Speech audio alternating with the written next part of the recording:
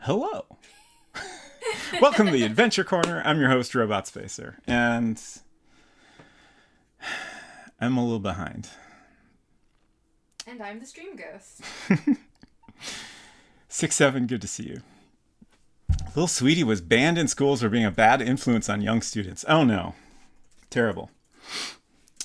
Company did have success a decade later with their fitness tracker, Lil Sweaty. That's great. I love it. So, we're here to make a game, and I'm totally prepared for that. Let's see. I had a lot of things I made notes on to talk about. Oh boy, did I make notes. Valis, Robot's friend, great to see you both. I hope you are doing well. So, on Sunday, I did a bonus stream. And my plan for that bonus stream was that I would work on just a little bit of coding for the email UI. And it kind of all went downhill very quickly. And the stream ended with me finally hitting the limit for how much code can go in a single scene. You made too much game. Yes. Hello, Eden Waith, Xenolon, great to see you both. Are you or are you not excited that Marathon lives? Ooh, okay.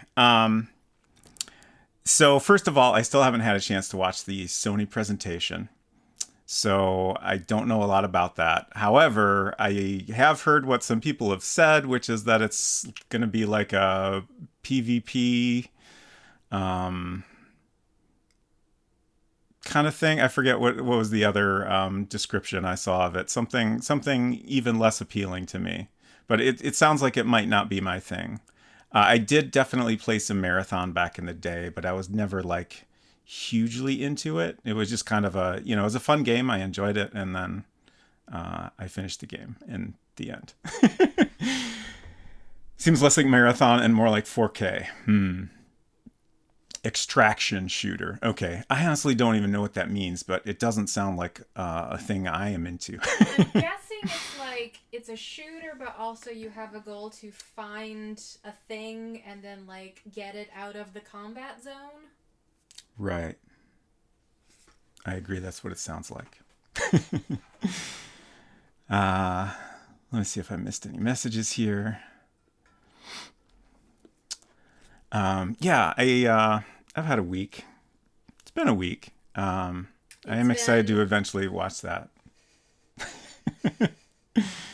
Back in the day when you wanted to have a Mac LAN party, the question was basically, do you want to play Marathon or Carmageddon? Ooh, I never played Carmageddon. My dad Interesting. was into Carmageddon, but we didn't have a Mac, so I guess he was playing the PC version. Of course, Eden Waith.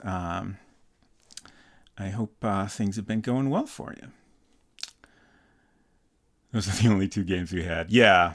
I don't know that I ever participated in a Marathon LAN party. Definitely didn't know a lot of other Mac gamers, and generally had very few friends at any given time.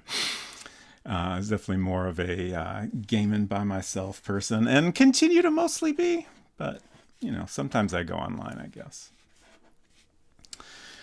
So, Sunday, we finally hit the limit on how much code you can have in a scene.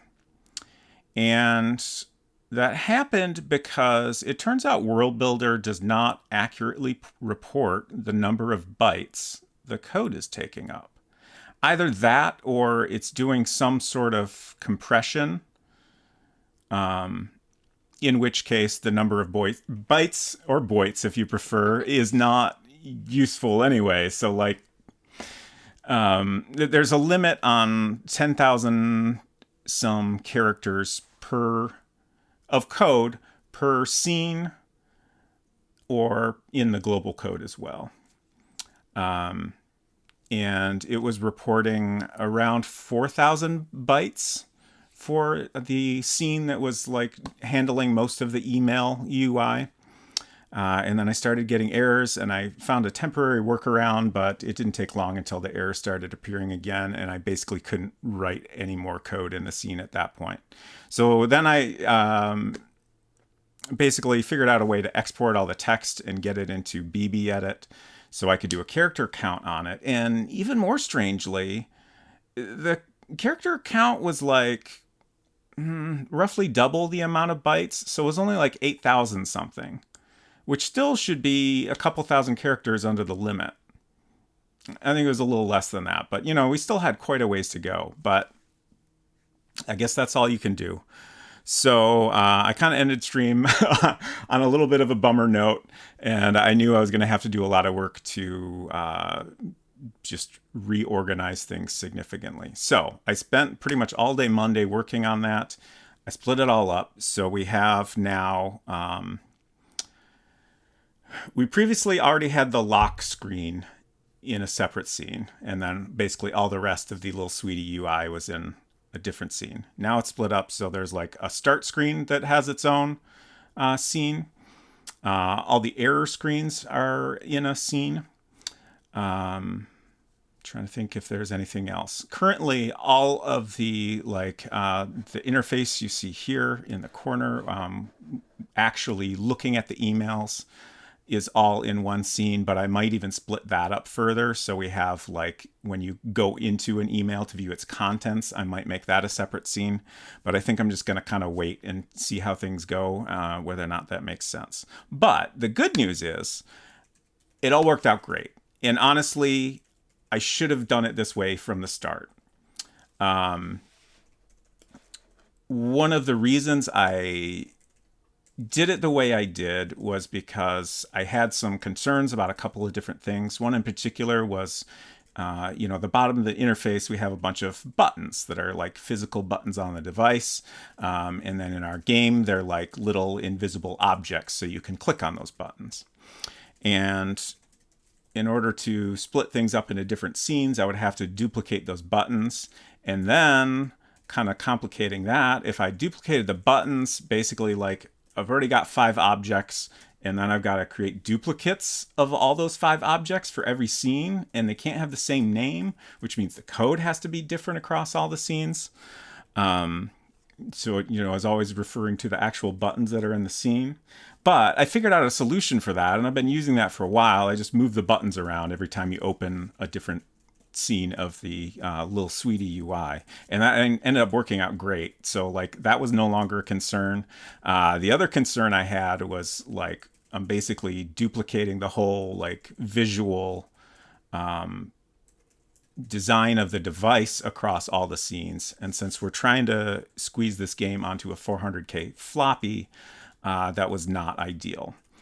But it turned out that even though I had to duplicate that stuff, I was able to do some different optimizations by splitting it all across scenes. And I checked the file size when I was done working on it, and it was 50 bytes larger. Just 50 bytes, basically nothing. So that all worked out really great. Hello, Hinton. Great to see you. Let me catch up on chat here. Did Bungie also make Myth? Yes, I'm pretty sure that's correct. When I got an iMac, I installed a whole 1 gigabyte of Quest for Glory 5 on it. Nice. The ancient coding journey of, I need to split this up into pieces. Yeah. Normally I tend to split things up as much as possible from the start. But, just because we don't have, modern conveniences like functions or any way to reduce code reusage and even graphics reusage, it seemed like the right idea to keep it all in one place, but turns out not really. I do have more scenes where I have to, if we make certain changes, I'll have to make sure I copy and paste those changes throughout all the scenes, but it's not really that big a deal. That's been a thing I've been having to worry about throughout, and it's not that much of a problem. Let me look at my notes here and see if I had anything else I want to mention. I think I covered most of it. Yeah, there was it actually worked out really well to split the code up as well. It made a lot of the code much simpler. For example, I had some code that when you turned off the device by pressing the power button, it would like go through every object that could possibly be on the little sweetie screen and move all those off so that it would appear off. But now there's a separate scene for the off state, so I just go to that scene and, none of those objects are going to be there. So I just deleted all that code. Oh, right. I did go through and rename all of the objects.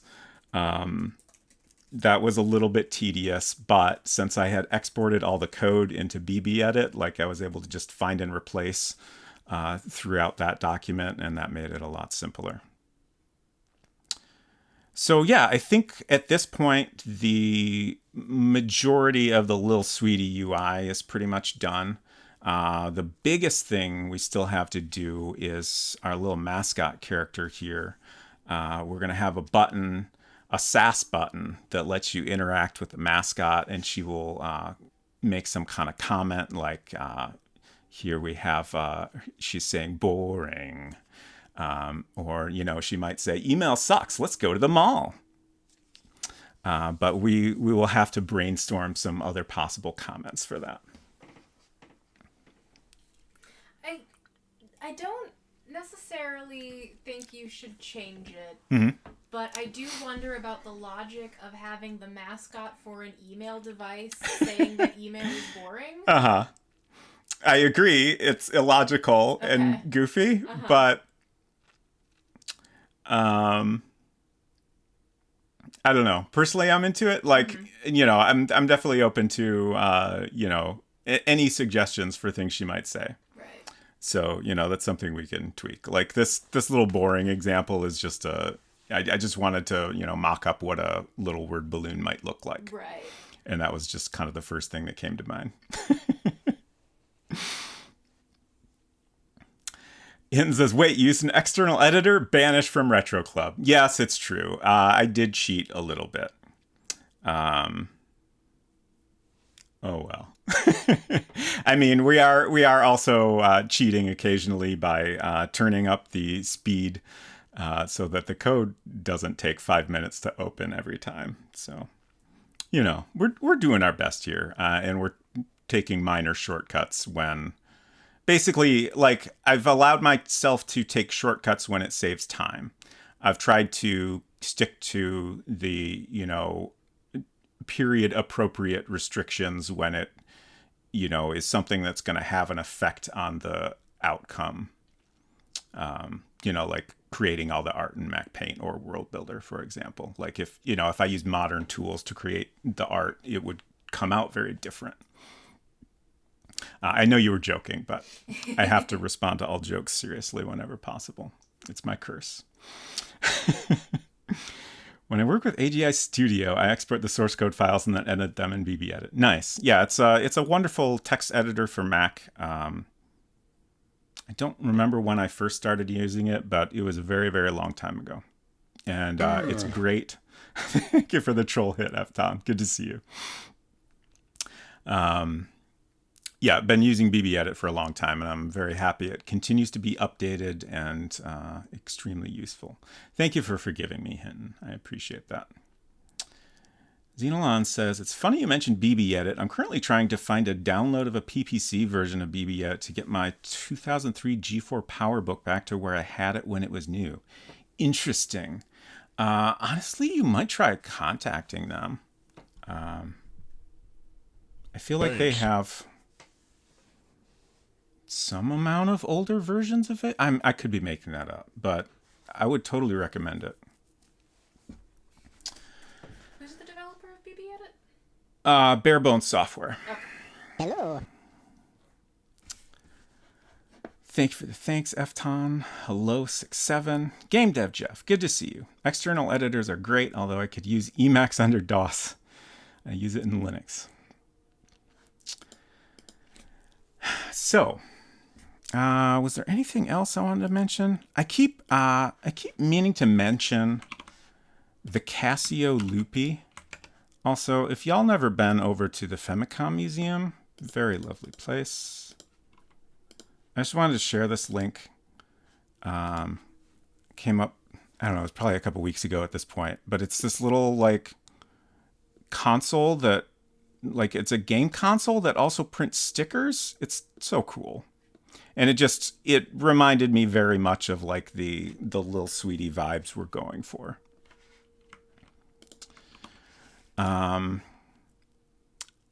Oh, right. Another thing I wanted to mention, we talked at one point about the Apple's Newton PDA, and we were wondering if that had an email app on it. And apparently, the Newton 2.0 software devices that came with that came bundled with a third-party email app. I also, in looking up things about the Newton, learned that in the X-Files game, you use a Newton, and now I desperately need to play that game. I already wanted to play it at some point, but now I'm really, really excited about it. More consoles should have a sticker printer, I agree. Do say to contact them for old versions, but I want to find my original serial number, which I can't find. Ooh, okay. So yeah, I'm not actually sure what we're going to start with. Maybe let's do a quick tour of the stuff I worked on Monday. It's not really that much different, but might as well share it so y'all can see where things are at. Which X-Files game? I don't actually know the full game, but it's like a FMV adventure game. Let me see if I can look it up. I guess it's just called the X-Files game.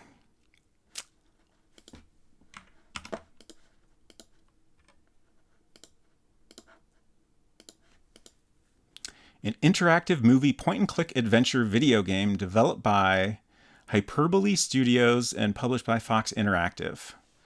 Oh, there was a Mac version even, and PlayStation. Wild. Oh. Fascinating. To eBay. It was released June 11th, 1988 originally. 1988? 98, excuse me. I was going to say, X-Files didn't exist in 88. Yeah, I mean, I think just 80s on the brain. 98.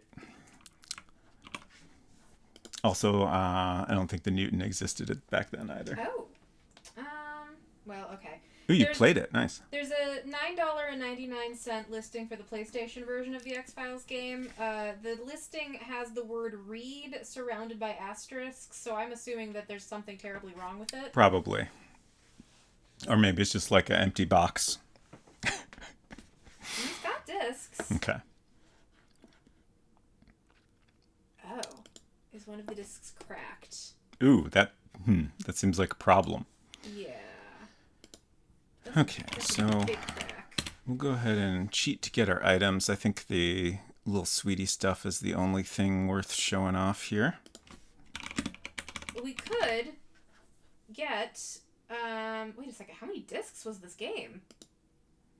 I mean, given the era, it might have been quite a few. I haven't found the part of this listing to read, but I'm just seeing similar sponsored items. There are individual listings for single discs at $15 each. We have disc 2 only,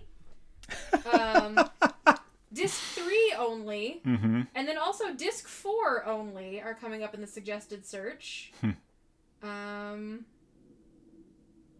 It does seem like it is maybe 4 discs.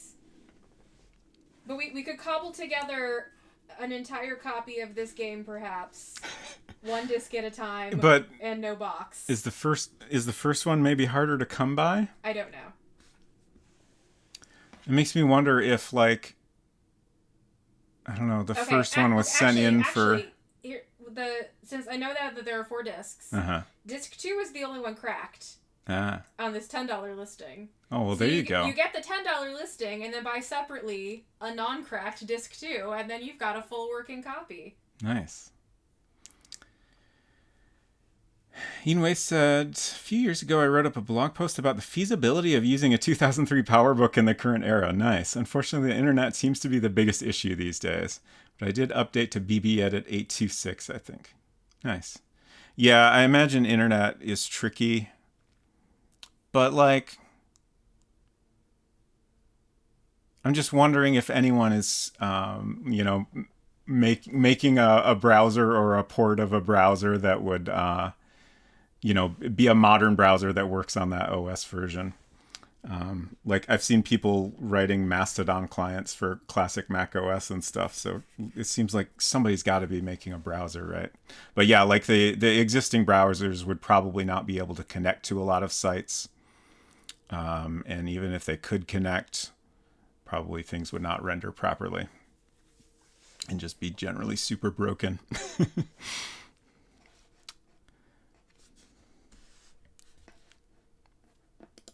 Be possible to set up some kind of proxy. I do have an additional X-Files eBay game update. Mm-hmm. I don't think it's that hard to come by. There is a separate listing for a complete, all discs with manual, jewel case intact, and it's only $25. Oh, nice. All right. So there's no need to cobble together a weird Franken copy. And the person selling individual discs only for $15 each is maybe not aware of what they have. maybe has an overinflated sense of the value of what they have. Yeah. It says, let's not build a web browser for Sweetie. No, definitely not. Absolutely not. Little Sweetie does plain text email only. Oh, right. I redid this screen a little bit. I think that was off stream on Monday, but honestly, who can keep track of these things? I didn't change a lot.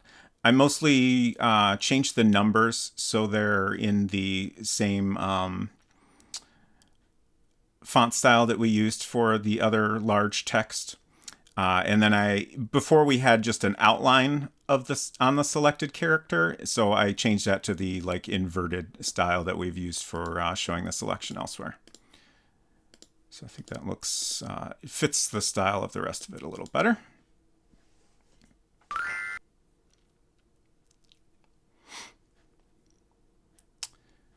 And one nice thing, like I was talking about how... Thank you for the follow. Welcome. Previously, we didn't have a lot of changes in the text area as you used the Sweetie, but now we have a different description for like each major section. So I feel like that just feels a little less weird for a world builder game. And I think I will probably not have any text output as you like, change the selection or whatever. That just doesn't seem necessary.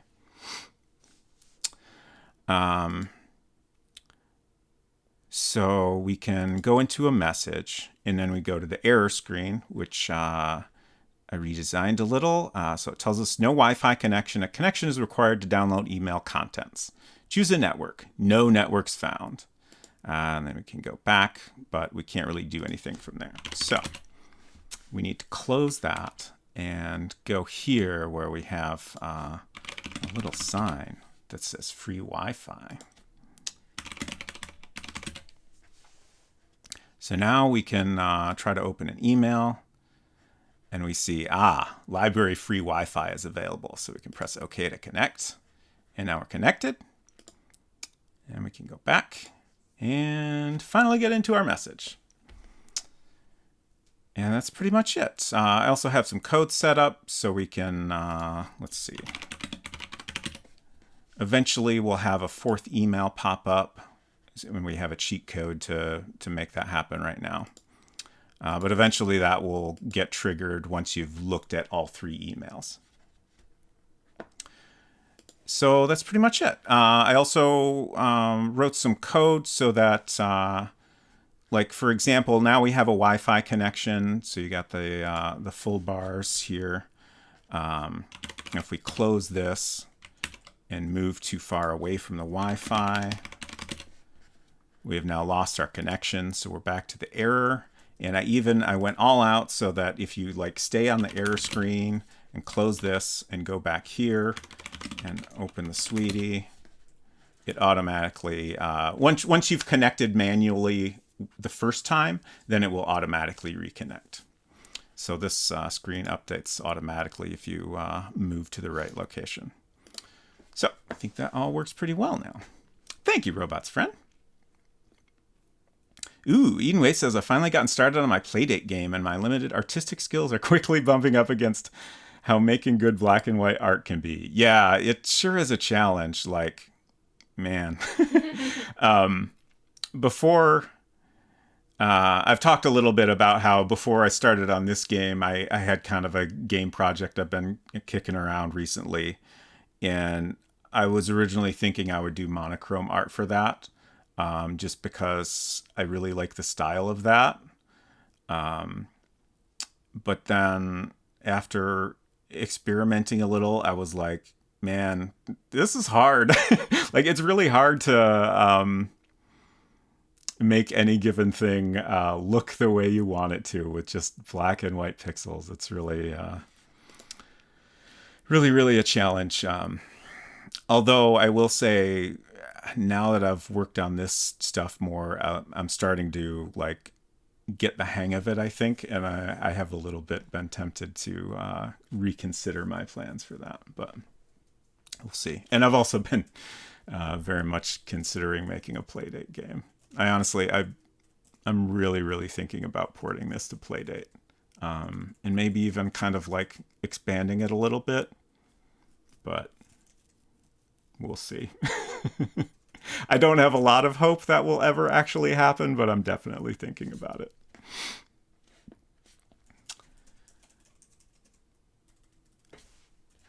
Okay, so I think that's pretty much all we have to show off. Let me just take one last look at my notes here. Oh, I did...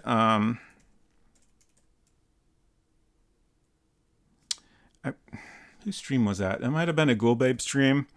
And Culinary was there, and we got to talking about my propensity for setting rugs on fire. And I did start thinking it might be funny if we could get a rug you can set on fire into this game. I don't know if that's likely to happen, but it would be great, in my opinion, even if it's not useful. So back in the Sweetie here, we have this button was originally going to be a back button. My new plan for this, the way I have it set up now, you have this on-screen back button, so you can press OK, since that's the selected button. But I think I'm going to also make this up left arrow button work as a back button when you're on this screen. But regardless, we're going to get rid of this weird extra button here because it's not needed. And that's going to be our SAS button that lets you interact with the little mascot. So I think maybe we'll start with figuring out what that icon looks like. The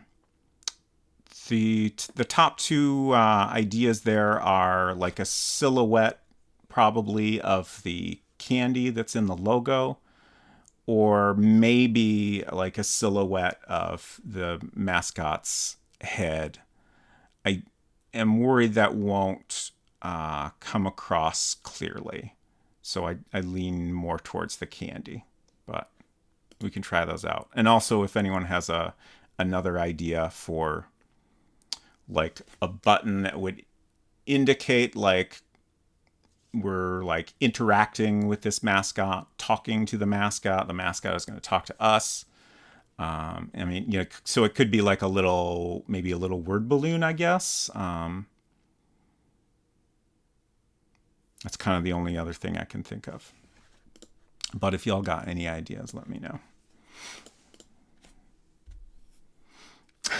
Inuit says, well, I do need to replace the carpet in my house. I don't think setting them on fire would be a recommended thing to do. Yeah, don't set rugs on fire in real life. This is merely a thing I like to do in video games. In that context, I highly recommend it. I opened World Builder, but I guess that's not what we want right now. Mac Paint.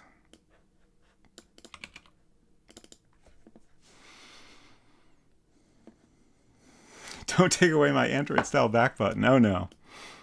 Well, we're going to. There's the head with the sound waves coming out of the mouth, or the lips icon comes to mind. I'm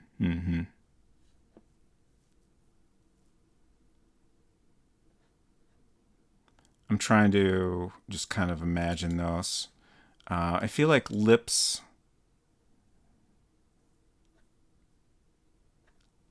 has the wrong vibe.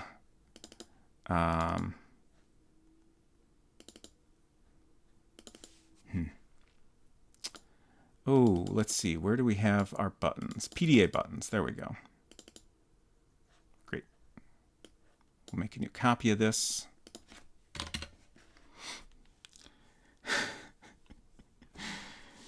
For extra shenanigans, I'm thinking of a piece of scientific industrial software I work with, which has a touchscreen of buttons and a button which enables the other buttons.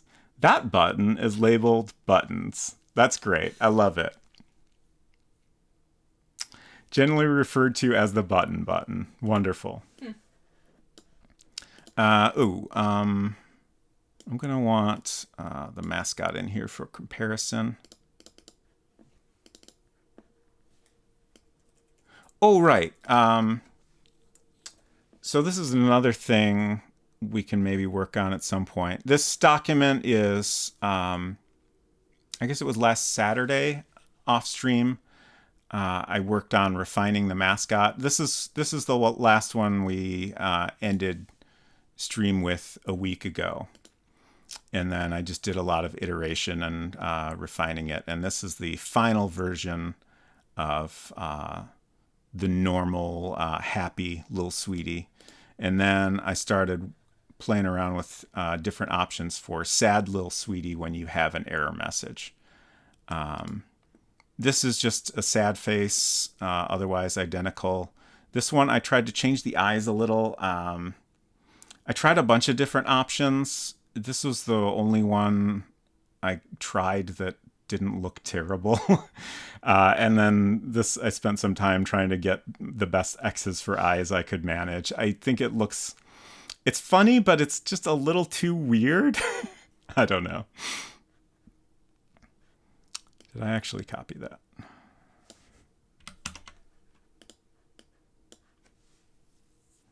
Button.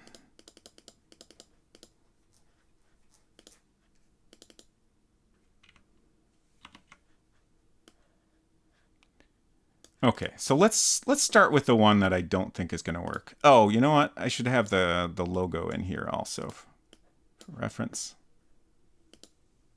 That's under Sweetie logo. I think this has the, yeah.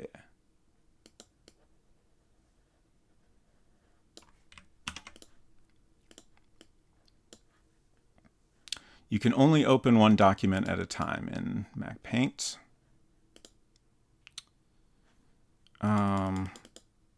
Just completely blanked on the file. All right, PDA buttons 8. Okay. Now we finally have everything in here. So let's start with,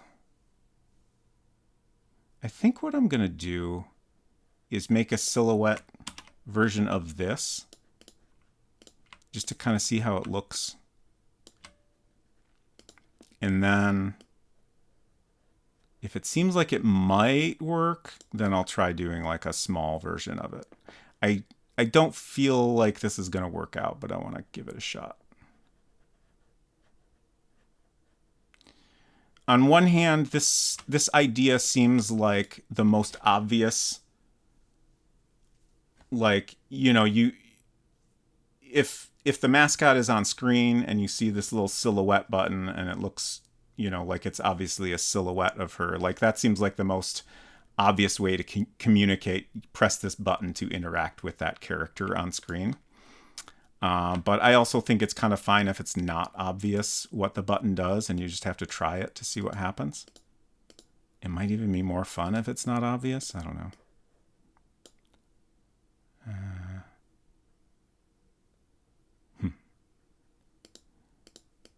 I guess probably what's happening here is this is not really a perfect circle. Oh, I also goofed something up. Oh, okay.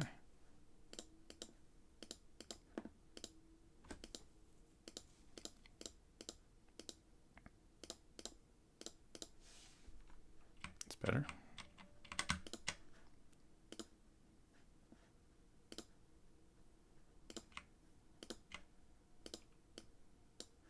Too weird for an adventure game? That is a good point.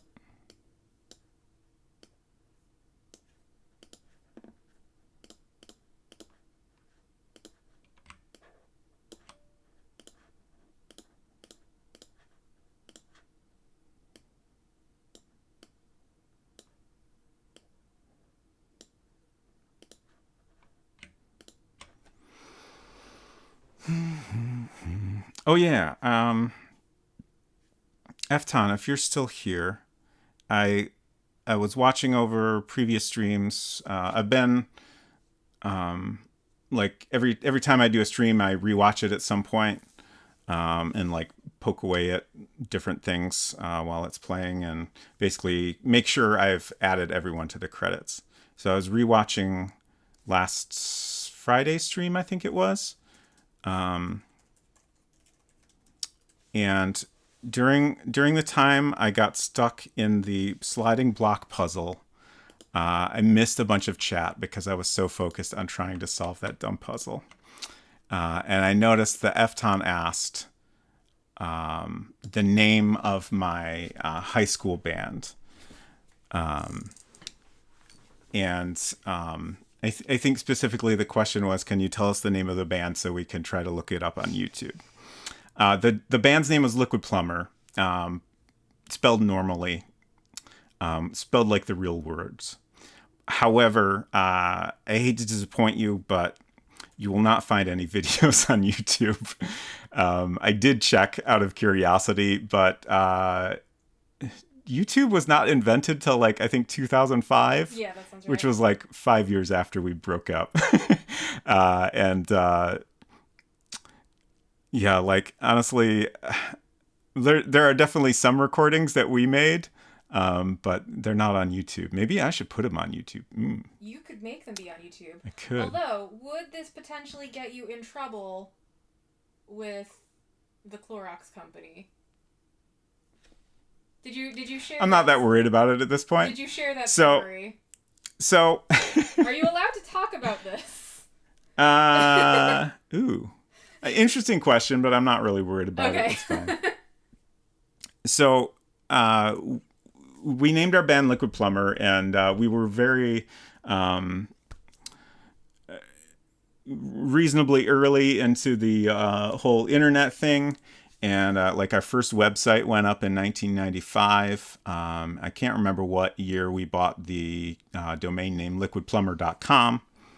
But at some point, the Clorox company found our website and they were not happy about it. They did make legal threats, and we did eventually sell them the domain name for $100 in order to get them off our backs.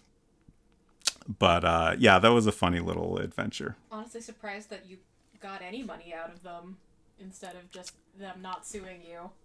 I think it took a little hassling to actually get them to send us the check. But we just kind of put it like, okay, yeah, we'll agree to this, and we'll do everything you want, but we just want a little money to cover our expenses since we'll no longer have this domain name we have paid for. But yeah, we definitely got robbed for sure. But it was fine. We were just pretty happy we got anything out of it. And like at that point, we were already in the process of breaking up anyways, because people were moving on with their lives and stuff, so we couldn't really play anymore at that point.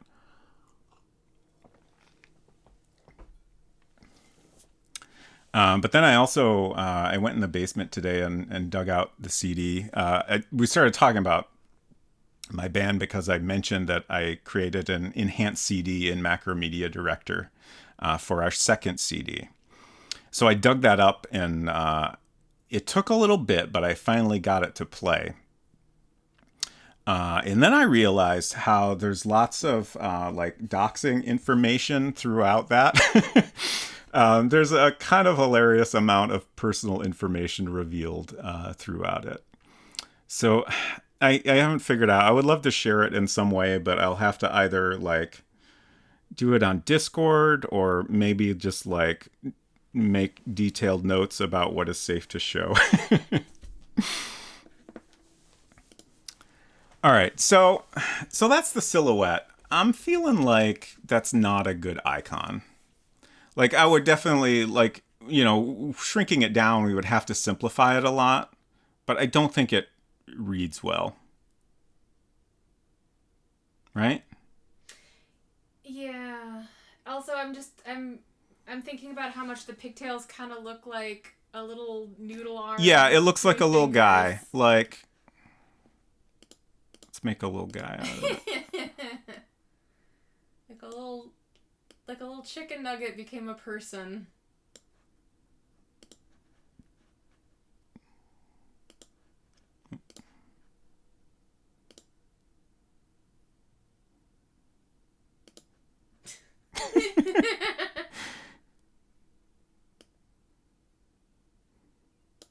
There. Perfect. We got a new mascot now.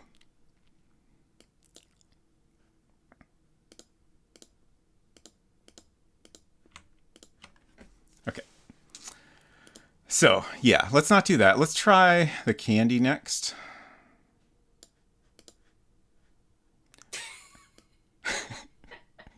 Now it just looks like Sweetie again. I think the candy will work out well. So my thought is we just kind of fill this in and have the silhouette, because like realistically it wouldn't be, printed in color, I don't think, or anything like that. I forgot what we're doing here already. We're creating a different button to go here, because this is going to be our little SAS button. Okay. It's maybe boring, but what if it was just like a little talk balloon? Yeah, that is one of the options I brought up. So other ideas we had are talk balloon, like, person's mouth with kind of waves coming out, which I feel like might be a little too much detail. What was the other one? Lips, yeah. Well, communicate sour candy. Yeah, that is. Yeah, I was thinking how like this is a sweet thing, but also like the button itself doesn't have to communicate sass. My hope is that it either ultimately it doesn't matter. It needs to feel appropriate. But it could have some kind of connection to the character, or it could just be like referencing talking in some way. I guess I'm just gonna draw this up here at first. Maybe I'm trying to figure out how to figure out what size this needs to be. Maybe I'll try shrinking it down, even though it's probably gonna come out terrible. Maybe we'll get lucky.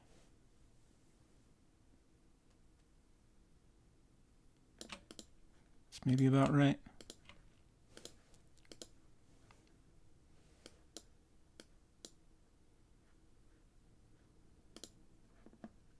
Somehow this, I honestly didn't notice, but I actually made this asymmetrical.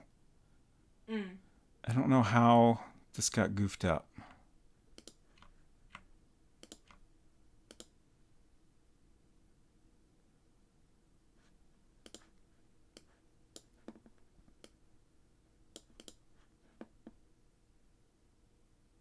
Circle's not great.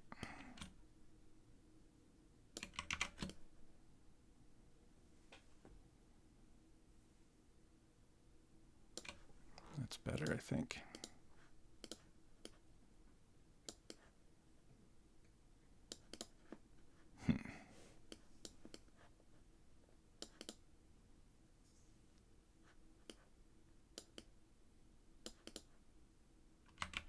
That's tricky.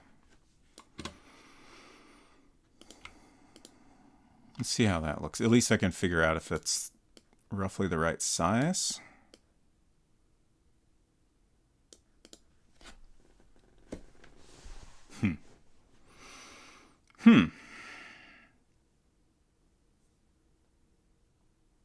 now that it's on there, I'm like, this is a weird looking button. Yeah. Like, I could improve it a little, but maybe this is not the move.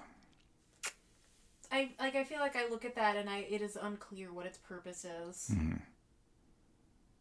Like, even just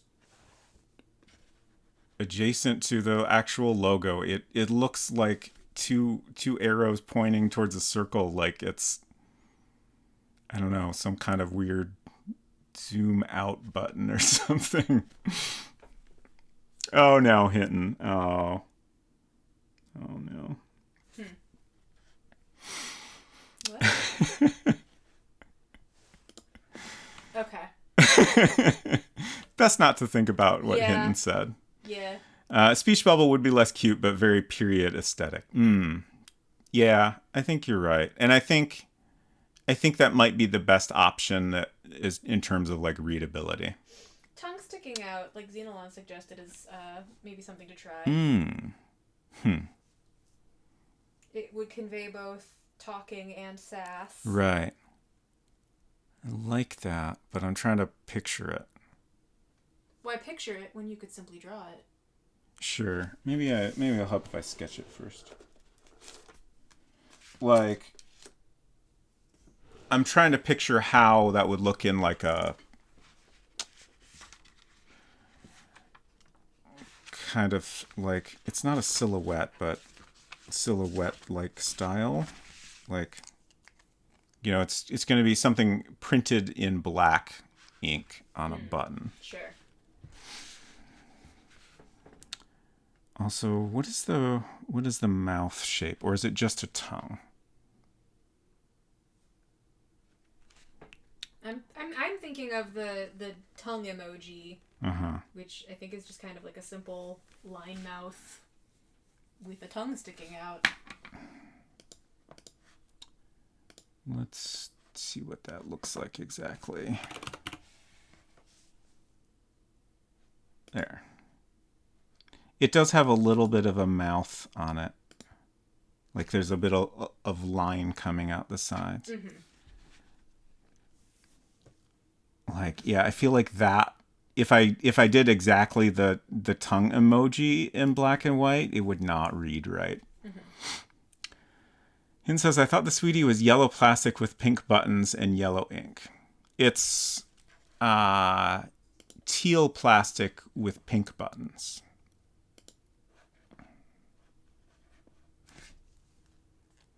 Horizontal flat line at the top, U-shaped centered below, truncated. Ooh, I think I kind of like just kind of a very simplified.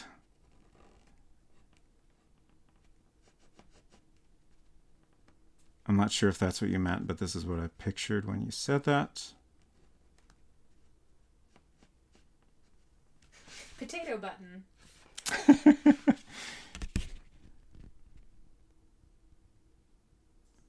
I don't know if that quite reads right. Let's try a pixel version of that, because I do like the idea. Let's go ahead and make a copy of this just for reference.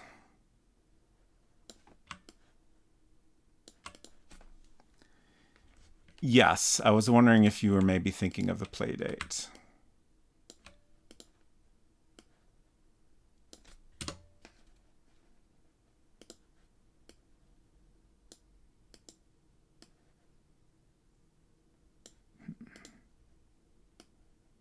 How thick should these lines be? I guess if we do the same thickness we have here, there's also going to be kind of interestingly similar-ish to the power button.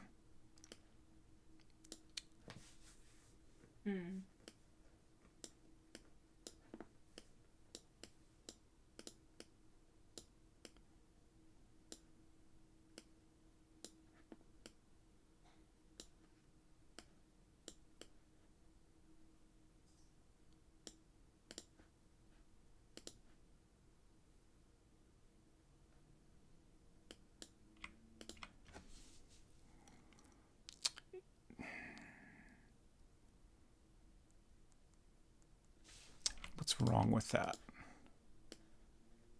Feedback welcomed. Like, this isn't quite working, but I feel like if we tweak it right, it could be a pretty decent option. Do just like the tiniest little suggestion of an upturned corner of each mouth, so it's kind of like a smile. Okay. I was going to try downturned, but no, this is like playful sass. Yeah. Good point. That, or did I go too far? No, I think that's good. Like this, or how I had it? You erased everything as I was saying that you had it good. Okay. I also kind of wonder if maybe we should have like a... Like yeah. Bump here? Bump. What's the bump for? Or... What is the purpose of the bump? I'm trying to give the tongue dimension instead of looking weirdly flat. Like... Right.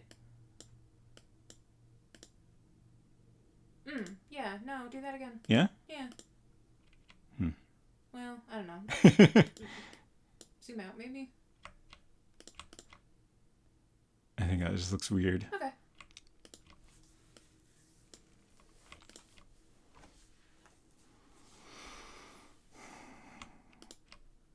Well, it's at least the best option so far. So that's something. And it's possible there's something we could do here to make it better. But let's try other ideas and come back to it.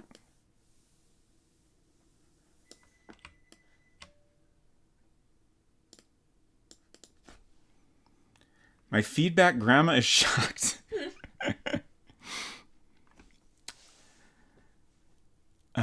You might need more to make sure it's not misinterpreted.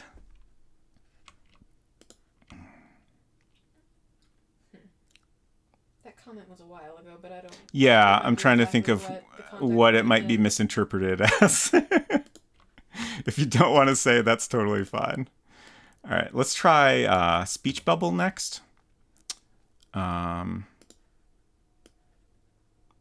thought is like a very classic oval cartoon speech balloon, but filled in black. But we could also try just to outline. Yeah, I was going to say, why does it need to be filled in black? You think outline works better? I would try outline first. Okay.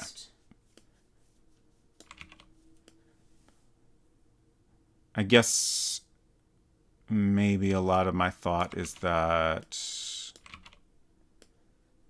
at a small size, the outline might not work super well, but I will give it a shot.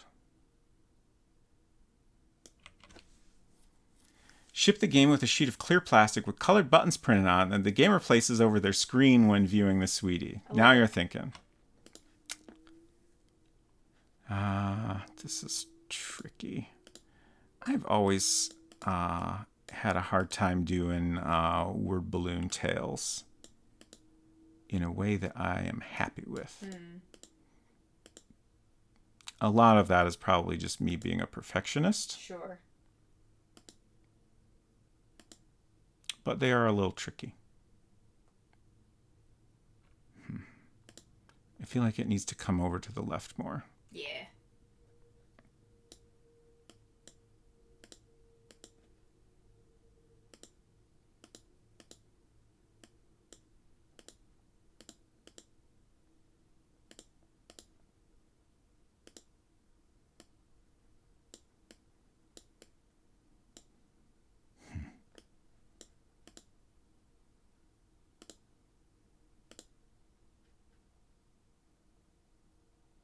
Like I want a little bit of the white to, I don't want the tail filled in completely black, but there's not really any good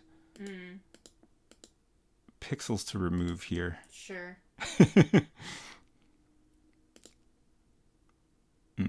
That's not bad, actually. Maybe?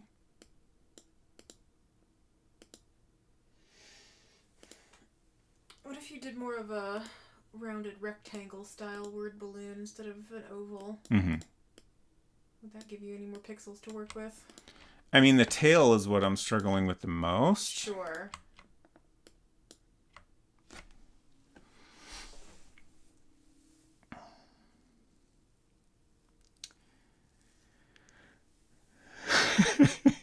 It says, extremely different direction. Bring back X eyes, sweetie, and have 2 X's on the button.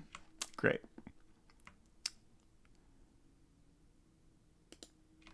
Revet's friend says, no, for real. There's so much weird subtlety in making word balloon tails look right and IDK what the rules are. Yeah. Vibes, man. I think that's pretty good. I'm pretty into this. Is there a pixel I can... no.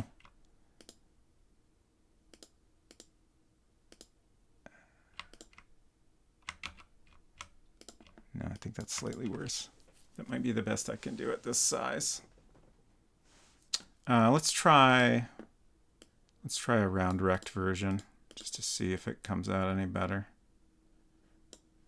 But I dig that. Yeah, that looks good. One other thought I've had is like 2 like quote marks. But I don't know if that's the best idea. It's just the thought I've had.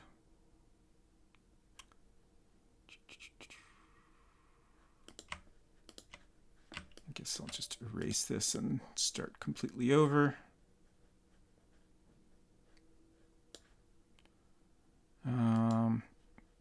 This probably isn't going to work well because we can't, yeah, it's basically just an oval. So I'll do a rectangle and manually round the corners.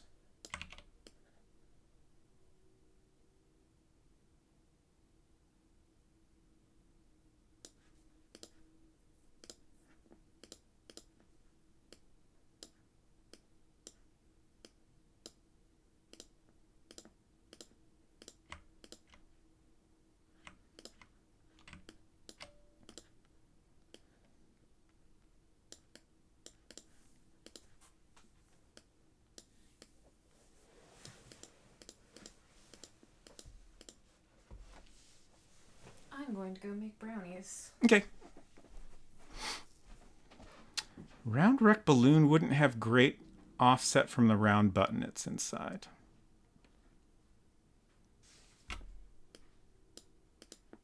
I mean, we're going to keep it small, so not too worried about that.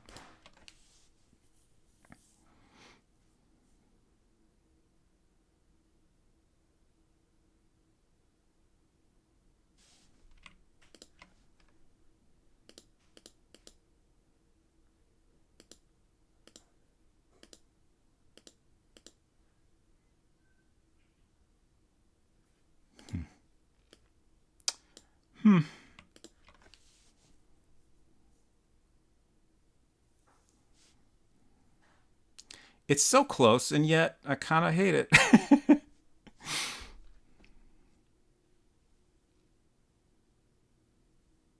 Like, I think what I'm struggling with here is the tail needs to be a certain size for it to look the way I want it to. But then once it's that size, it's like it's too big in proportion to the balloon.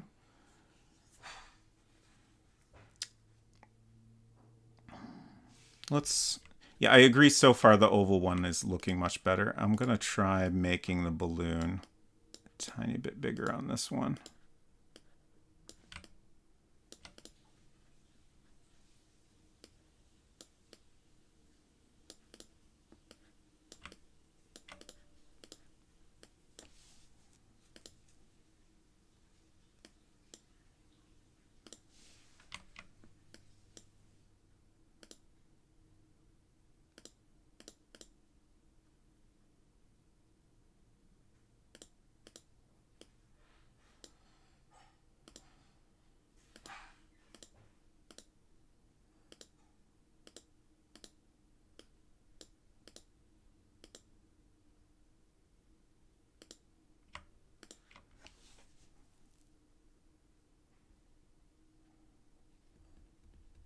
It's not bad.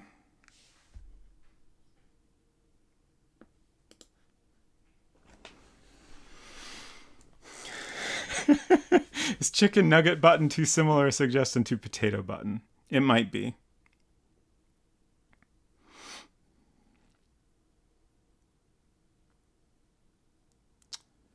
Let's get both of these ideas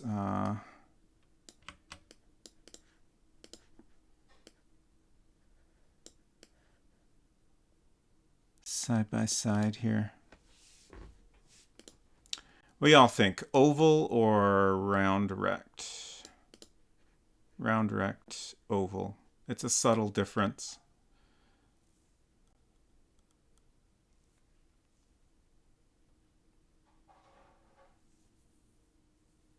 Teeth, it could be a smile or could be a grimace. I'm also open to if y'all think I should explore the tongue or other options more.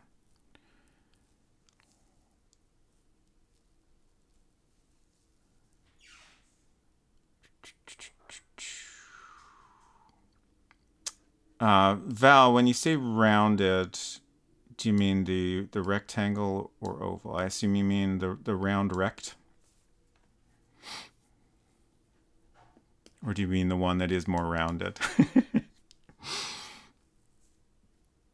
Just to clarify. Rounded rectangle. Okay. Interesting. I think I actually lean slightly more towards that one. But I kind of feel like they both look fine. Yeah.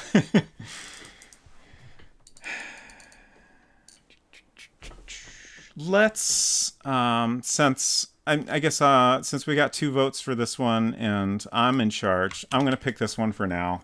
But this might be something I come back to at some point. I don't know that I can figure out anything better at this moment. So let's go ahead and put this in, and then if y'all have any SAS dialogue suggestions,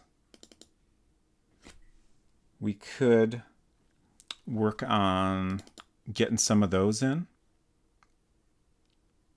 Or I could just work on some other art if y'all don't have any ideas.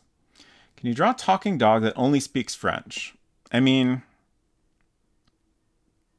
I could, but I don't think that will go in our game. I'm sorry. It is a very good suggestion. So here's a tricky thing, which is that, oh, that's all one graphic. Okay.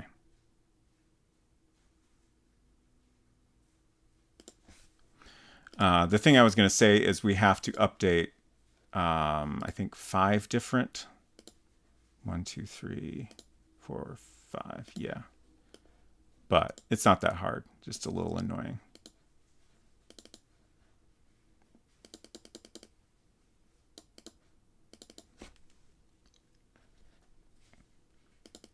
What rating? I mean, I guess I would say PG. I mean, I did propose the suggestion that she might say email sucks. Is that PG or is that pushing into PG-13? I'm not really sure. But I feel like that kind of sentiment is fine. But no straight up cussing. I hope that helps.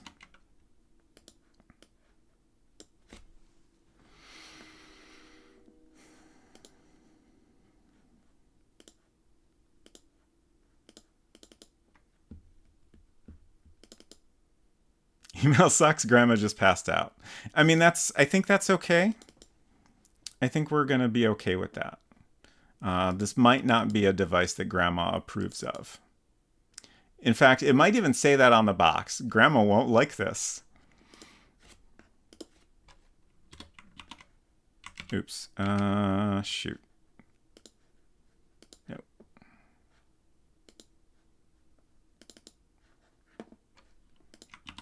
Okay. Paste this in before I delete the old one so I can line it up.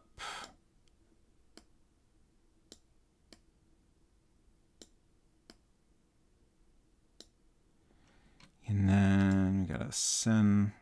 Oh, okay. This shape here is like multiple. I gotta send things to back so I can delete the.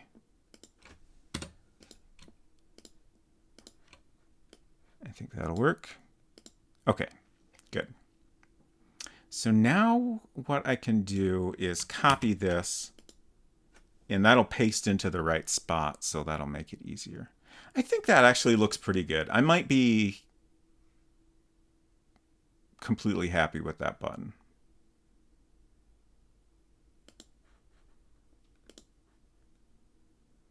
Oh, right. We also have to update the menu. All the buttons are in the commands menu. Not code. Why did I open the code? It's not at all what we want.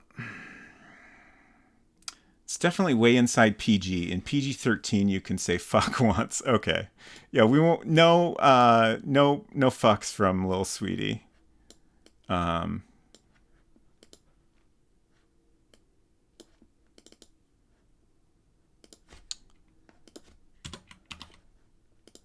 That's definitely over the line.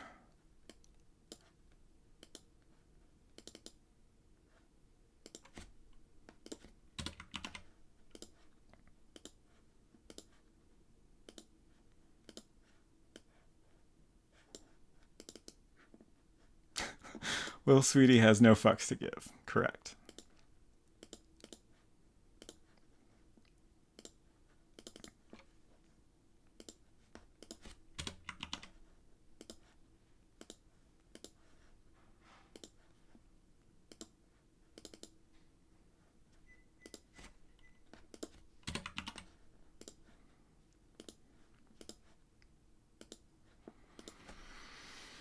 Okay, now let's update the commands menu, which actually I'm gonna put the speed on all out here because some of these are a little slow loading. It's definitely better now that I've split things up, but some of these still have a good chunk of code in them. So our back button now says SAS. At least that's my plan for the button name. I'm open to suggestions there, but like whatever this is, like that's going to be like a command you can enter as an alternative to clicking on the button, and then it will appear in the commands menu. What'd you say? Did I hear you were taking suggestions for like messages that Lil Sweetie can say, or did I misinterpret what I was hearing from the other room? Yes, you heard that correctly. Okay. I haven't got specific ideas for like what the line should be, but I suddenly feel that Lil Sweetie, since this is an email device marketed to teenage girls, should be like a feminist icon and tell girls like, you know, it's not worth waiting for some boy to email you back or something like that. Yes. So like that could maybe be your like let's go to the mall moment. Like don't waste time waiting for your crush to email you back or something. He's not worth it or something. I don't know. Stream captions spell SAS as SAS, and I respect that.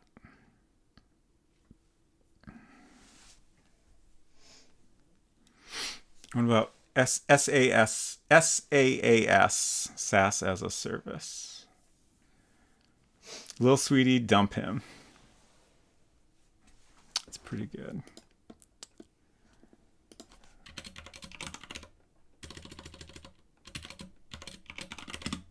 Perhaps it could just be a very simplistic like boys are dumb message.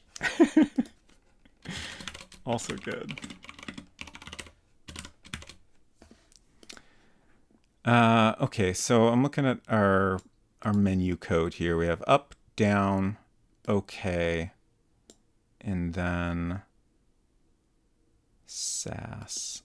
I'm trying to figure out if there should be a separator between up, down, okay, and SAS.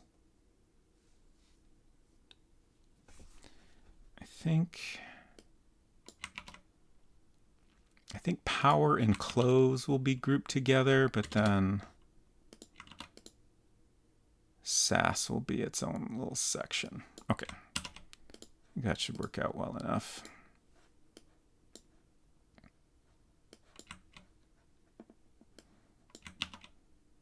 What's AAAS? Ass, obviously.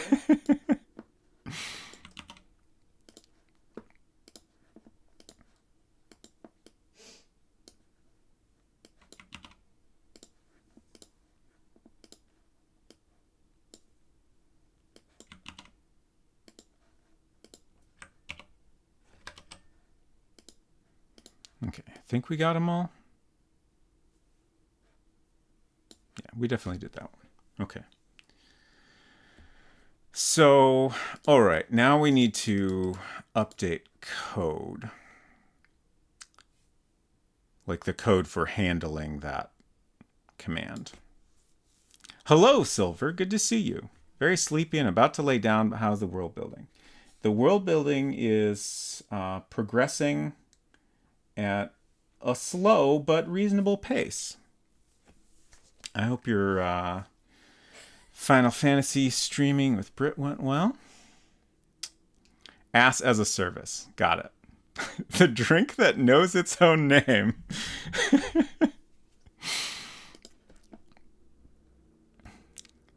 It's hilarious, went fantastic. Wonderful. Okay, so where is my... Oh, right. The code I'm looking for is currently labeled the back button. French toast, please. Hello!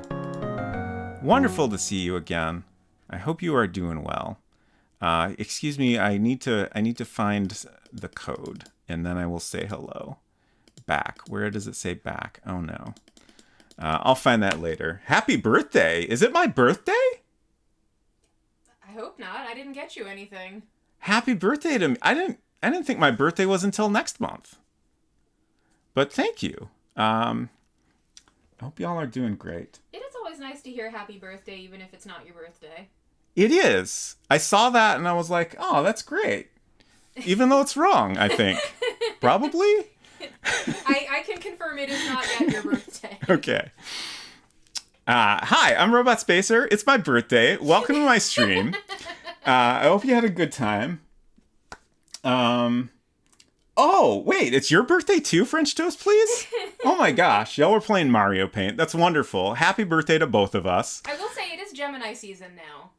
That's true. And that is your sign. That's true. So it's like my birthday for like a whole month, right? However that works.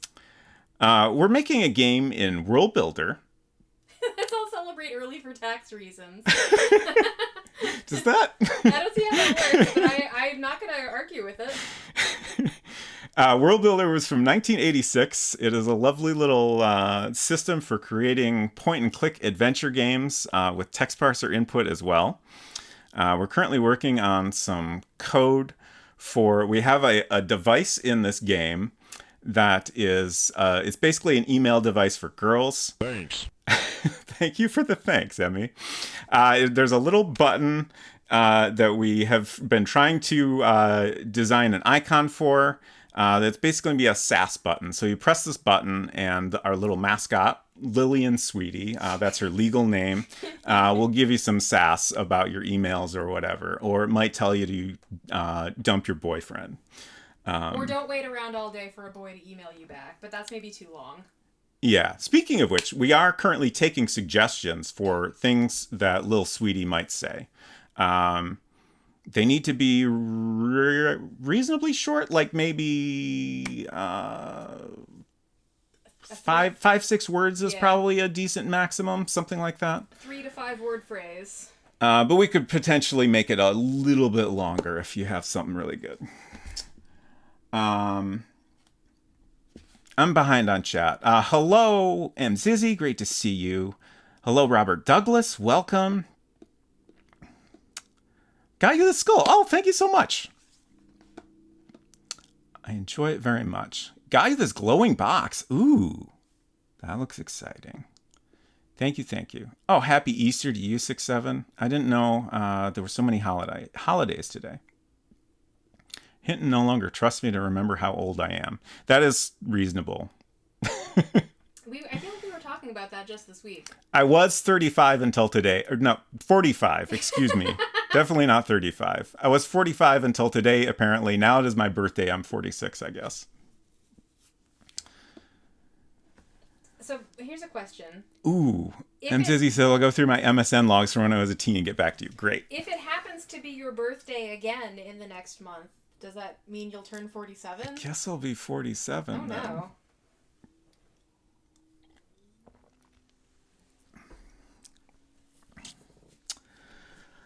Silver, such a young man. I very recently turned 38. Didn't realize it because I thought I turned 38 last year. That's exactly what happened to me, except I realized like a month early that I thought I was the wrong age. All dang year. And I'm still upset about it. I never got to really enjoy being 45. A Leo? No, it's Gemini season. No, you cannot post links in here, but if you whisper them to me or Unsecret Crush, we can share them in chat. MSN name for Robot Spacer. Did you ever have MSN? I don't think so. I had AIM. I was really into ICQ for a long time.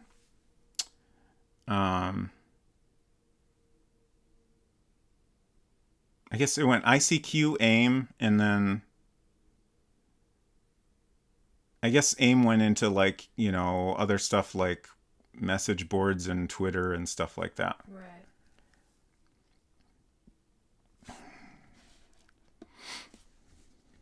How many digits in that ICQ number? I want to say I had a 6-digit number, but don't quote me on that. I got in reasonably early on the ICQ thing, but not like super early. Lots of people say that they can still remember their ICQ number. I forgot that shit instantly. I never had mine memorized. Like I never really understood why people were able to memorize theirs. Like I guess I never gave mine out in person or anything like that.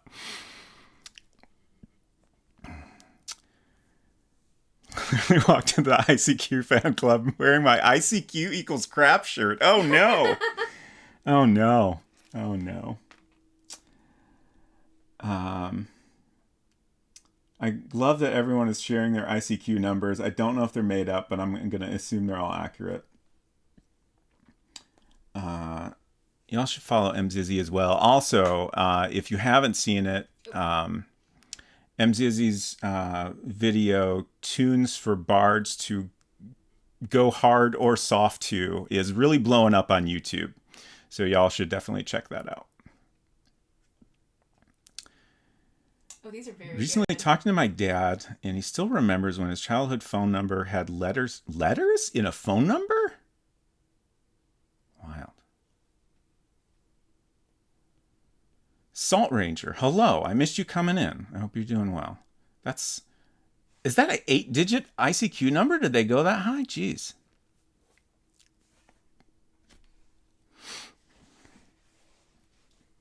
MZZ has shared a webpage that's just a collection of various quotes, I guess, for you to put for your away message or something. Great. A lot of them have the mixed case. Very good. On brand. French Toast Police says, give me your phone letter, they'd say. Okay. Let's check this out here. This is great. I'm not smiling at you. I'm trying not to laugh. Some of these are way too long. I'm going to skip over those. Don't smile. My boyfriend will fall for it. What you see is never what you get. Oh, we need something along these lines. 50% hottie, 20% angel, 310% devil, 20% student.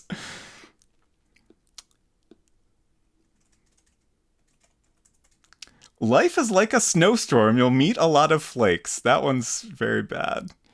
Here we go. Strutting our stuff, shaking our booties. Me and my girls are little cuties, which is extremely appropriate. Also, like, we got to share the correct capitalization of that. Very important. What? Candy is sweet, but my kisses are better.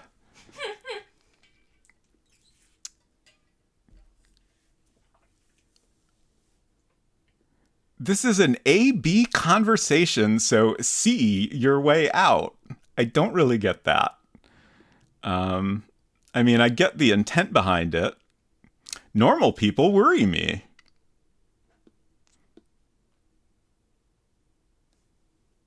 To all the girls that can't compare, no one said life was fair.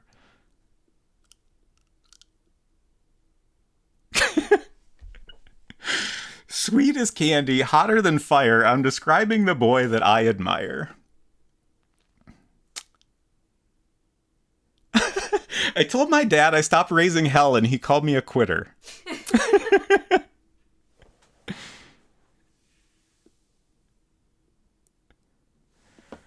Okay.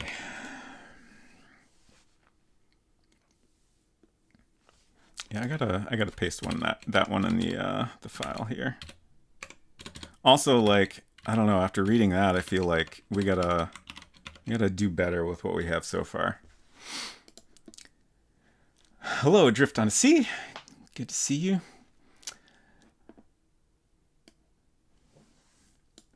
Yeah, the I'm not smiling at you, I'm trying not to laugh is great.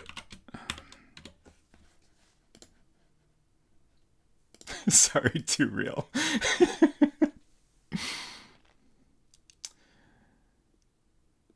Wait, there were 20 pages? I only saw... Oh my god, yes, what? This is page 12. This is page 12. Oh my god. Oh wow. How do I don't know. Here's page 1. Oh, there's so many.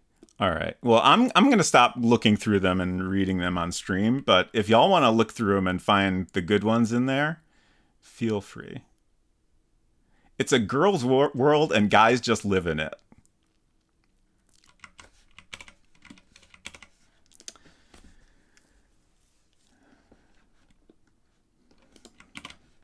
All right. Oh, right. I was trying to find the back button so I can change it to the SAS button code. I know it's in here somewhere. I think. Oh, here it is. So PDA SAS. Did I rename that already? I think I did. So currently nothing happens when you press this button. But we're going to just copy and paste that throughout the various screens we have.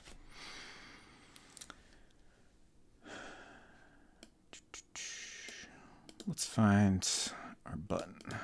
PDA. Oh, I did not rename it. Okay. Oh, there's a lot of code to update here. That's unfortunate.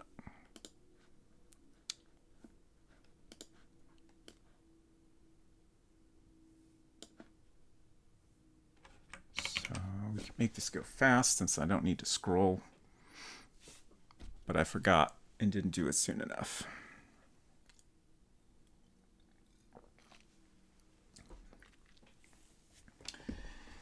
So, what were y'all... Mario... I've never played Mario Paint. Do you just paint in Mario Paint, or is it, like... Pretty much. More gamified? What did y'all paint in Mario Paint, is what I would like to know. If you are still here, French Toast, please. Also, feel free, of course, to take off if you need to. Just paint. Okay. Has Mario character brushes, I think. Nice. That is great. So I'm going to go update this code first. If I can. It was all requests, mostly. Nice. That's fun. That sounds like a lot of fun.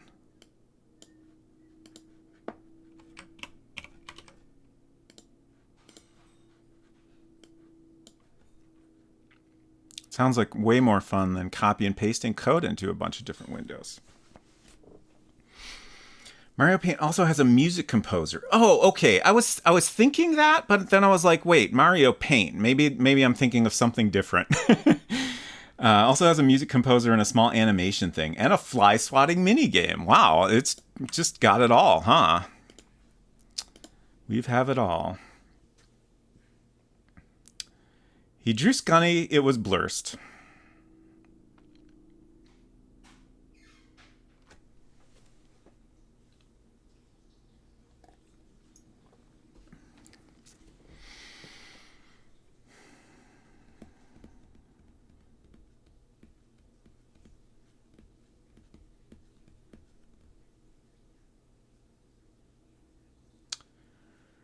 Strutting our stuff, shaking our booties.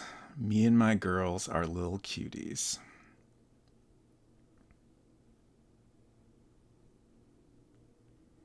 It's long, but I think we could make an exception. If I make the type real small, I think I can squeeze it all in. Did you see Hinton's suggestion to have at least one that ends in not? Oh, no, I missed that. That's vital, I think. That one needs to... That is pretty good. That one needs to get in What? there. I'm trying to think of what was the time frame where, like, that was... The height of comedy? Yeah. The 90s. The whole 90s, you think? I feel like. Jeez. What was going on then? Did I get them all?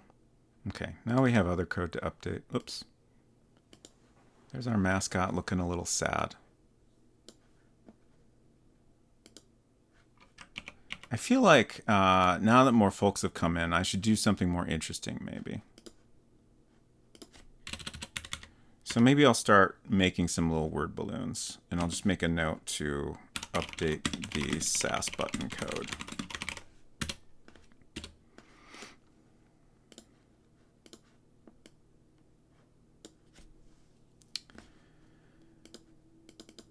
So just to show y'all what we're working on here, in case you have not seen it previously, this is our little sweetie device.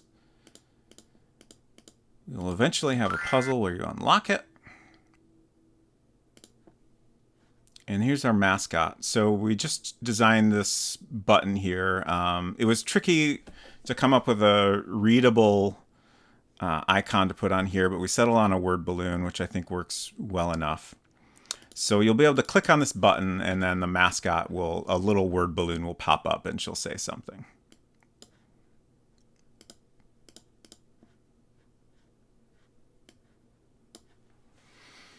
Yeah, the curl is great. I'm very happy with how all of that came out.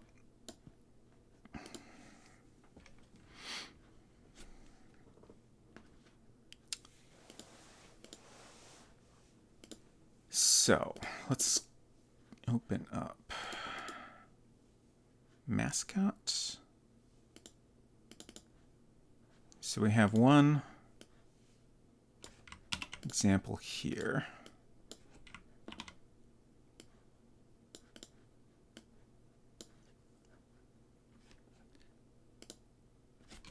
Email mascot SAS 1. So let's start with this really long one we have here and see if like that's even doable. And if it just seems way too big, then we kind of will have a better idea what the limit is.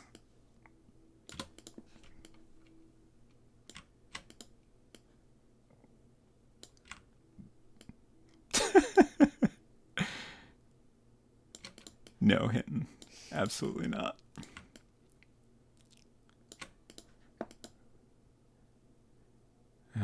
Where did that go? I'm trying to find it in my notes. Okay. Oh god, this is going to be really hard to type. I can't copy and paste it. This might actually be too long the more I think about it.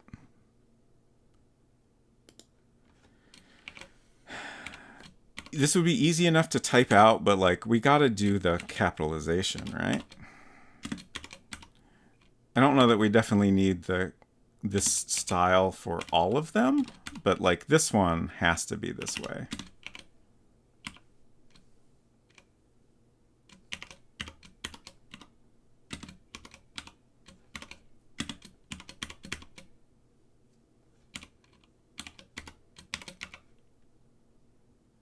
I'm trying to figure out where the line break should go here. I might have waited too long.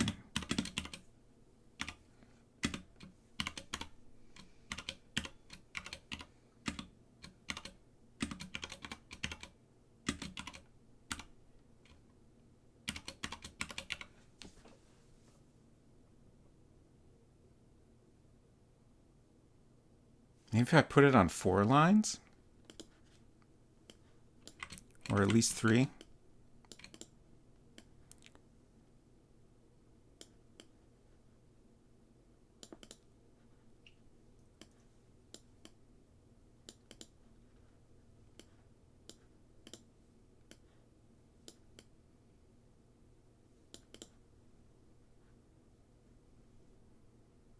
I think we could make this work.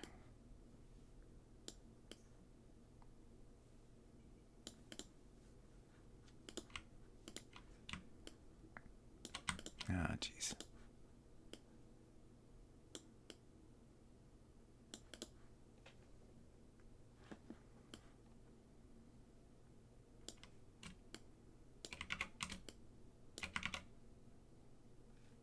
Trying to remember the... Okay, Option Shift is what I'm trying to do.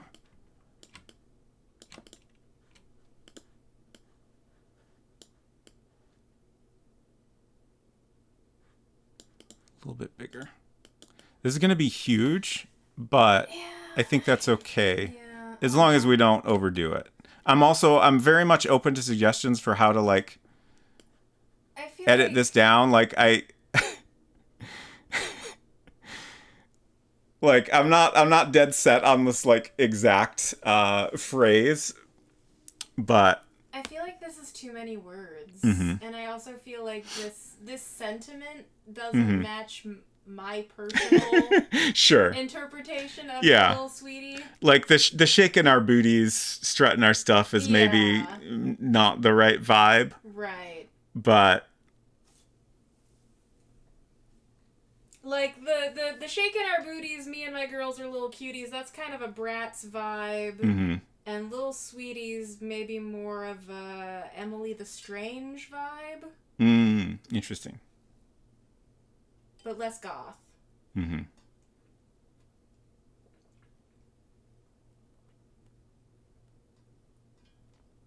But we've at least figured out, like, I think we could potentially get away with something that long, but that's definitely an upper limit. Like, that's probably a little too big. Oh, actually, I just realized that might be too tall. The height has to be under a certain limit. Actually, Little Sweetie herself is, I think, exactly that limit. I kind of forgot about that. Okay, yeah. So that is a little bit of a problem. So 3 lines is probably our limit.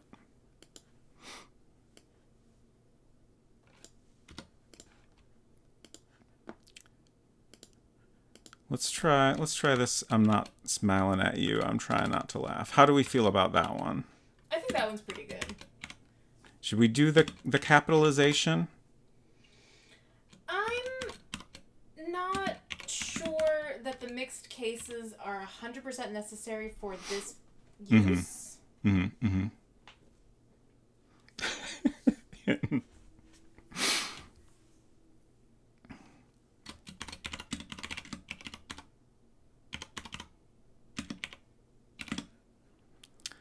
This gets tricky because, like, do we do the U? Maybe. Do we do the 2? Don't know. Yeah, I don't know.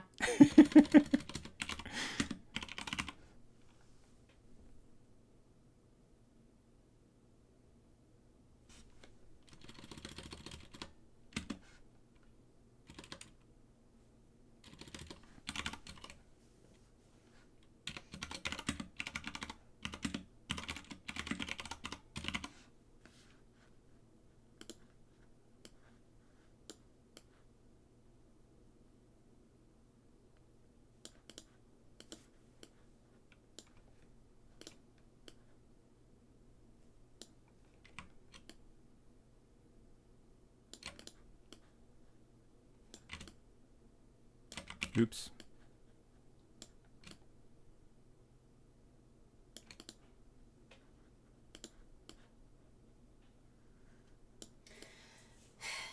Like, okay, now I'm starting to rethink. Like, Uh-huh. I feel like the presumed target of this sentiment is Yeah. the dumb boy Right. that would be looking at someone's, MSN away message or whatever. Right. Whereas in this case, the sweetie is talking to the email account owner. Mm-hmm. So this feels maybe too insulting. Yeah. Directly aimed at the user. Mm-hmm. Little sweetie is irreverent, but she is not mean-spirited towards the device owner. Right.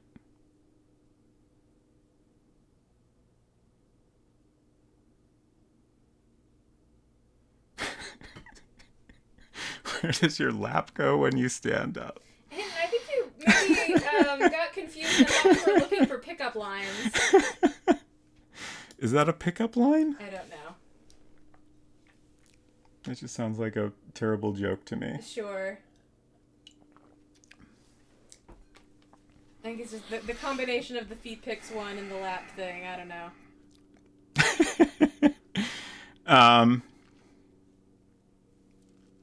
How do we feel about my email sucks, let's go to the mall?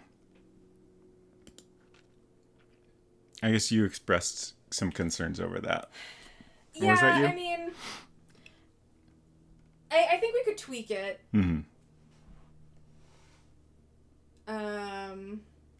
Maybe something more like, I'm tired of email? Yeah, like, no new emails?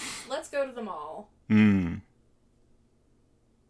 And maybe we could find some other instance to use the Replace word. sucks with stinks. Yeah, I like stinks. And I do also like no more email. Let's go to the mall. Yeah. But it is worth noting that that context will not happen in our game. Sure. I don't know if we're concerned about that.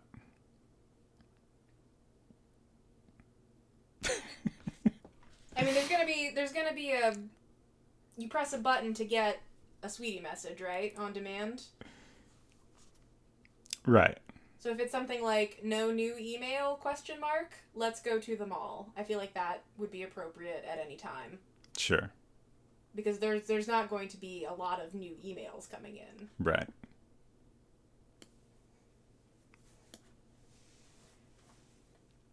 I guess, like, I think this is a reasonable suggestion, but I also feel like it's now this message no longer has any sass in it. Which they don't all have to have sass in them, but I don't know. Are we married to the let's go to the mall thing? Because maybe No. it's like no new... I'm not married to anything okay. at this point. So maybe it's like no new email? Boring. Mm-hmm. That's sassy enough? Sure. Oops, I'm typing in the wrong thing.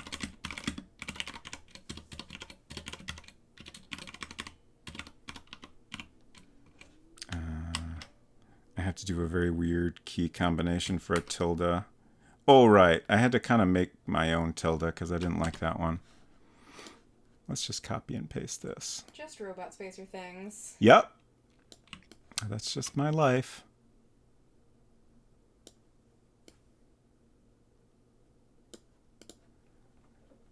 Okay. I like that. That's a good one to start with, I think.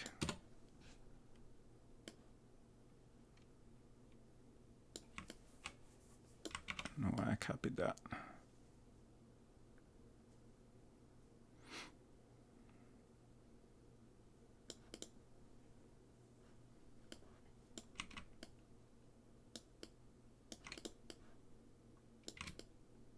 Oh no.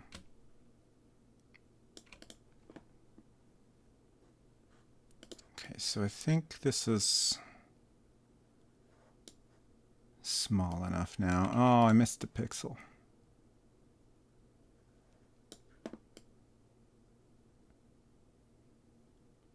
Just trying to get an idea of I should make it a little bit smaller.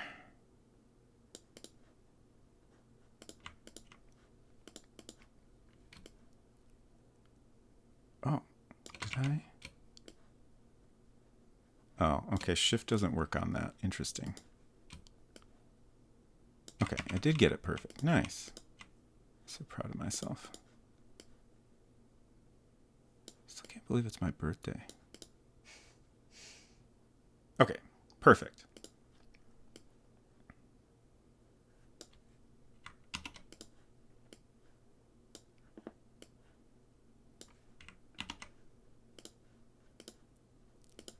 I think we'll go ahead and program that one in.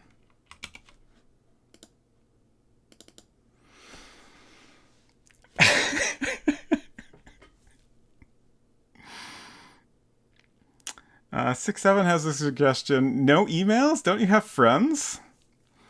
Hinton has some wonderful suggestions that might not quite be what we're going for. I love the smell of emails in the morning.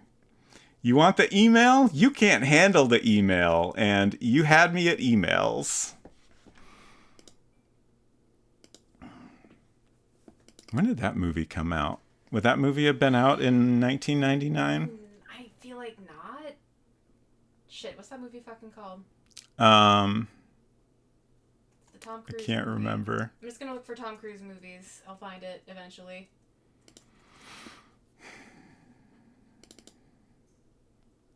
The "You Had Me at Hello" movie is the actual Jerry quote. Maguire. Jerry Maguire. Okay. And then, You Want the Truth, You Can't Handle the Truth. Is that also a Tom Cruise movie, actually? Is it? I can't think of what movie that's from. It's one where he's a lawyer. Oh, Jerry Maguire was 96? Jeez. Wow, okay. Oh, naming conventions.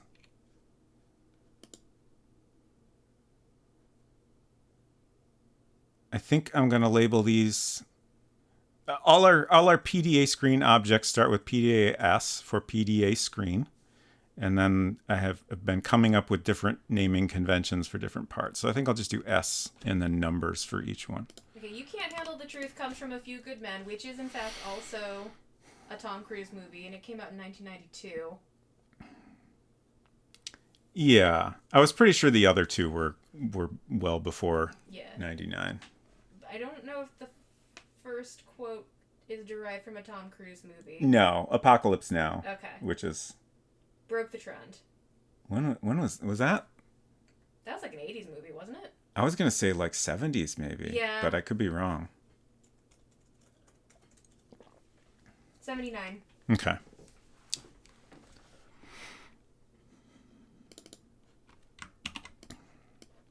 Okay, I guess we should paste this in the actual interface to start with. Whoops. It's going too fast.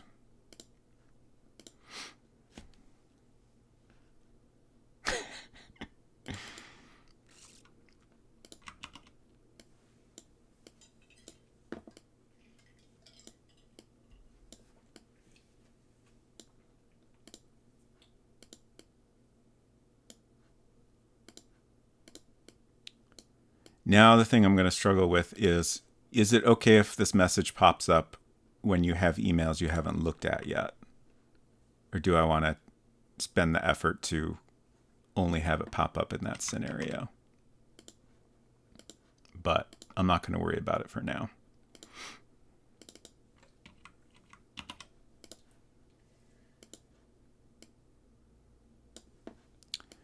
So we need to make sure this object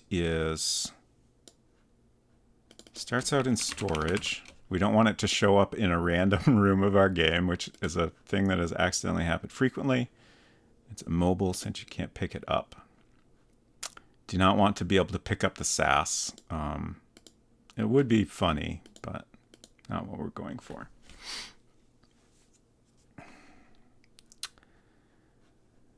Okay, so now we need to add code to make that pop up.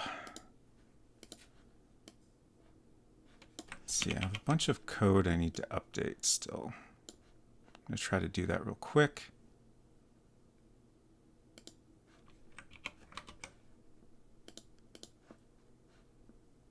We have a bit of code here that moves our buttons into each scene as you go through.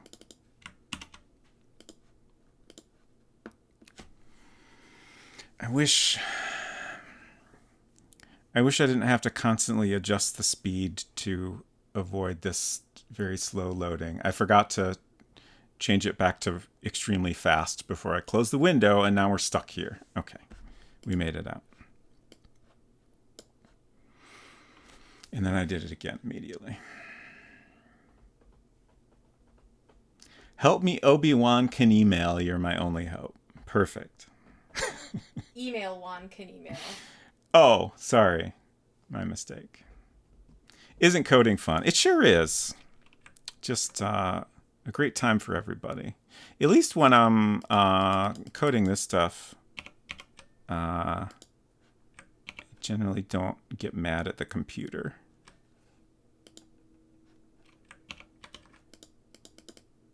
Like somehow, there's lots of things to get mad at here. Don't get me wrong. But I'm having a good time, and there's very little pressure, so like it's all whatever. It's an email system. I know this. Thank you all for all your email-related movie quotes hitting.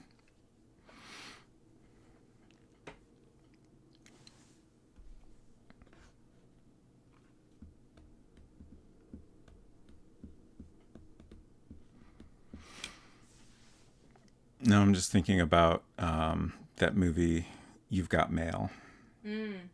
What about it in particular? I don't know. Just email-related movie quotes made that pop into my head, and now I'm wondering, is there a silly quote we could use from that or something? I can't think of any that aren't yeah. basically like AOL marketing. Right.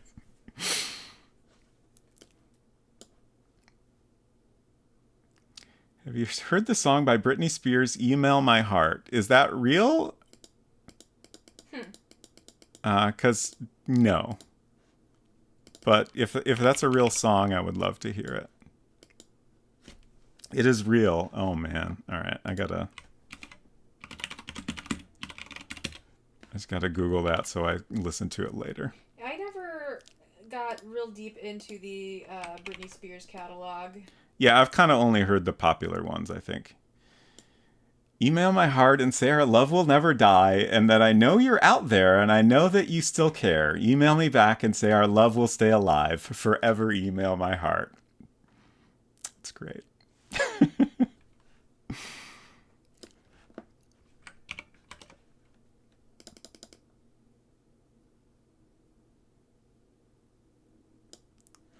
Sadly, not real email references beyond the chorus. Okay. That is too bad.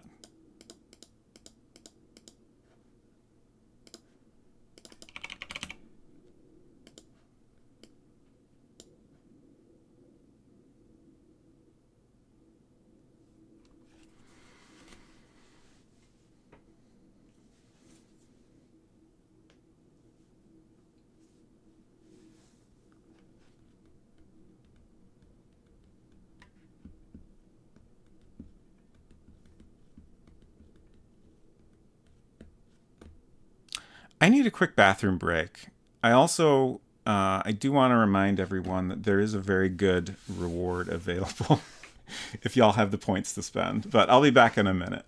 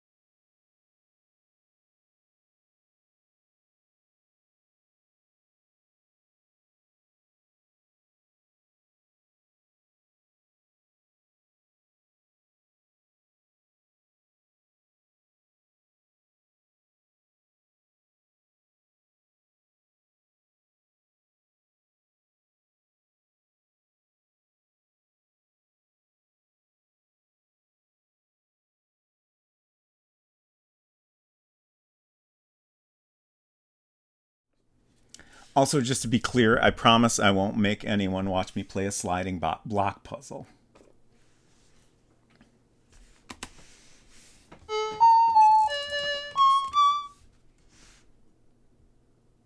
Hello, welcome to Things I Found in the Basement, where I share a thing I found in the basement while I was looking for something else. So I had kind of a tough choice today. I actually have a big old pile of things I found in the basement here. And I have also I've really been wanting to go back to the Lost Island of Alana, if I'm being honest. I did do the sliding block puzzle off stream and saved my progress. I will continue that eventually, but I got something better today. Could not pass this one up. It's a book. It's called The Transformers by Michael Piontek, which is me. Also, it's bound in, like, I think this is just contact paper that you would use to, like, line a drawer. What's that say on the back? It again says by Michael Piontek. It says by Michael Piontek in at least 3 places. I don't know why it says that so much. I don't know.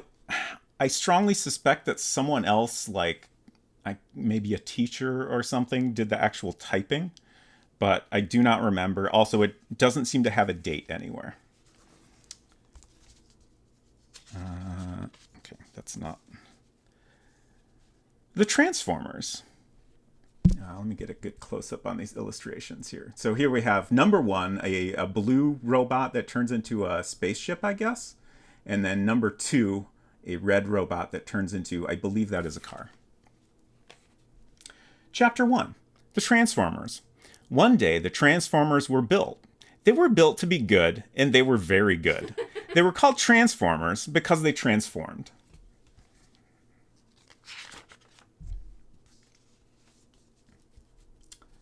The new Transformers. 1, arm. 2, leg. Then we have 2 more legs. 2 more arms, another leg, and another arm. What? That's a lot of arms and legs. We might need a torso, but I guess that's fine. Later, more Transformers were built. These Transformers built 8 more. Then the Transformers could transform into 2 big robots. Okay. Okay. So this is all the limbs for one robot. So we have arm, leg, and then this is all the limbs for the other robot. So again, 2 legs and 2 arms. I still want to know who's going to be the torso and the head. And then we have, I guess this is the title page. Again, it says by Michael Piontek, and we have this lovely little robot here. I'm really curious why one foot is red and one is white. Perhaps whoever assembled the book was not aware of the intended order of the pages? Yeah, I don't know. It's also, I think, maybe even more likely that I simply, like, all the art was drawn on a separate piece of paper and then pasted in. Mm-hmm. And I bet that I pasted things in the wrong order. Okay. But I'm just guessing. Page 3. Big robots. Oh, that's why the red foot, because like one of the foot robots is red and the other one's white. So here's our big robots. We have Robot 1 and Robot 2. Later, the Transformers transformed into the big giant robots. They were huge. Here's where it gets real, y'all. Chapter 2, The Robbery. What is... I'm trying to read... I can't read what that says.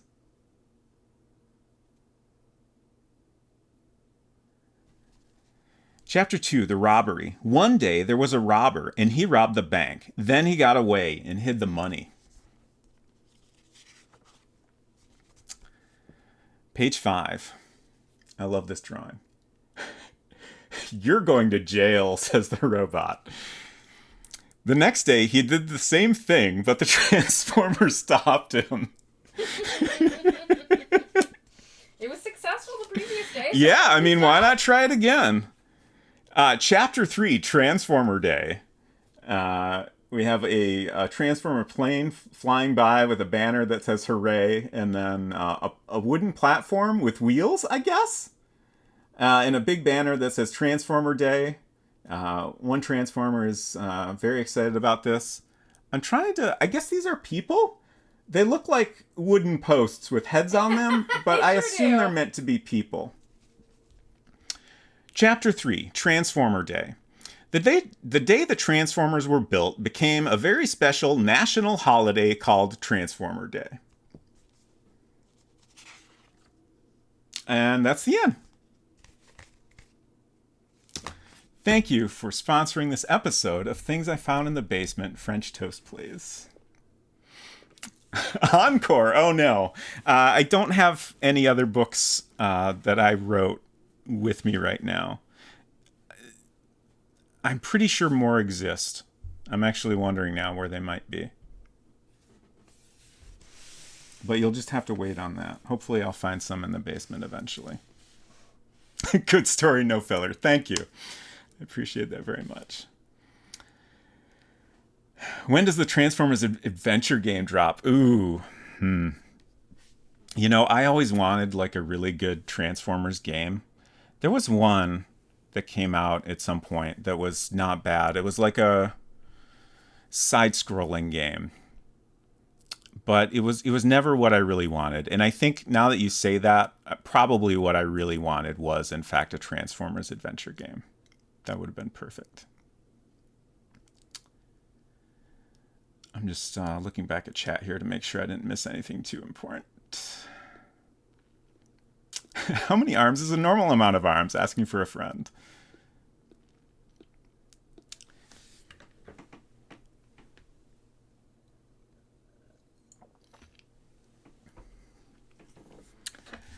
Okay.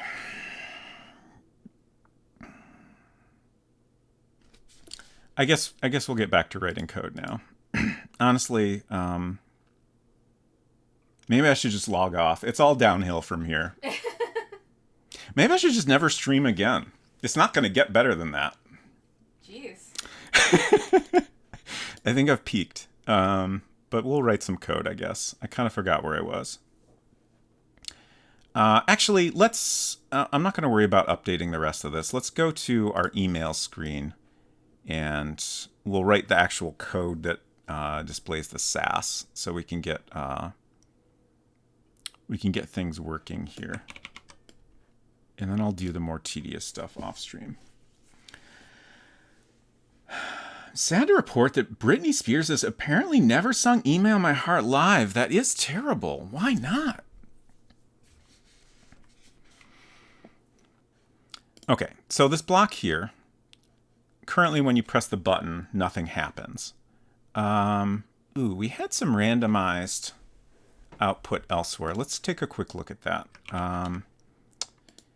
In the upstairs hallway, we have code that gives you a random book title. So first we set a random number and divide by 10. So when you ask for a random number, it gives you like up to 100. And then you can divide by that if you actually want something smaller. And then we just loop through and check all the different possibilities and output something different. So this is going to work very similar to that.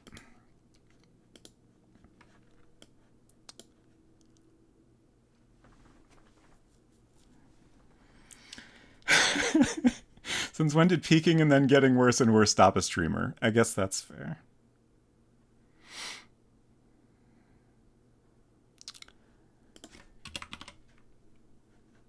Okay. So we need a different variable.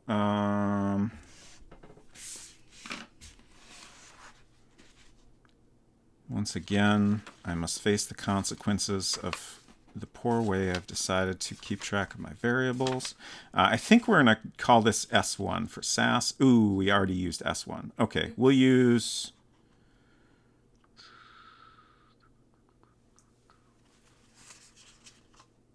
we've got variable we've got various s variables we've used in the study. We'll just do S7. It's kind of random, but I want to leave a couple in case we need more variables in the study. So let's do S7. SAS random number.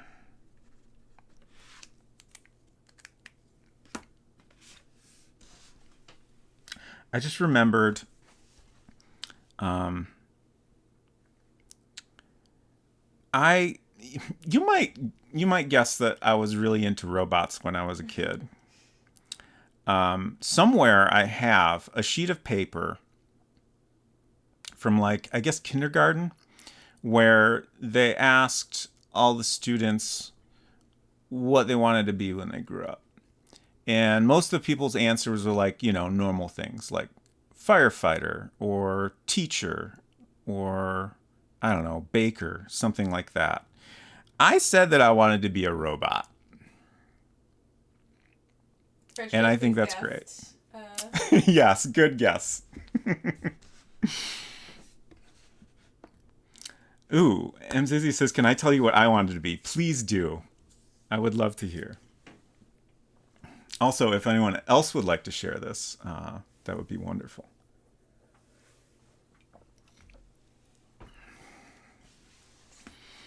Don't let your dreams be dreams.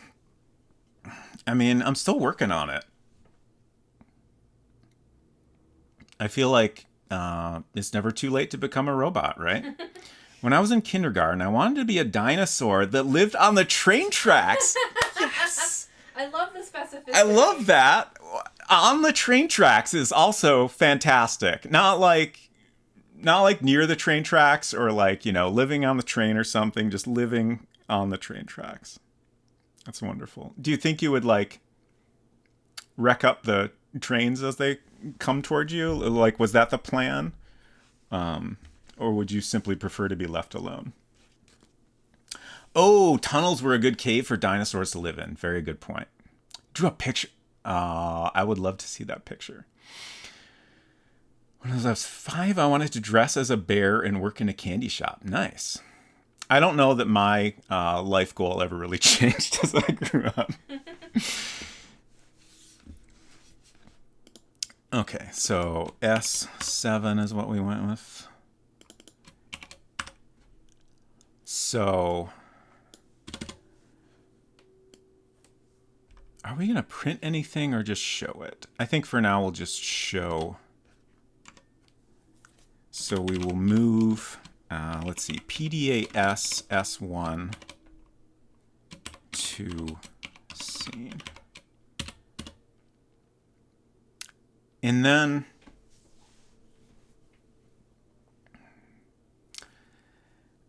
I've been trying to figure out how exactly this is going to work. I feel like ideally it would disappear after a little bit, after you've had plenty of time to read what it says, but we can't really do that. If we make it disappear automatically, we don't really have any control over the timing of it. So I don't think I'm going to try to do that. I guess what I'll maybe do is have it so if you press any other button, it disappears, which might be a little bit of a pain, but I think I can probably work out a way to do it. But that should be everything. So if it equals 1, then we exit, and then eventually we'll have other. I guess for now, for testing purposes, let's just say if it's less than 10. So then most of the time that one will pop up when we press the SAS button. When I was 9, I wanted to be a game developer. Wow, at 9. I grew out of it in high school and then regressed after 3 years of undergrad. I'm trying to think of, I guess at a certain age, I guess despite saying that I wanted to be a robot, like I also definitely wanted to be an artist of some sort when I was around that age. So maybe what I really wanted was to be a robot artist. And that continued for a long time. At some point, I, got more into computers. Oh no, a syntax error. And then, like, it was a long period of time of wanting to do different, like, things at the kind of intersection of, like, computers and art. Oh, I put a number sign here. That's not right. Okay.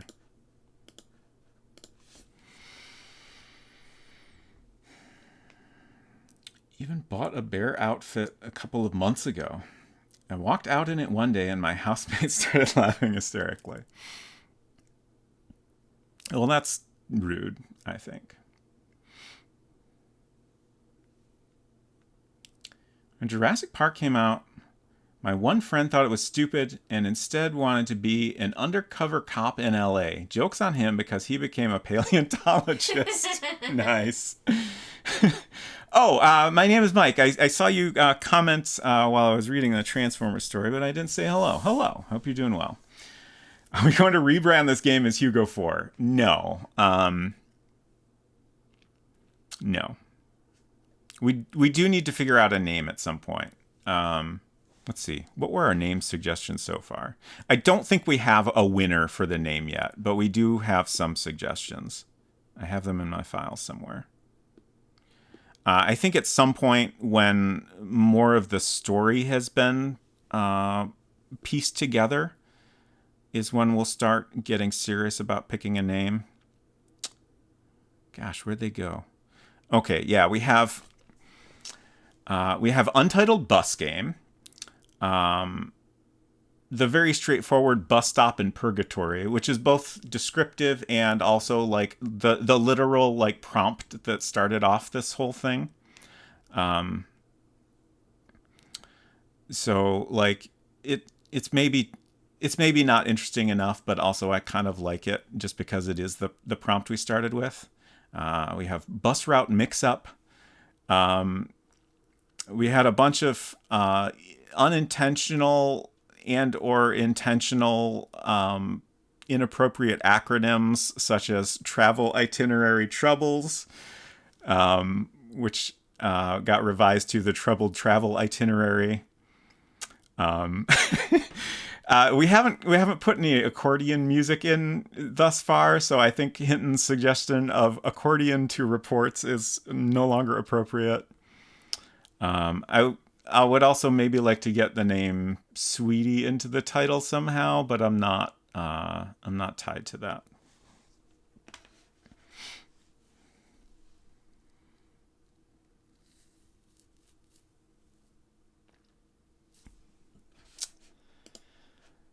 All right, let's see if this button works now.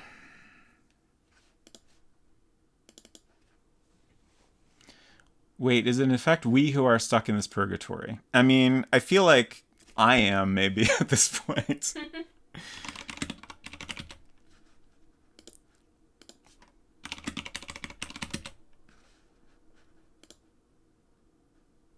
I feel like you all could leave at any time. I don't know that I can. Thank you.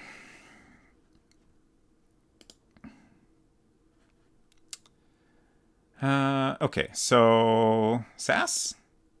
There we go. Nice. No new email? Boring. And then for now, that just stays there forever, which is not ideal, but it's okay. Thank you for the follow. Welcome. So, for example, if we go where there's Wi-Fi, it won't appear on this screen because this is a different screen, but it'll be on top of this. So like, I think this is fine if you press the button, we have it pop up and it overlaps the text. Like that's not a big deal as long as we set it up so it disappears as soon as you press something else. So like, I think if there's a word balloon there, then okay will make it go away, and then you can press again to go back, something like that. Only showed up because I was told there would be colossal caving. I have bad news. There will be no colossal caving.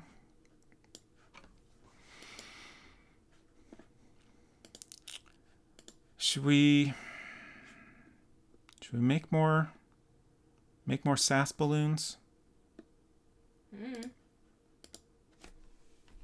I feel like if I have to come up with the perfect text, like I don't have enough brain cells to accomplish that on stream. All my brain cells are focused on other things. So the suggestions I have written down so far are email stinks, let's go to the mall. Baltimore, hello. Page 222. I feel like you might have done that one before.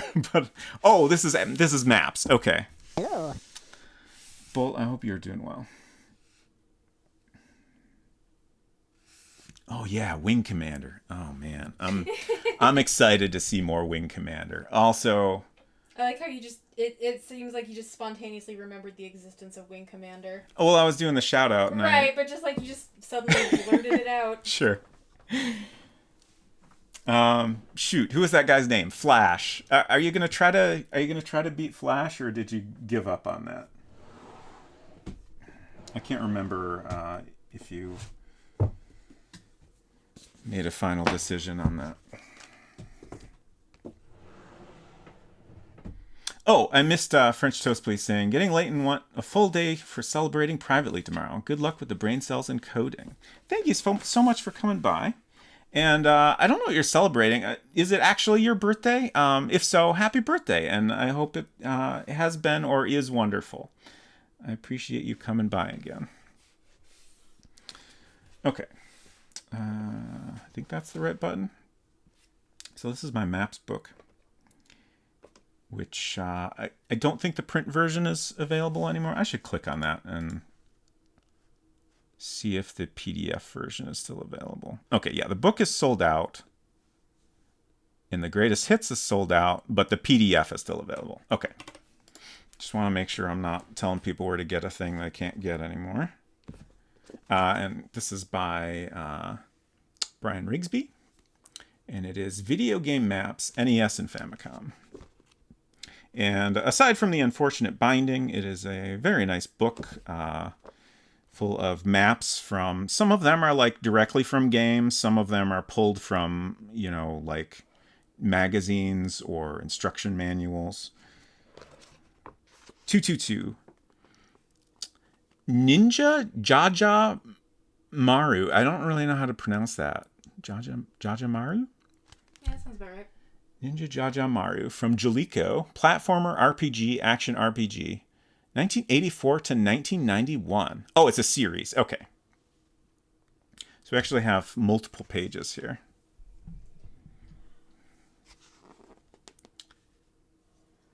Very detailed. Oh gosh, those are tiny. But I'll show all the pages here. These are interesting. I wish I knew what all this text said.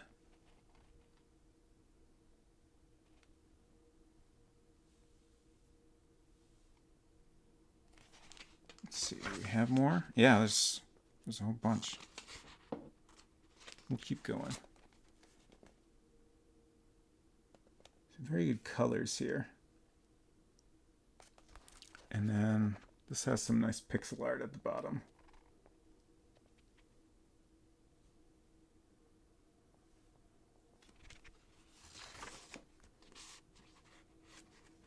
And here's the last page.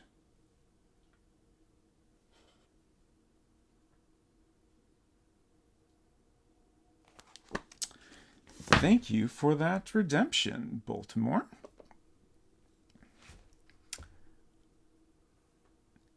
Finding anagrams for Robot Spacer Mac game. Ogre Perm a Catacombs. Wow.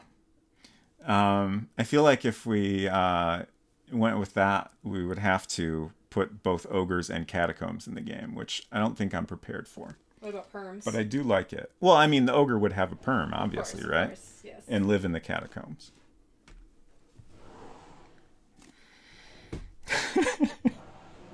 I've never heard of Ninja Jaja Maru, Lil Sweetie. Perfect. Perfect.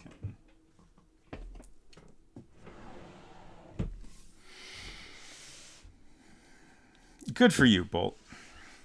I feel like we're all little sweeties at heart here.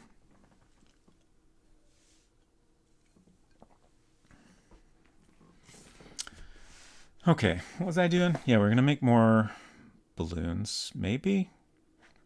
I guess I was talking about how I don't have enough brain cell to make them up on stream. We could move on to something else. One thing, yeah, let's do this. So let me open up the game here again. I think it was last Friday that I worked on this book. So we can open this book. And I wanted to have perspective on this view. So like a little bit of an angle. Just because I thought that would look more interesting. But there was no way to get the type on an angle so it would look in the proper perspective on the book. So I ended up drawing it straight on. But then we realized that there is actually a full-on perspective tool in Mac Paint. It's just hidden in a weird spot.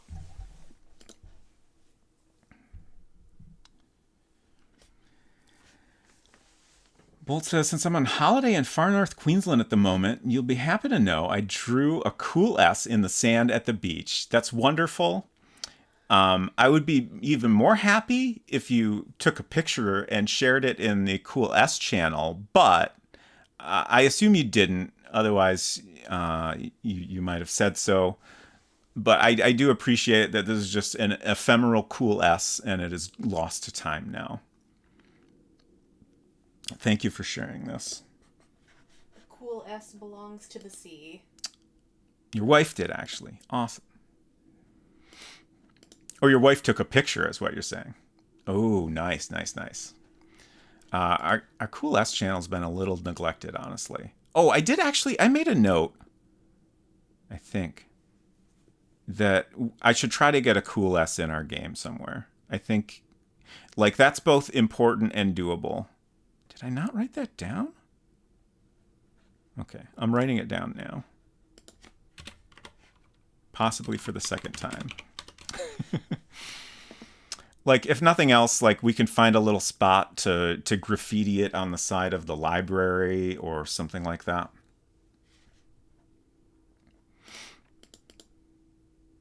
That's not what I meant to open. We're going Mac Paint now. So, book cover. Yeah. So, I'm going to do a save as. Like, I thought about this a bunch, and I was like, I'm already done with the art. So, like, it feels silly to redo it. But it's really cool that this tool exists. So I think we should do it, just for kicks. I just want to have that here for reference. Because I want to do that same kind of effect. I'm relatively happy with how that came out. Okay. So, for whatever reason, tucked away in the Apple menu here, we have Click Art Effects. And we have a free rotate option, which I had no idea that was possible. Outside of this, we just have 90-degree rotation. We have the leaning tower here, so we can do like a skew. We have full-on perspective, and then we have like a warp tool, so we can kind of like free transform however we want things. Like we can just pull out a corner and have it distort. Like, it doesn't come out perfect, but it looks pretty okay, I think. So I want to at least try this and see if the perspective looks usable.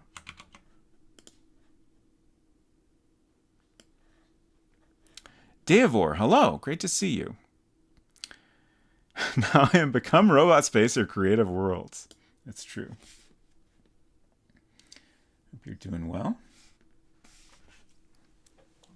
I still have not had the chance to catch any of your streams. Eventually I will. Eventually you will what?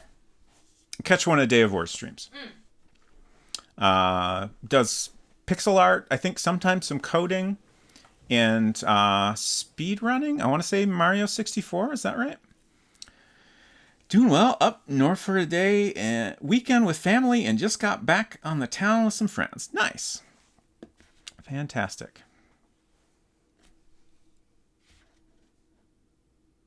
At a bad time for a lot of people. Yeah, it's always tricky to find good streaming times. Okay, so now I got to figure out what is the perspective I want here. So I think my plan was this would be easier if I rotated it and then did a little subtle perspective, because that's kind of what I'm going for. Like, I want the book to be just a little bit askew and then like kind of like just slightly pointed away from the viewer. But I feel like if I do it in 2 steps, it will be easier but look worse. So I'm going to try to do it all with the perspective tool. Maybe I'll try it the other way when I'm done. Ooh, does this not actually... Can we only do perspective in one direction? Oh, okay. So maybe I have to do it in 2 steps. Interesting. But that does come out pretty decent. Like, it's not perfect, but I can clean that up a little, and I think it'll look pretty good, especially once we do this effect to it. So let's try rotate.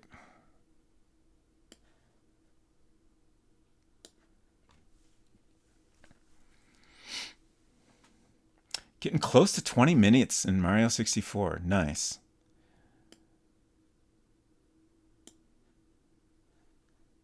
I've watched some speed runs of that at GDQ, at various GDQs, and that stuff is pretty wild. I don't think I would have the... Like, I feel like, honestly, even just playing Mario 64 at all kind of tests my patience. 3D platformers are tricky, but speedrunning that seems like a real challenge. So, is this actually gonna... Naval Mystery, hello. I hope you are doing well. A lot of people say that, but practice makes perfect. Yeah, I will say, like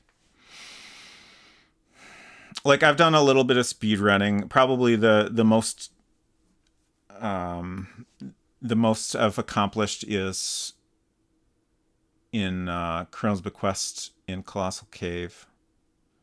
I was going to say just Colonel's Bequest at first, but I think maybe I might still have a 3rd place in Colossal Cave. I actually don't know. I haven't looked at that in a while.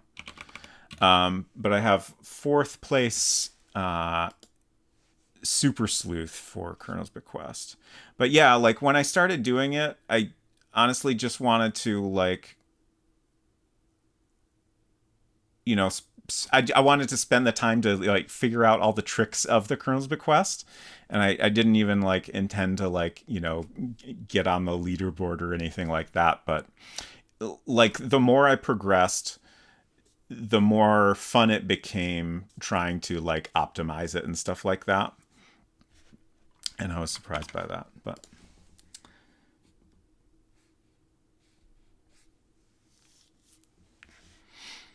I think there are top 3 runners right now in Colossal Cave, so I'd be surprised. 3 top runners. Let's look.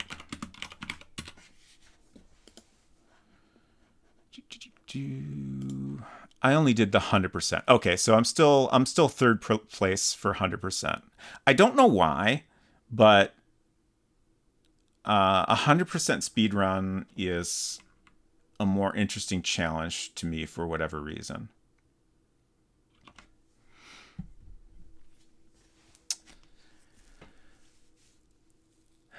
Working on Crimson Diamond stuff. Nice. World Builder has been great. Honestly, I did a little things I found in the basement where I shared this book from my childhood. It's a book about Transformers, and I feel like everything I've tried to work on since then is just it's not as cool as that book is. But we're making progress slowly.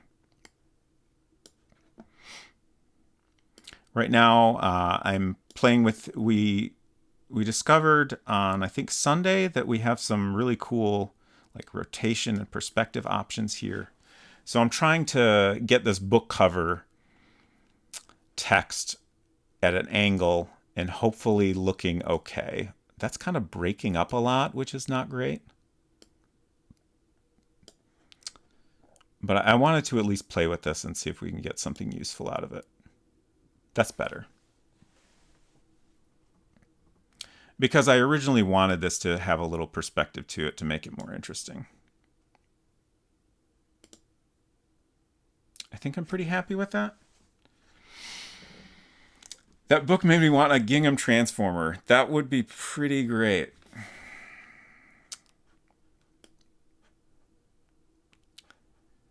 Okay, so... Okay. I wasn't entirely sure the proper way to get out of that, but that seems to have worked. So now I need to clean this up a little bit, and then I'll give it the embossed treatment, and hopefully it'll still look decent. So we got a lot of pixels to turn on and off here.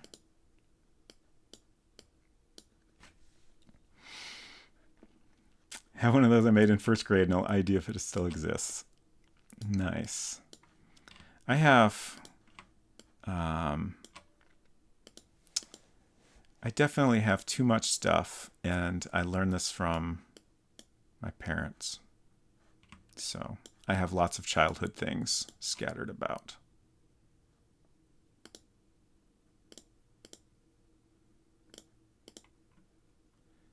Which, on one hand, like, it's not really ideal a lot of the time, but I'm also very glad I have stuff like that still. This is tricky.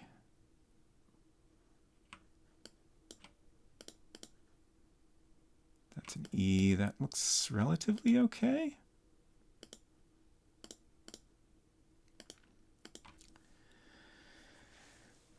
Your parents taught you hoarding or taught you that you were a hoarder? Like, taught me hoarding is what I meant. 100%. Yeah, I don't think they're really in hoarder territory. You know, like it's not like the nightmare scenarios you see on like a hoarding TV show where there's just all like rooms are piled with stuff, but it's definitely they keep too much stuff. It's not any less hoarding just because everything is in boxes and those boxes are like exhaustively meticulously labeled. Sure. They still keep things that they don't need to be keeping. Yeah, for sure.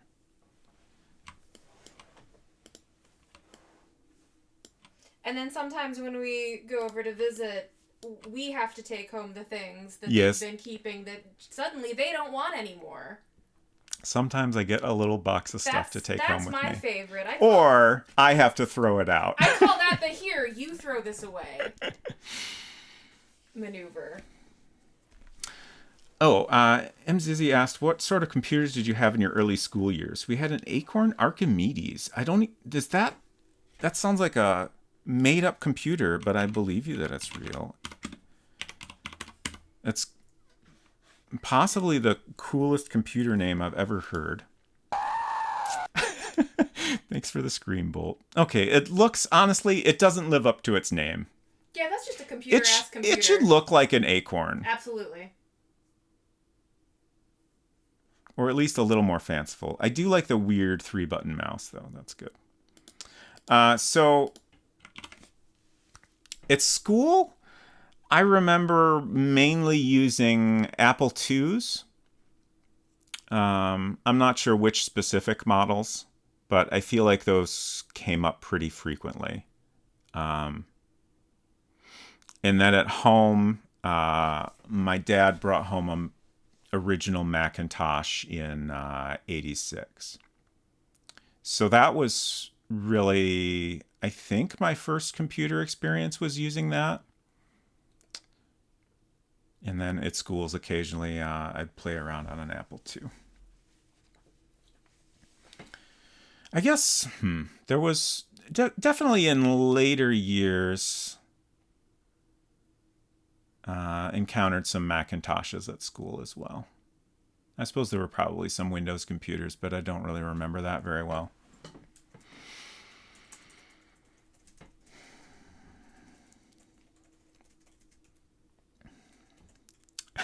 It says, I used to write swear words over all of my school books, so my parents threw them out. Oh no.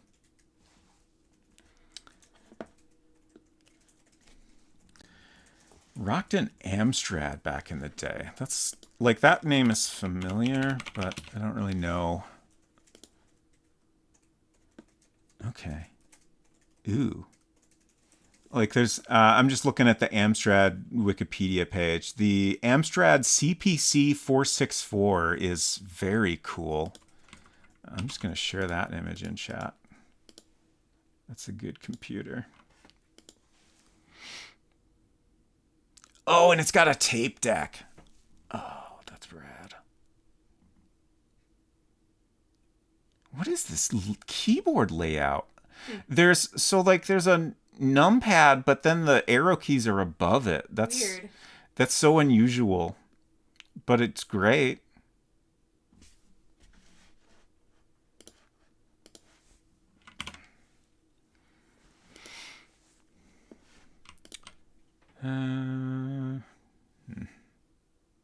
I think I'm gonna not worry about perfecting this. I'll just try to clean up the obvious stuff, and then we'll do the effect, and we'll see how it looks.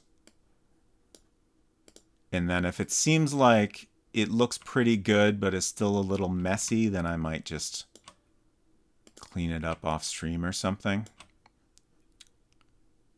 Just because this is kind of tedious work.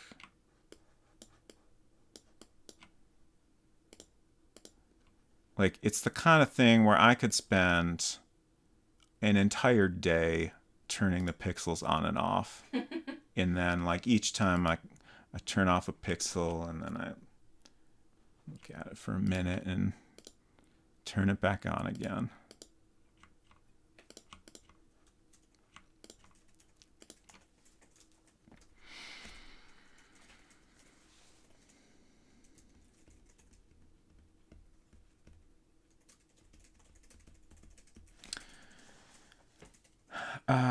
Oh, I missed some messages. Working on cleaning up some 20 color EGA stuff. And I love having a purple. Purples are very good, yes. If you love turning pixels on and off again for hours, you should try subpixel animation. That sounds difficult? I don't know what that is. What is subpixel animation? So subpixels are like, if you have, when you have a color image, you have, like, each color is made up of RGB subpixels. Mm-hmm.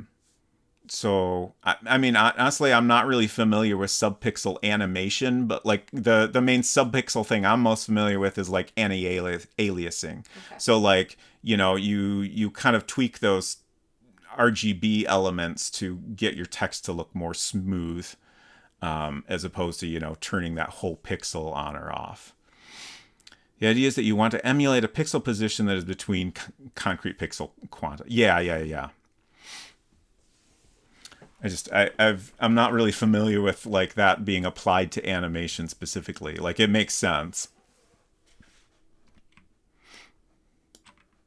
This R looks weird, but I don't know what to do with it.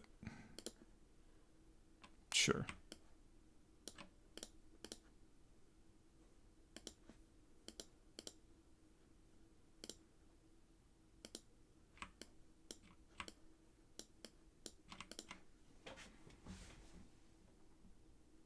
That's decent. I already did a save as, right?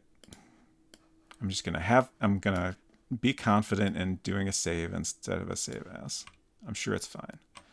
Okay, so how did I do this? So first I drew a big gray rectangle. Don't want a line. And then I selected, oh right, the tricky thing here is we need to open up any shapes that are enclosed. Otherwise they'll be filled in, and that's not what we want.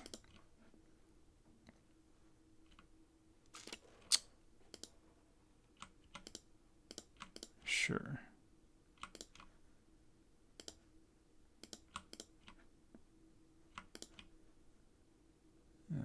A is kind of a mess, but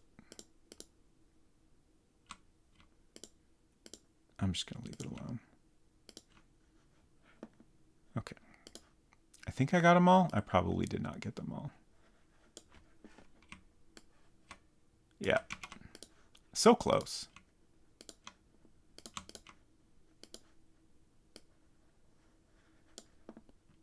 Okay. So we can move this down here and then invert it to make it white.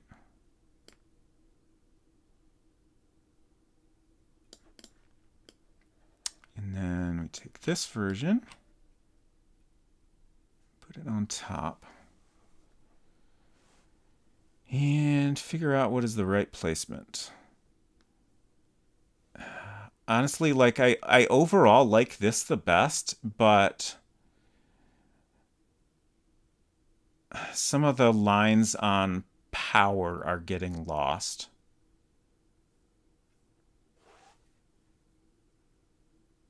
Which is not good. Maybe I could clean that up manually. That looks bad. I can't find any other position that looks good.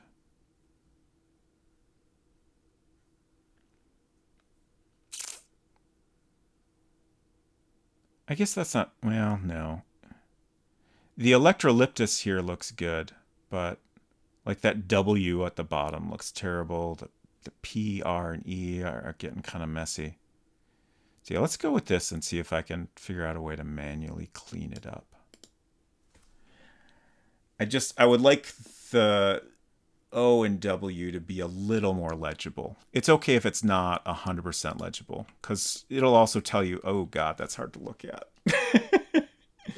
Also, I doubt Twitch is having a great time compressing that, so apologies. I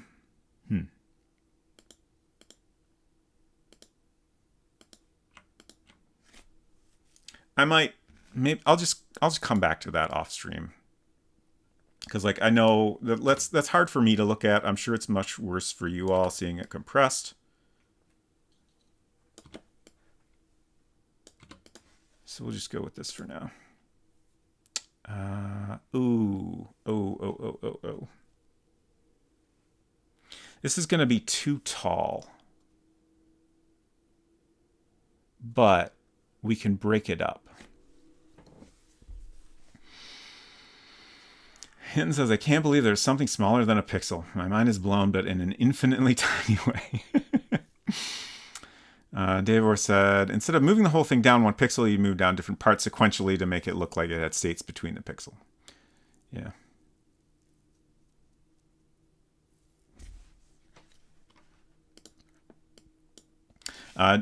Dithering usually comes out pretty garbage on Twitch, but this looks better than I'd have expected.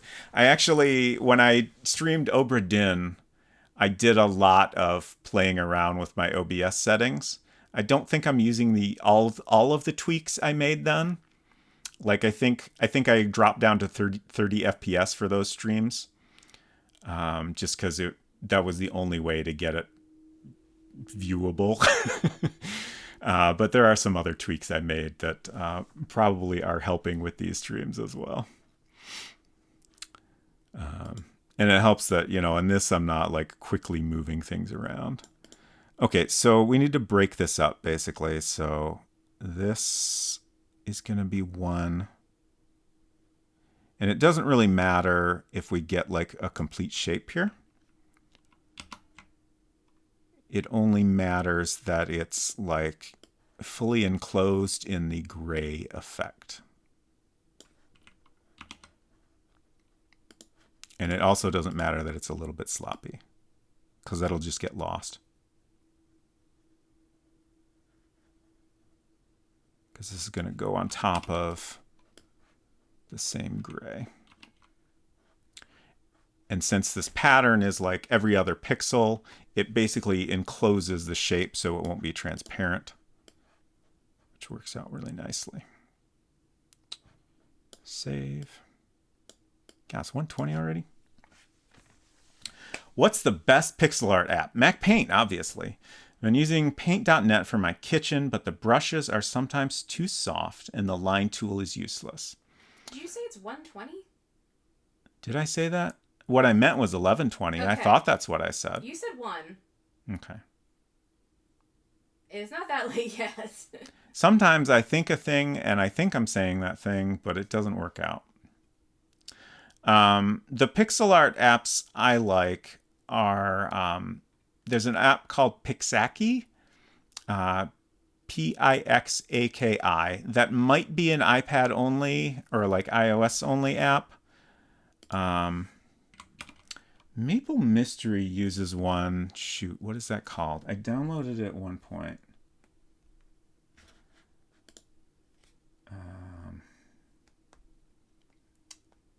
Medibang Paint, and I think that was on a bunch of platforms.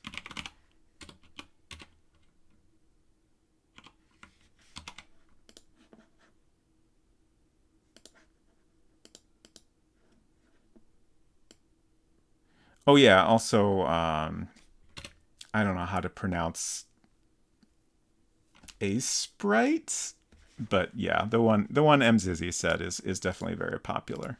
I just figured we'd give you all different options. I'm searching for the Pixaki site here. Yeah, that is iPad only. But if you are drawing a pixel art on an iPad, that one's my personal favorite. The only complaints I've had with it are that I prefer to draw with the Apple Pencil, and it doesn't do palm rejection. Like, you know, if your palm is resting on an iPad, you don't want that to do anything, but sometimes it'll like make things move around unintentionally. It's not terrible, but it's a little bit annoying. Libra Sprite. Interesting. Not familiar with that one.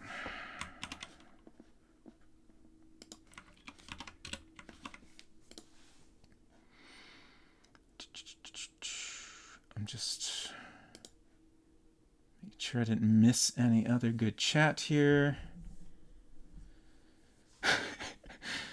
Oberdin would like need its own Twitch plugin.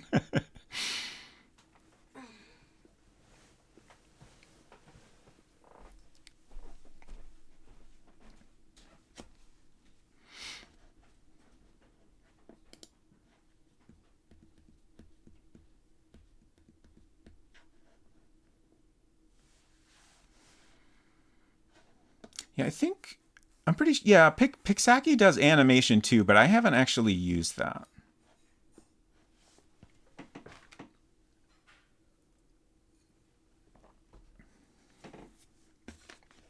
I've mostly done like my stream layout graphics, like the little Mac sitting on a desk and stuff. Like I did that all in Pixaki. My portrait for my avatar, and then just some little experimentation stuff for my other game I've been working on recently. What was I doing? We're going back into World Builder, and we're going to make this the rest of this perspective book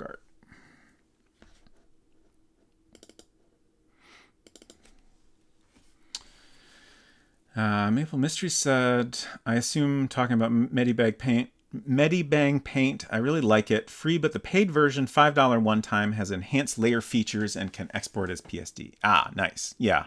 Pixaki does PSD export along with a bunch of other formats as well. I don't remember what the cost for that. That one also has a free and paid version. I don't remember the cost offhand. Okay, so our book is here. And here's our boring straight on perspective. So let's just paste this in.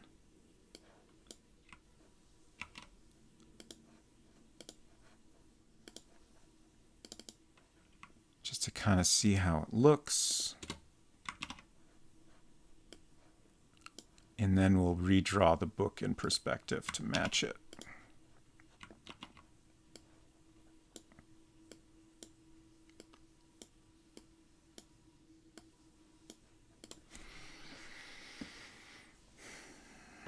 I'm pretty happy with that.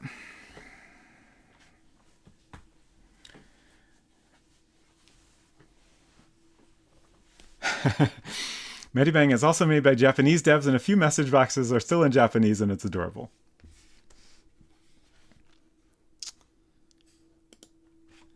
Davor said, I found my comfort with animation varies wildly with the program. A lot of good drawing programs have very cheap paid versions that are IMO silly to not pay for. Yeah, 100%.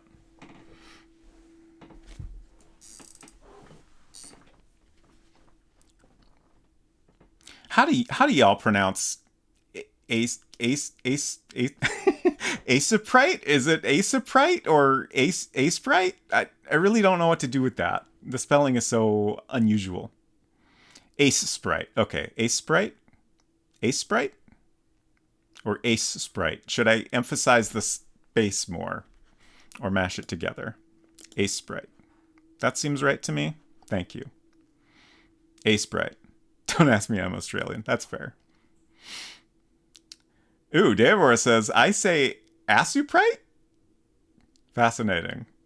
Hinton says Asprite. Also good. I guess we can just all say it however we're comfortable with. I'm sure it's fine. I've always just been thinking of it as, like, if somebody asked you, what would you like to drink? Uh-huh. A Sprite. A Sprite. I would like a Sprite. But, like, the way it's spelled is A-S-E. Yeah. P-R-I-T-E. You can just ignore an E sometimes. That's true. Americans do love to ignore a letter that confuses them. I'm trying to remember the word that... Oh, right. Soldering. That's just got like a whole L in there. Yeah. And Americans are like, whatever. That's... No, we don't need to say that. Does anyone pronounce the L? Thanks. Apparently Australians do. I'm not sure about others. Fascinating. Mzizi, thank you for stopping by, and I hope you have a good time washing your hairs. Aluminium and solder? Is that right? Solder? The entire world does? Really? It's just us that are too lazy to say the L. That honestly makes sense. Solder. Okay, thank you. Okay, I think I'm just going to delete this. We're just going to delete all this. I was trying to figure out if I could, like, make use of it somehow. But, like, we don't have any way to skew anything, so I pretty much need to start from scratch. Polygon.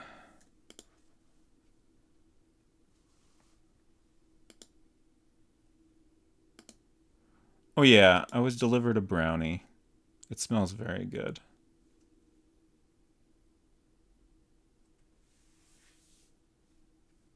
I'm just trying to figure out what perspective did I actually use on this text? What is this tilted version of the title for? Well, this is just redoing what was already finished and perfectly fine. I see. Because I originally wanted it in perspective, Okay. but I didn't think it was possible to get the text in perspective. Okay. And then I later realized I was wrong. Oh no, Mzizzy said I'm Australian Irish and I'm feeling very attacked. I'm sorry. Was that my fault? I was not criticizing Australian pronunciation. If anything, I think the Americans are wrong. And I'm sorry.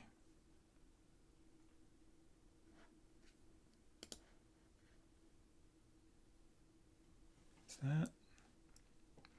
I don't know if that perfectly matches the text, but I feel like it looks close enough that it's fine. Oh, Deavor criticized Irish pronunciation and refuses to take it back. I'm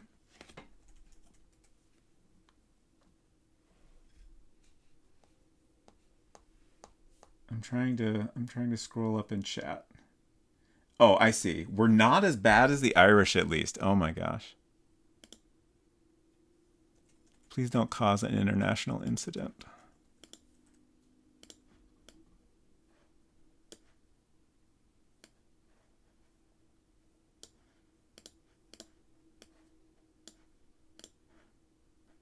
I'm mad that like there's just a pixel here that I don't want, and it's going to be so hard to fix. But we'll probably try.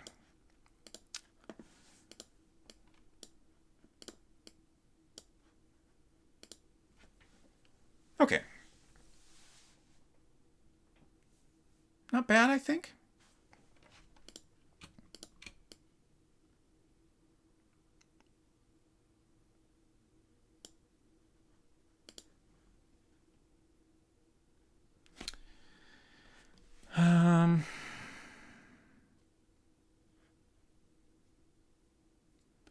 I guess now that I'm looking at this, I would have liked to get a little bit more of the side of the book in here, but I mean, the perspective I used is kind of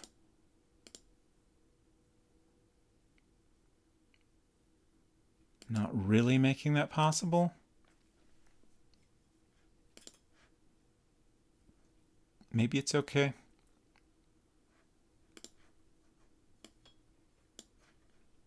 Also, it's really annoying to, like, the bottom point here is off screen, and it's really annoying to fix that. I guess I could select all this.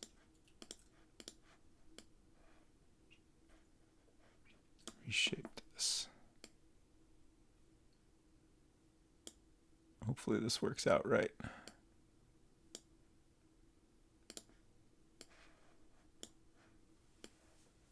Okay.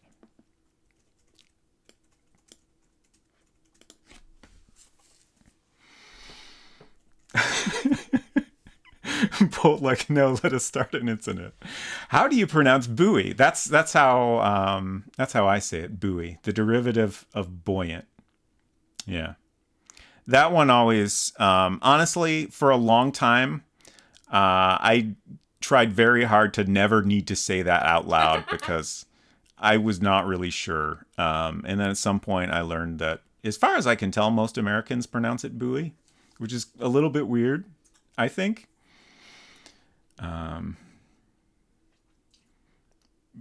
Buoyant? Boop.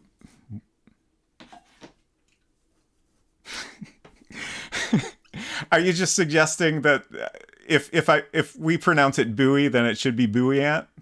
Yeah. I mean, I'm with you. I don't think American English follows a lot of logic. Maybe more of a vibes-based thing. How about quay? Y'all aren't. How do y'all pronounce buoy and quay? Quay is pronounced key. Actually. Key? Okay, sorry. Yeah. It took me a long time before I ever heard it said. Yeah. Live. Like, just out of context, I was like, is that right?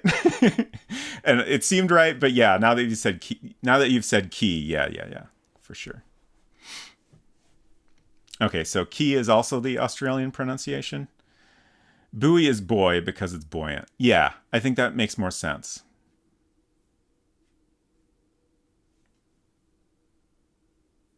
Oh, no, Davor, no.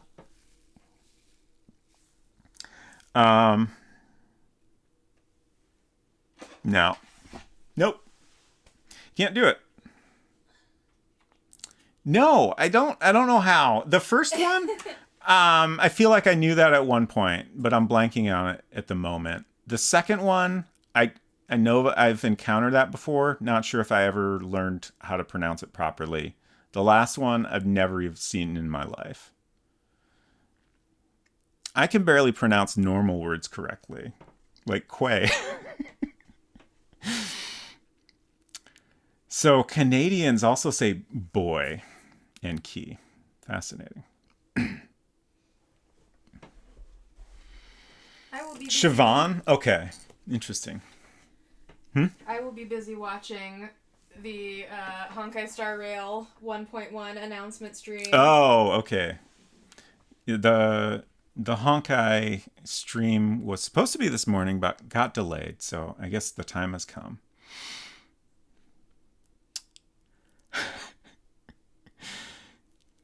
Ashlyn?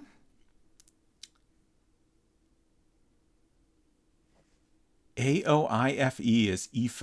Okay. Silver says Siobhan. Okay.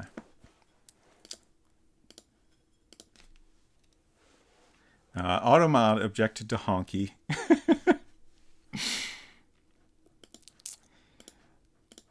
All right, I'm gonna try to draw a little more of this book. So we got Siobhan. Ashlyn, was it? What's the last one? Niamh. Is that all? The first two are names, right? Are those all names?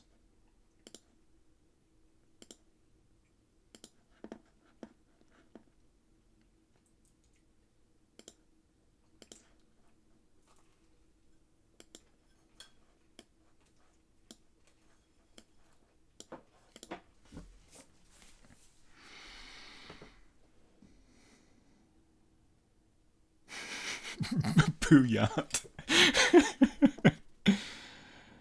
Silver says Niamh is Neve. Interesting. Mm-hmm.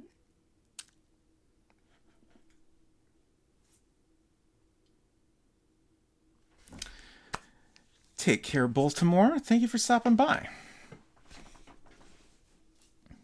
They're all names. Okay. That one's Saoirse, right? I know that one. Some things I actually know.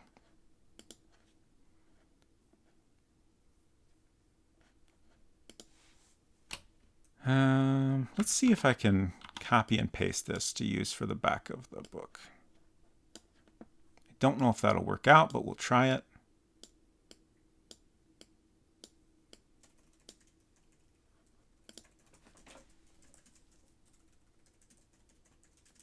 It's so close, but it's not quite right. This bottom pixel needs to come over to the right more. Knowing things is very hard. And honestly, I'm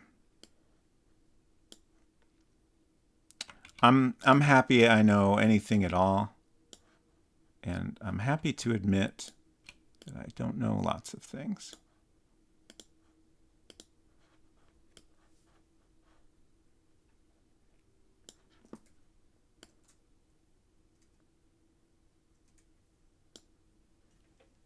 I think that's about right. I would love to move that other pixel up, but it's going to be off screen, so I'll just do my best to not think about it.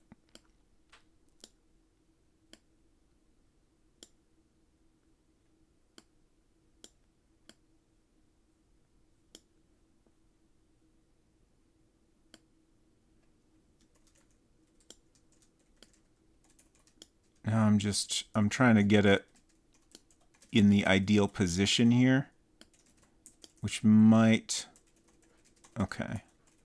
I think I want to go down one pixel and then just stop there.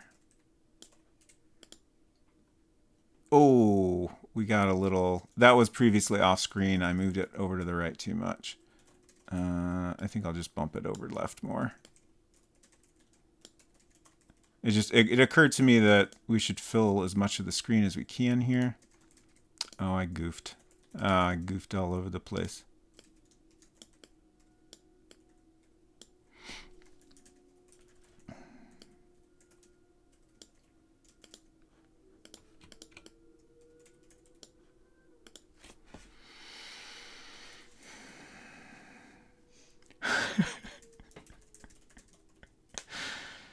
6-7 says, I feel like me saying this out loud isn't the same as reading it. Honky Star Rail, yes. Or Honkway Star Rail if you prefer. Being happy to admit you don't know stuff is a good life skill. I think so too. Oh gosh. Worcestershire sauce? Is that right? Worcester. Worcester? Yeah. I mean, some people say it that way. But I feel like around here, we say Worcestershire.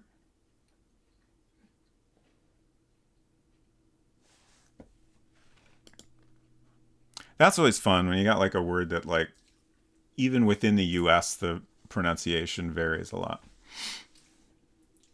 Twitch is weirdly sensitive about that word. I assume you're joking. I hope you're joking. If you're in the 100-acre wood. Okay, now we need a background. I guess white is not terrible, but I feel like we should have... Previously, I had a black background. I'm going to experiment to see if there's something else we can use. I feel like anything else is going to be too much pattern. Like, we don't want the background to draw attention to itself. So even if it feels a little dark, I'll probably end up going with black. You're not joking? Can you elaborate?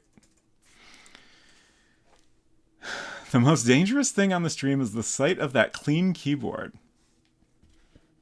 I do my best to keep my keyboards very clean. Oh no, around here we have a town called Versailles, pronounced Versailles. Yeah, I feel like there's a lot of that. Yep.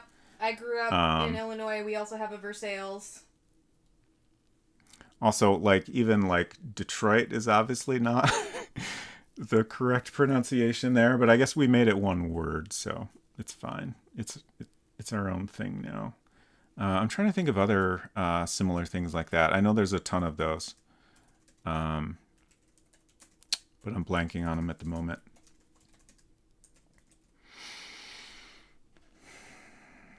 All right, what do y'all think? Is this okay? Is this better than what we started with? Is the real question. I think it's a little bit better. I don't know that it was ultimately worth all the time I spent, but I am happy I was able to use the fun little perspective tools. And I do also think that when we open this book, there's going to be like some cutouts. Like it's going to be a fake book that's got like little cutouts in it for objects. And I think when I do that, things will read better with this perspective angle, I hope. Friend got banned multiple times for calling people that while talking about white supremacists. Huh. Okay. Huh. Yikes. Don't think Spacer's clear on what word you're talking about. Oh, yeah. Oh, okay. Okay. I think I understand now. Which is still yikes. Oh, we're talking about foyer now? Foyer versus foyer. Are there other options available? We say foyer around here in Michigan. At least this part of Michigan. It's weird, but it's a whole thing. Yeah. All right. I need a break. I also have a brownie to eat. So I think I'm going to do that. And then I'll come back and we'll talk about word pronunciation some more and maybe find something else to draw. Back in a few.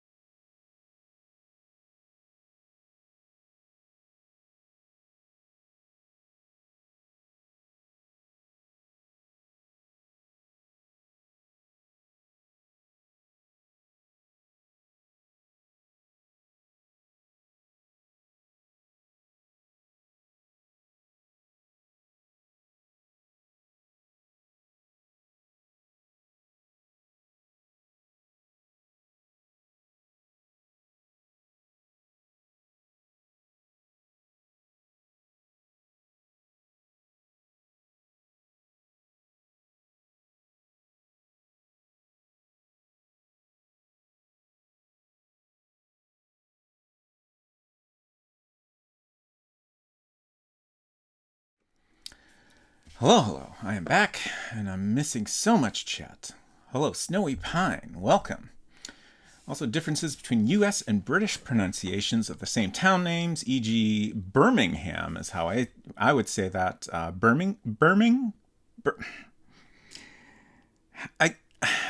I can say it right in my head, but when I try to say it out loud, Birmingham. That's what I was trying to say. Birmingham. With the silent H. Sonnevel, great to see you. I hope you are doing well. Oh, right. Simon the Sorcerer. I was lurking a little bit during your stream of that the other day. If anyone is not following Sonnevel, strong recommendation. I would say that Sonnevel streams, top job every time. 386 followers. Need to get 100 extra followers all at once now. That would scare me a little, but would be funny. And then I guess I would have to stop.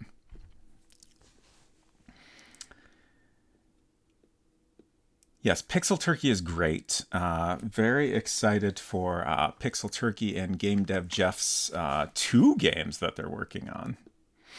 One of which is coming out this year. And then it sounds like the other one is a more ambitious project that does not have an expected date.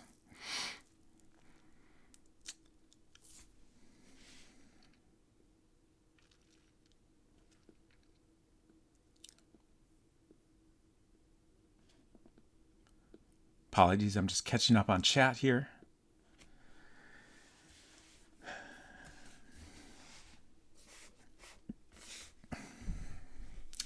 Okay. Followed. Nice. My work is done. All right. What are we going to do now? We could do the inside of this. We could do something else. Let me look through my notes here. And see if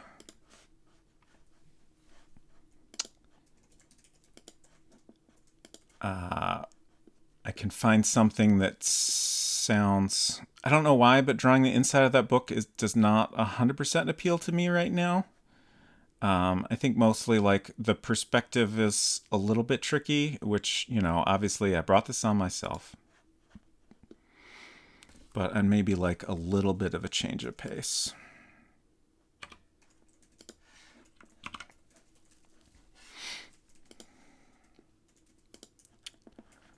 Pixel Turkey's emotes are great. Oh, that pigeon. I've never seen that pigeon. Also, that cat, the kitty emote, the full version of that is great. I want to share that. Where?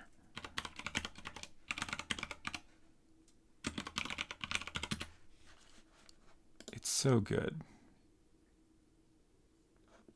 I'm trying to find it. Oh, no. Oh, no. Instagram. Get out of here. Okay. Never mind. I tried. But if you Google Pixel Turkey Instagram, there's lots of good art up there. Recommended.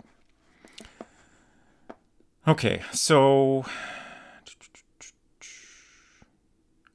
Oh, right. There was a key I wanted to redraw. That's a simple thing. Let's get that out of the way.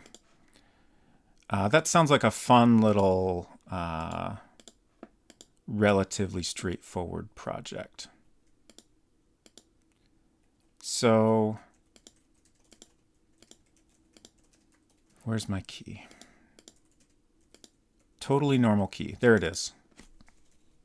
Okay, so this key, I originally tried to draw this as being open here. So, you know, very like old-timey, almost cartoonish key drawing. And then I realized that because it was an enclosed shape, there was no way to actually make that center spot transparent. And I don't really like the way this looks. I'm just not happy with it. So I think I want to redraw it.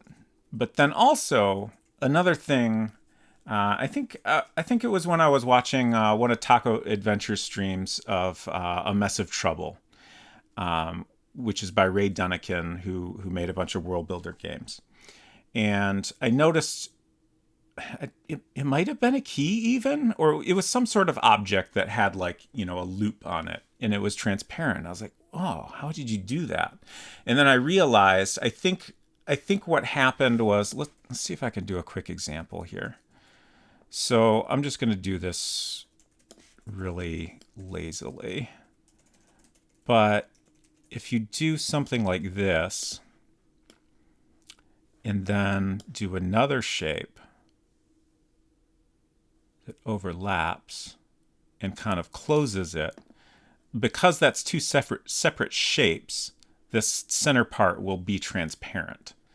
And then, maybe, for example, our key is not going to be, a solid black, but there are other things we could do to deal with that.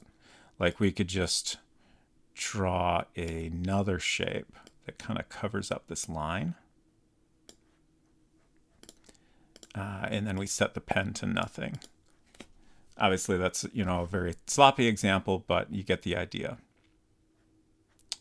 So that's an option as well. And now I'm just kind of thinking my thought was maybe this should actually be a slightly more modern looking key. But now that I've realized I can do that open shape, maybe that's what I would prefer. It's tricky. The key has a mirror. Yeah, it kind of looks like it, huh? And it was just a quick fix for a problem, and I haven't been happy with it. In Mac news, PowerQuest has integrated some form of Guga's letterboxing, so weird Mac resolutions should cause less problems for PQ games moving forward. Interesting. There's a lot of things there I'm not familiar with, but that's great to hear. I am always happy to hear about Mac games, honestly, being supported at all. I appreciate, I know it's not a huge platform in terms of players for, an indie game, but I definitely appreciate it when folks are able to support it.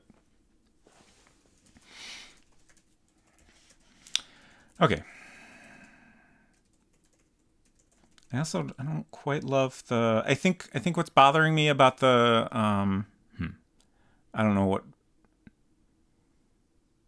this part of the key is called.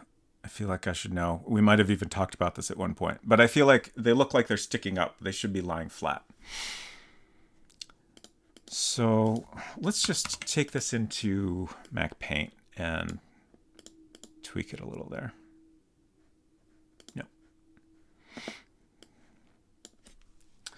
Mac support is hard. Yeah, for sure. Especially if you don't have a Mac. Having to rely on others to test it, which is not optimal. Yeah, definitely. I was looking at your itch page earlier, and I was like, man, I should download those and see if I can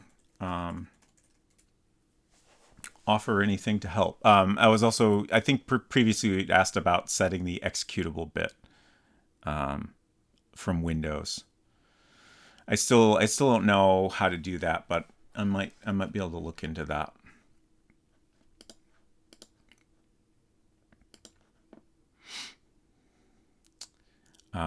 But yeah, I am actually. I would really like to stream those at some point, but there's so many games I want to play, so I don't know when that'll happen.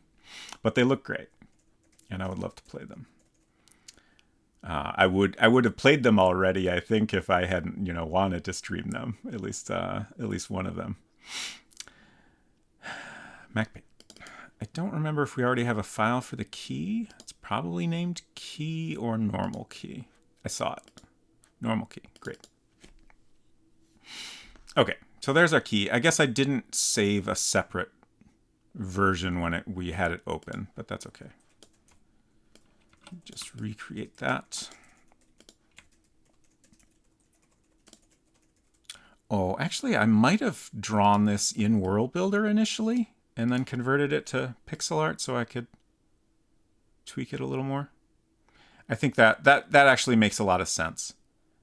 As this project has gone on, I have been doing more and more pixel art, especially for small things like this. I might just start over from scratch.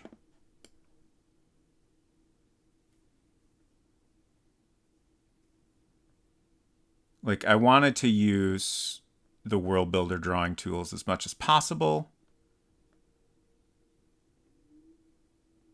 mostly for file size reasons, but also just kind of in keeping with the spirit of a World Builder game. But, you know, I mean, it was 100% designed for you to, you know, be able to work in other programs and drop in bitmap art and stuff. And like for small things, it's not a file size isn't a big issue. It's a little off center, but I think the size is good. Or is it actually that might be a problem? I think that works. We'll try that. Actually, trying to both dip further into RPG stuff for Fortune and Glory, but also need to explain it better to people who don't get it, which has been a hard problem to solve, for sure. I can imagine. Yeah, with this game, I've been trying not to worry too hard about explaining the gameplay to people. We are going to have a help screen that will hopefully help. But due to the nature of the game, like probably most people that play it are going to already be familiar with, you know, older games, older Mac adventure games, if not actual world builder games. So, I mean, haven't been worrying about it too much, but it would be nice if it's, you know, somewhat playable to someone that has no familiarity with any of these things. But that's always like my normal work is as a. I mean, I kind of do a lot of things. Ultimately, I make apps, but I consider myself primarily a UI designer, so that's kind of like a thing I just always think about is like, you know, whether any given interface thing is going to make sense to someone who's not already familiar with it. I think sometimes it's okay if it's not immediately understandable as long as you give a way to understand it.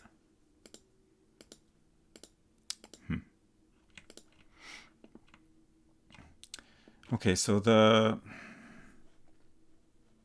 these parts I think should be coming out maybe not straight to the right, but they shouldn't go at a, you know, perfect diagonal like they are. It should be a little bit of an angle off to the right, I think. So more like that maybe. So like that's what we have. Let's try something like that. Culinary, good to see you. Oh, Val has to go to bed. Thank you for hanging out, Val. I hope you sleep well. The game is going pretty good, Culinary.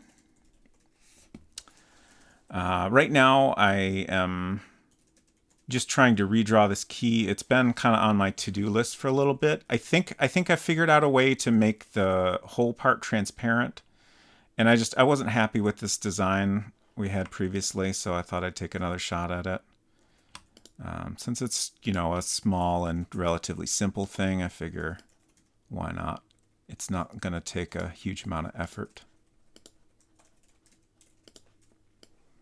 I think I'm just going to draw all the lines in here and then I'll remove the bits we don't want.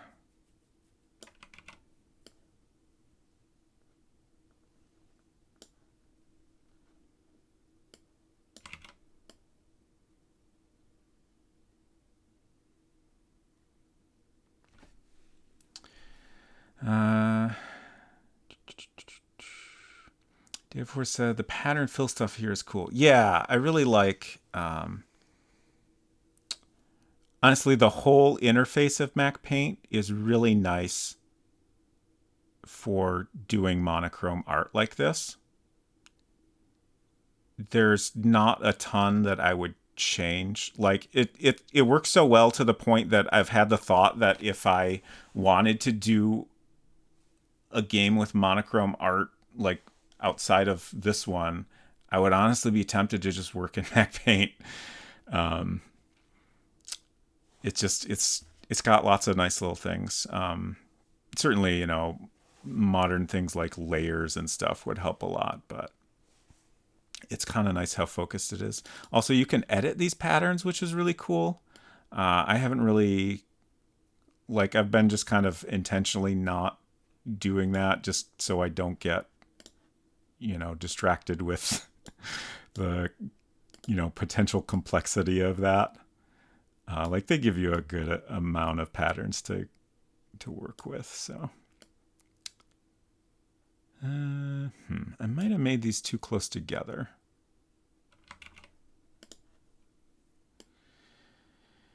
Davor said the interface familiarity is so exacerbated in games specifically too. There can be a very wide gulfs in game literacy. Yeah, 100%. Oops. Maybe we'll just start that over.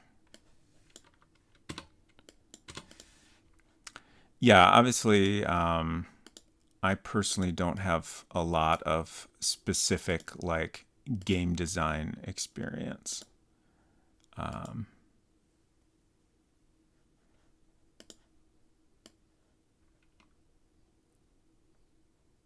But it is something I think about a lot.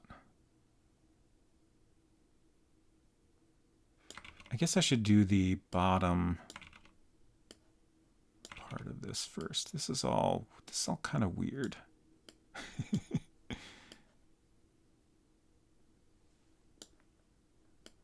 Okay, I think we're getting there. Maybe. I'm very curious if I'm going to be happy with this. Hey, Res Mason, good to see you. I am sorry to hear you have not had a good week. Same, honestly. I'm glad it's a long weekend. Wash my weary visage in your 1-bit stream, Pixel Man. I will do my best to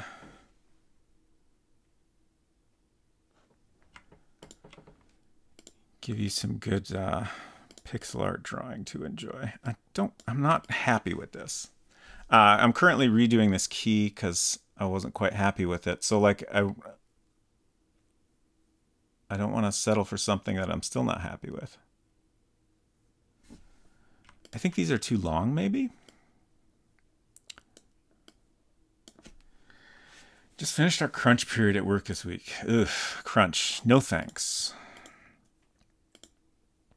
I'm fortunate enough to, ultimately, I'm fortunate enough that I've been self-employed for most of my employed years.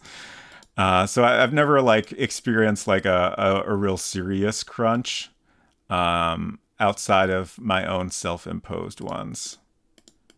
Which honestly, being self-employed has its own kind of weird, I sometimes feel like I need to make myself work harder than I probably should. So I'm knackered, as Bolt would say. Yes.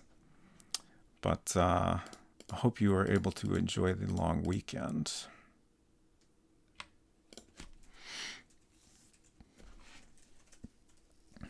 Self-imposed crunch is pretty real, though. Yeah. It's weird. You would think if you're able to recognize that you're stressed out by the situation you put yourself in, you would be able to say, okay, this isn't productive, this isn't healthy, I should simply stop. But it's frequently not that simple. I am getting better at it, I think. Honestly, streaming has helped me a lot because I used to frequently work on weekends. And one of the things I wanted to do once I started streaming regularly is to, have a stream to kind of start off the weekend.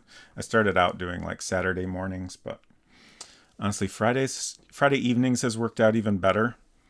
Because then I can, it helps break up. Like for me, the biggest struggle is like stopping thinking about whatever I'm doing during the week. So if I like have a scheduled thing that kind of interrupts the work stuff and forces me to focus on something else for a while, it just all works out a lot better. It was something the dev team decided on because if we nail this contract, we'll be getting an even bigger one. We did it though, and everyone was as kind as cool and cool as possible. Not a horrible experience, surprisingly, just a tiring one. Well, that sounds like, honestly, like the best crunch experience you can hope for. So I'm glad it worked out. This weekend is a lot like macOS Copeland. It dragged on with no direction and it's best forgotten.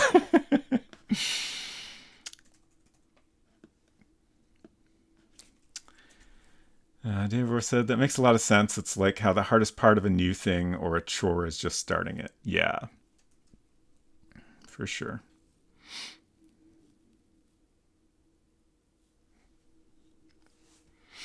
Week. Yeah, I figured you meant week rather than weekend. That makes more sense. This looks weird to me still, but I don't know why. Honestly, I feel like the ring doesn't match the rest of it, and I can't figure out why that is.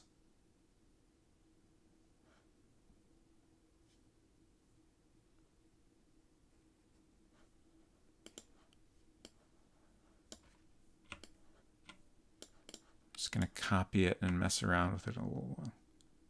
Fill the ring in. You mean like the kind of shading I had here?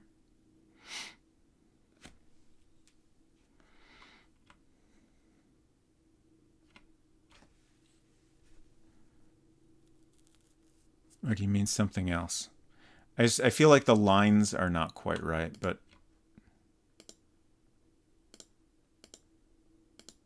I am going to try this just to, because I want to do this same kind of subtle dithering along the edges of it.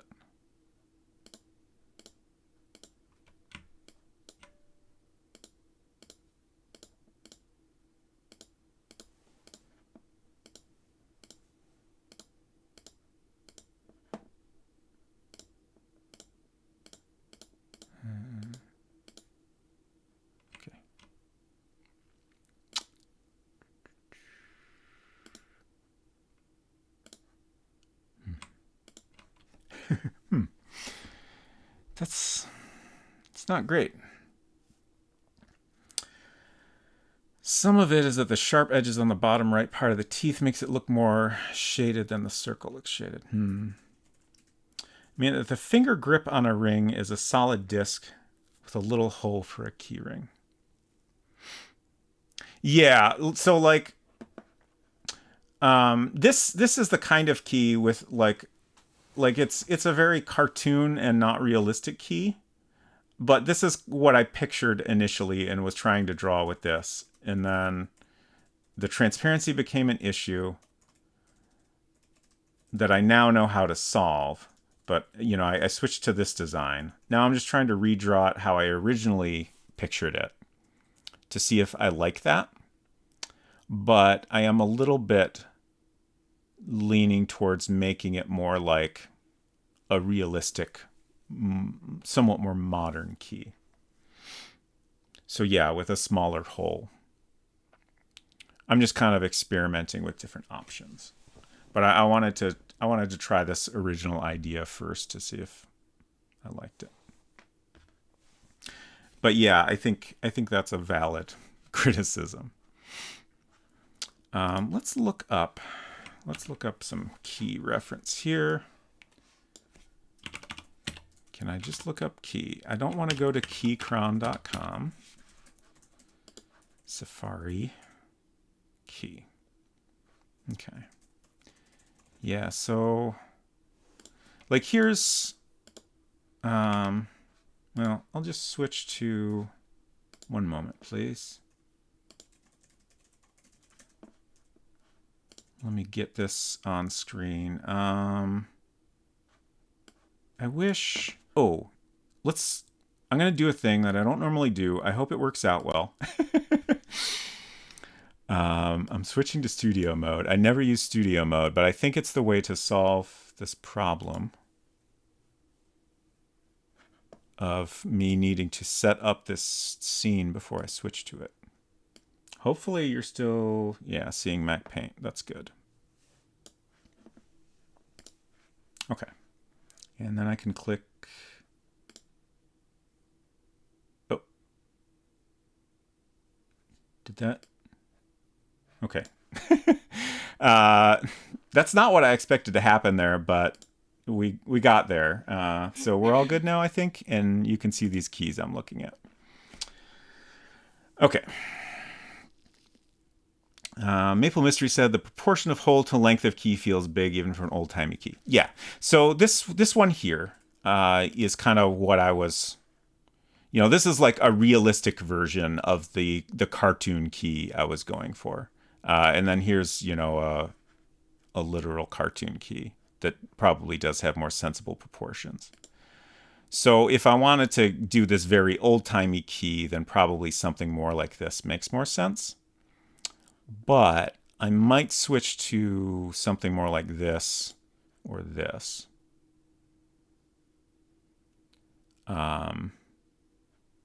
This is kind of fun, but honestly, it seems like a pain to draw. I don't want to spend too much time on this. Oh, that's a cool key. The key to the city of Springfield. Okay. Here's a nice variety of fancy keys. But let's try one like this next. And then I should probably just pick one and move on because it's not worth spending a ton of time on this key. I did use the word key as a keyword, and it all worked out.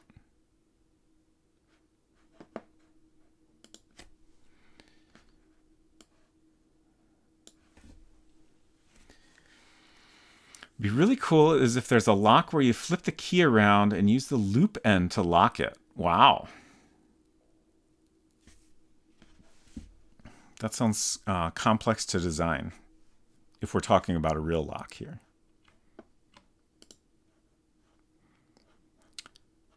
Okay, so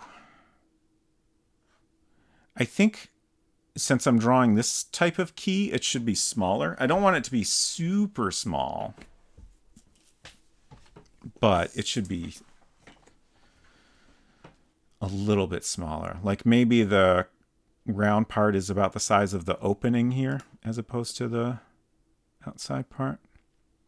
So let's start with that. That's probably a good size. Like we want it to be a big enough size that it's not super hard to click on. I'm going to do a line from the center first. That's kind of a nice angle. It keeps it simple since it's like a consistent 2-pixel. I'm just going to copy this.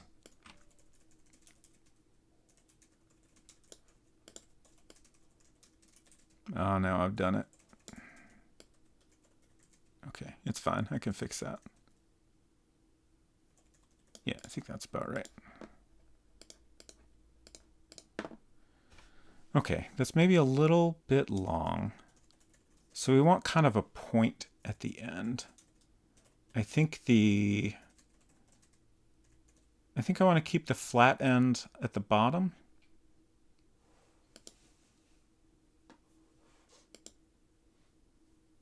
So this Gosh, this is going to be a little bit tricky, I think. But also...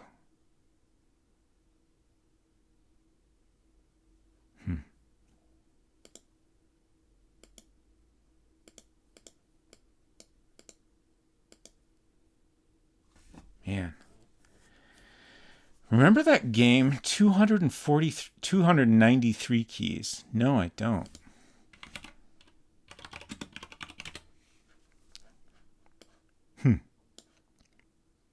You have 293 keys by 14-hour lunch break? Is that what you're referring to? That's a game on itch. It looks neat. I'm not familiar with it. Find the right key to unlock the door. That's the one. Okay. Throw away the keys you don't want. Did you accidentally throw away the key you need? Gotta keep trying them all.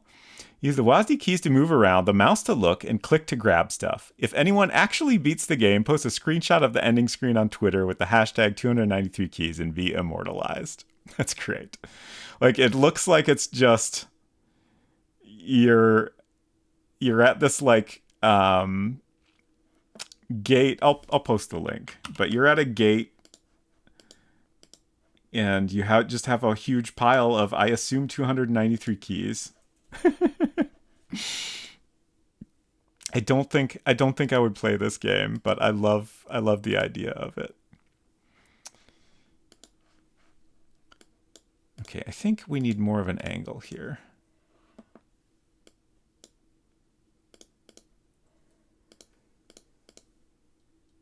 This is really hard to get this looking natural.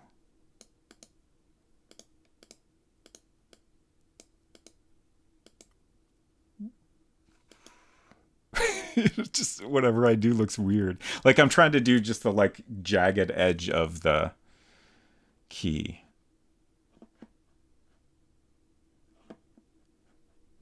Let's take out this and do a bit more of this end. So, like, this one I'm looking at is fatter at the top, which I think is pretty typical for this style of key.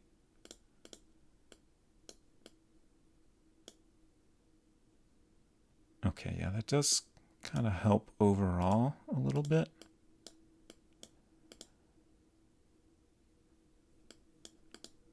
No, that was a bad idea.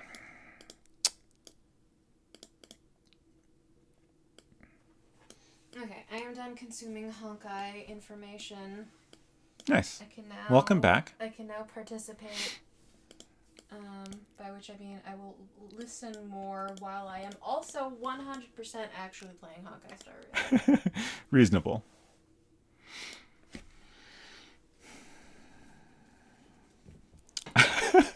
Glenn says, Dark Souls 3 is so loud. No matter how much I turn you up, this game always seems to be louder. It might also just be me mumbling too much, for which I apologize.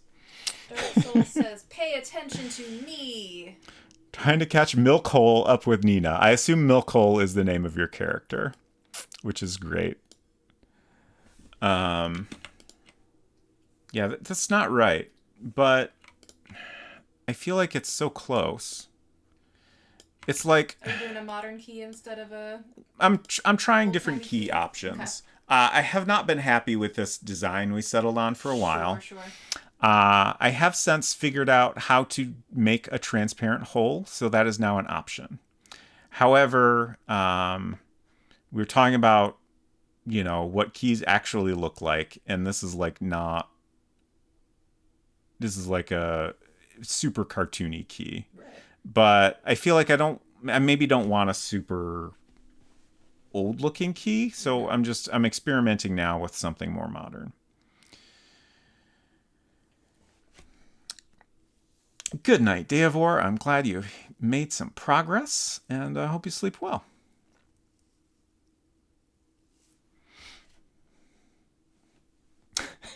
Mumbling means never having to audibly say you're sorry. Does it?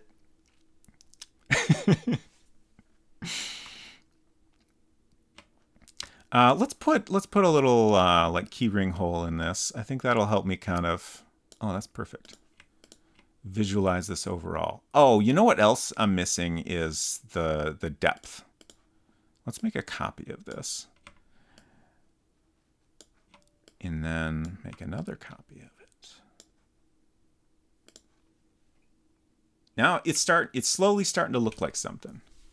And I think I might like this a little better. And one of the reasons I thought about doing a more modern key is, with this, I don't have to worry about making the hole transparent because it's small enough that we can just, put a little black in there and it's fine. I'm not quite happy with the jagged edge, but it's not bad.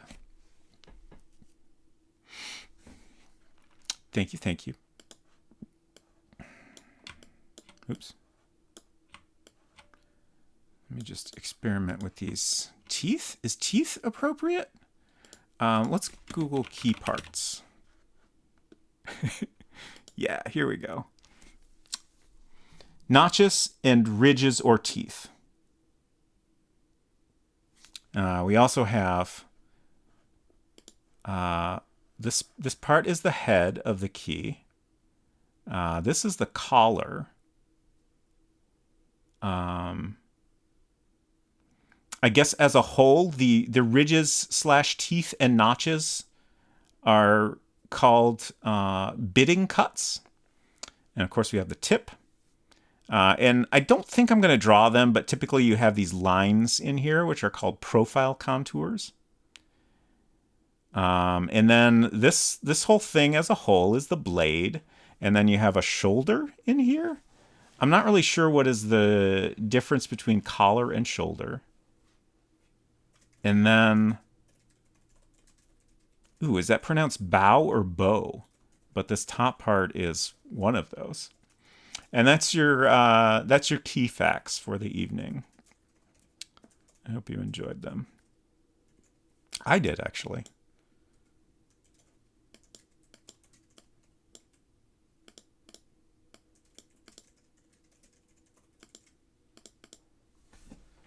Ooh, ooh.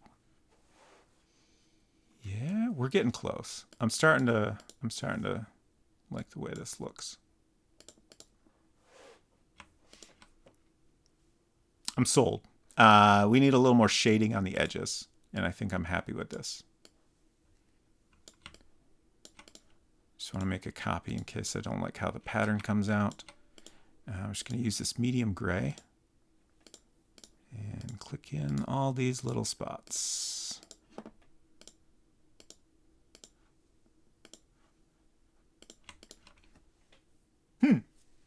That's not great, huh?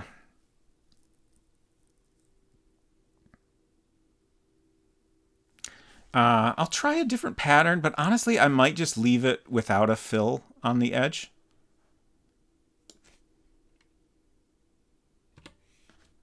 I would prefer to have a little shading there, but it doesn't, like, I don't think it'll look bad if it doesn't. So if we can't get it to look good, we'll just leave it.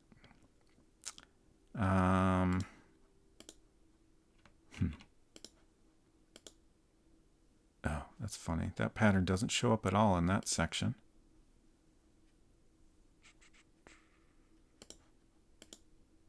The other thing is, like, I could try shifting it a pixel and then do the same gray fill. It might come out better that way. Oh, I already deleted the other one. Okay. Well, let's try that again here real quick.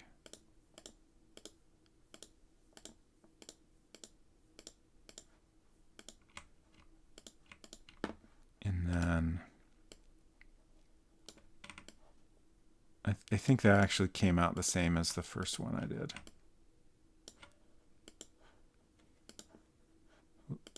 Not the spray can.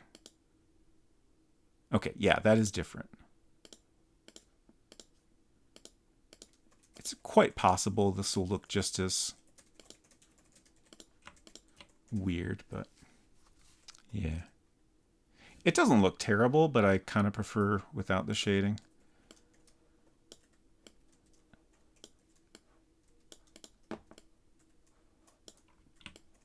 Let's try some other fills here.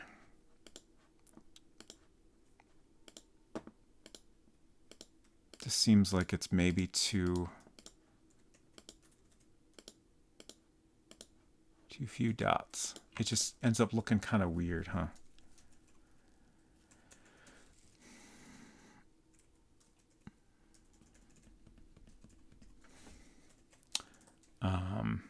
Opinions welcome. I'm kind of leaning towards no shading.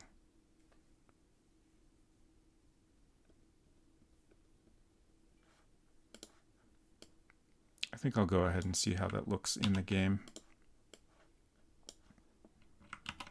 It'll definitely be easier to decide how it looks when it's on the ground.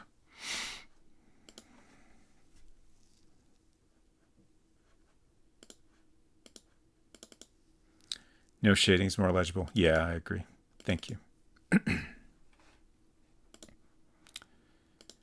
Okay, normal guy. Normal key, not normal guy. At some point, we need to decide what rapier sharp wit looks like. I can't give a good explanation for this, but my one thought as to what rapier sharp wit looks like is a ball of yarn.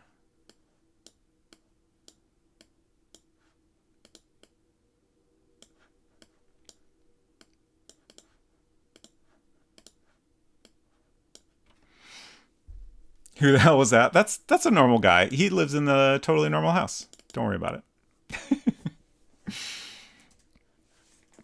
Okay, let's get all our items in one spot. Okay, so we need to move the key, but that looks pretty good. Now let's go... Oh, we should have grabbed the bone. We can just cheat again.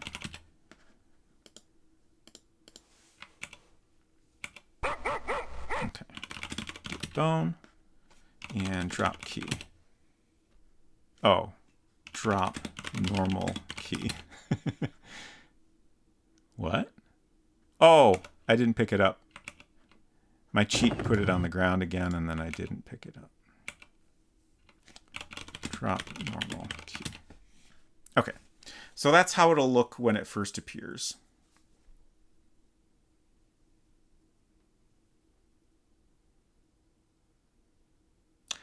It's not perfect, but I think I'm okay with it.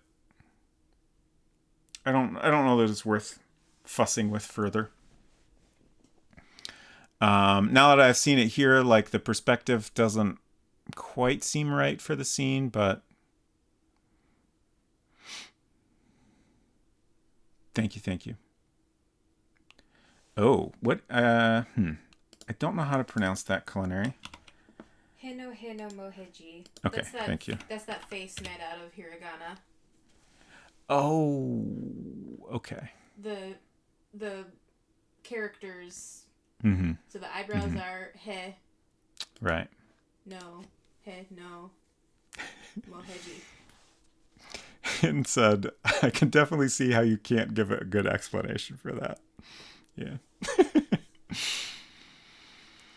At least 100 times better than the snake in Enchanted Scepters. Wow. High praise. The snake in Enchanted Scepters was perfect. Yeah. Personally, I don't know that I've drawn anything better than that snake, but I appreciate it nonetheless. You could give a 1-pix white outline. So that's actually really difficult.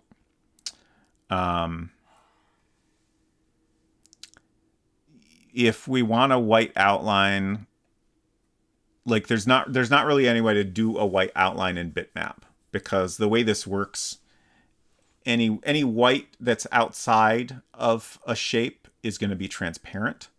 So in order to get a white outline, the only option I have is to, with the polygon tools in World Builder, draw a shape that's like exactly 1 pixel bigger.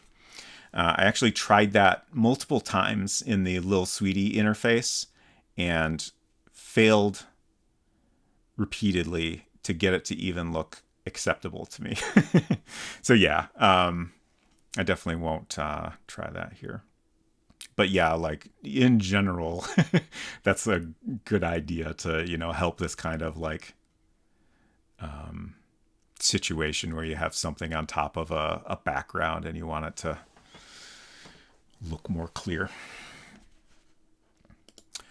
Okay. So yeah, I think I'm happy with that. Actually, let's go ahead and fix the positioning of it. So I'm gonna... So I've been trying to keep the items at the bottom and roughly center-ish so that if the player happens to drop them in a room other than where they found them, it will look relatively natural. Like, I'm okay if the perspective doesn't quite match, but I don't want it to look like the object is floating or like in front of something that it wouldn't realistically be able to be in front of. Actually, maybe I'll leave the key here and just move the skull over, because I kind of like the way these other 4 objects are lining up here. So let's just move the skull over like that much. So 20 pixels, 25. Just make the key the same size as the dog who only speaks French. Did we already determine that the dog only speaks French at some other time that I just forgot? At one point this evening, Hinton suggested a dog that only speaks French. Okay.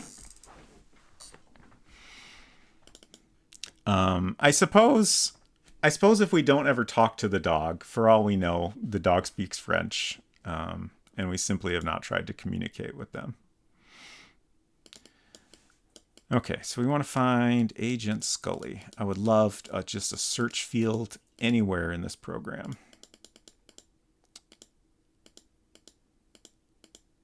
Agent Scully. This is the one that's on the ground, so we're just going to move this.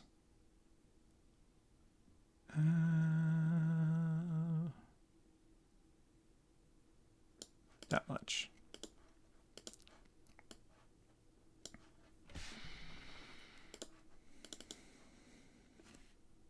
Most skulls are homemade, true. Cheat items. Good. I might move it down and right a couple more pixels. But that's just me being fussy. Scooch that skull, exactly.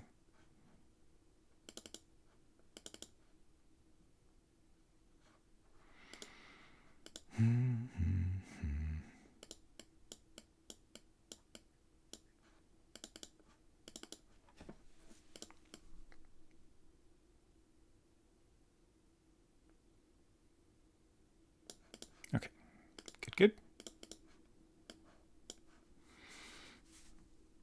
The skull scooch sounds like an animated cartoon from the 30s.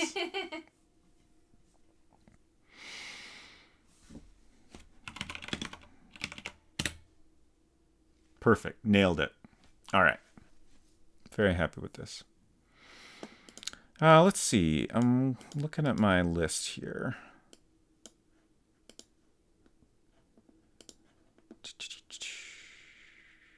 All right. The little sweetie sad eyes.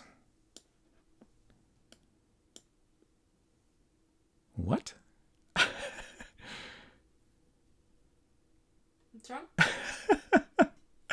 I wrote, and I quote, don't bend back button. What? That's in my notes. Don't bend back button. Okay. I don't know what that's supposed to mean. Okay. It also says up left should go back also. Oh, I know what this is supposed to mean. Okay, so I had this idea that, wait, no, we have all the cheats we need. I think this was maybe supposed to say don't show back button. Don't bend back button. I think I was probably very tired when I wrote that. But who knows? Oh, right. We need to go where there's Wi-Fi to show you what I'm talking about.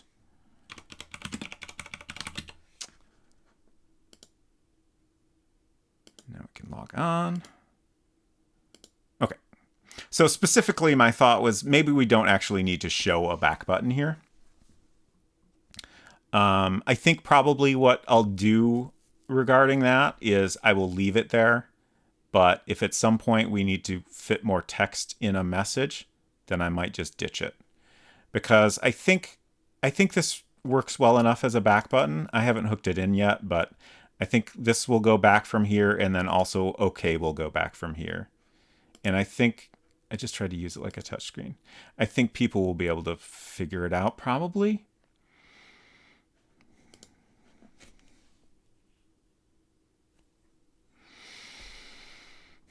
Buttons on Lil Sweetie? Oh, you're just trying to understand my note? I think so. Yeah. Okay, so back to my notes here. We redrew the key. We made the book perspective. I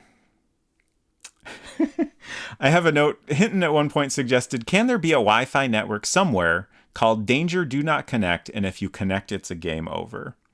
Which I do kind of love. But I think I will save that idea for later.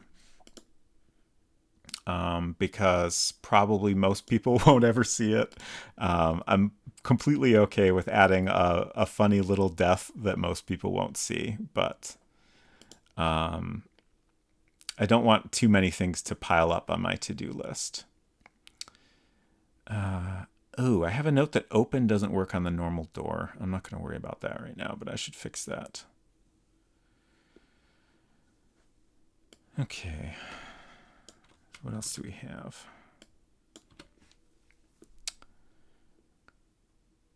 All right. I've talked previously about how it's a little weird that the Lil Sweetie doesn't have a keyboard for typing, which is a thing that's probably important for writing an email. I think what I'm going to do with that is just say in text that there's a slide-out keyboard. I think that's the solution I'm happy with.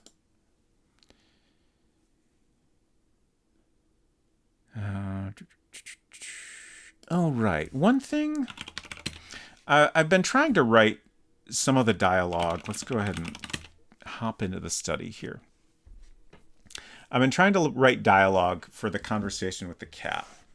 And some of the dialogue I wrote, I decided that it would be good if, like, the cat was busy doing something and just kind of annoyed by you interrupting that activity. And to me, it seemed like the obvious thing for the cat to be doing was reading.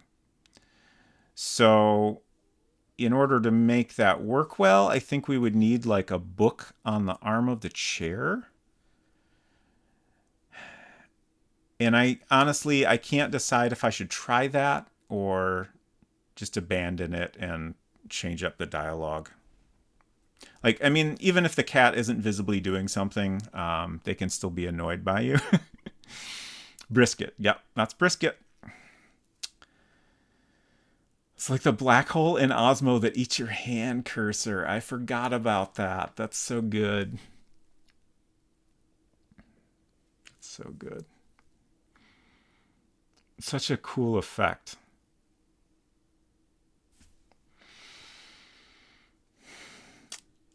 The thing in Osmo that grabs your hand cursor and eats it and burps.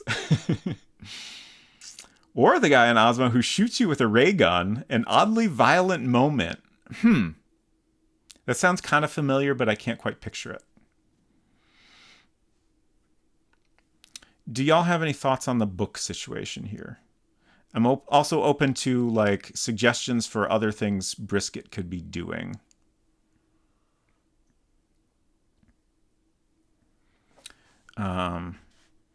I think I will start by... I'm going to take a screenshot, which requires me to go in and disable screenshots in modern macOS. Keyboard shortcuts. I wish there was an easier way to do this, but not that I'm aware of. Okay. So I'm just going to take a screenshot of this. There's not any obvious indication that a screenshot has been taken, but we now have screen 1 down here. Brisket can be reading on their Google Glass. That is certainly an option. So I just wanted to have a reference here for what this scene looks like.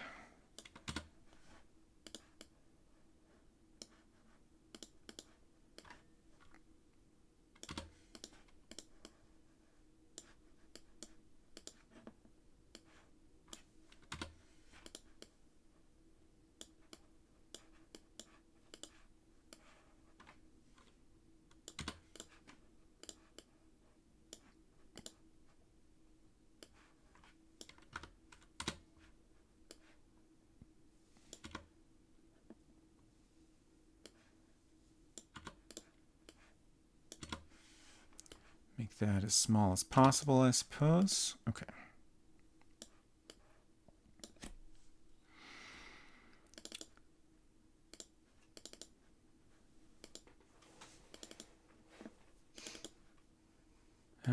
Do we have... Okay, we have a cat 1, so cat book 1. All right.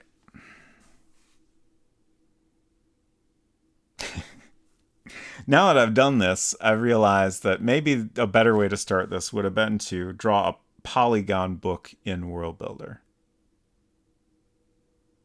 Like, that's a little bit of an easier way to draw on top of here in a way that I can separate it after I've, figured out the general shape. So let's quit this and do that instead. Maybe he's sitting on something. Maple Mystery says, I think this is my favorite screen. It's too cute. Thank you. It's definitely a top contender. I think overall I prefer the little sweetie UI with the mascot and everything is tough to beat for me. But Brisket in the Study is way up there. And I'm very happy with how the way it looks when you turn the lights out is very neat too. Thank you. Study. Right, the cat's not in here because that's a separate object. That's not perfect. Let's bring the cat in here. Where's Brisket? There's Brisket.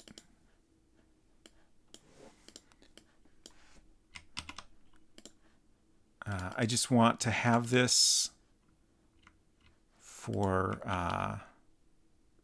reference for where Brisket is. I think what I'm going to do here is delete some of this stuff. That should be fine. That gives me just a place to click where I'm not selecting things. And when I'm done drawing in here, I just have to remember to not save. Very important to not save.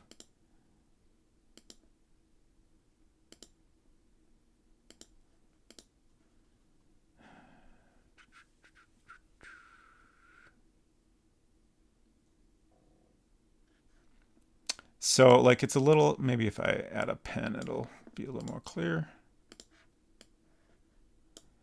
I don't dislike this. Honestly, I thought it wasn't going to work out, but I kind of like how this looks. Like, the idea is it's kind of, just resting on the arm there.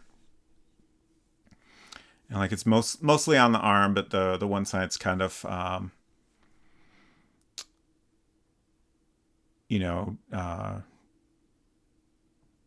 drooping down.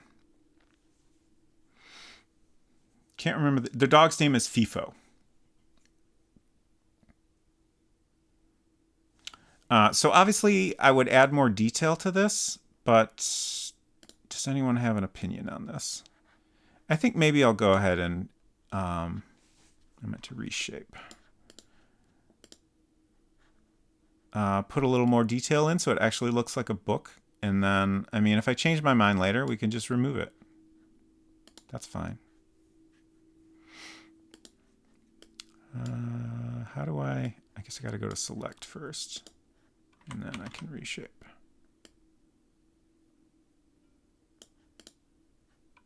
Maybe that's bad, actually.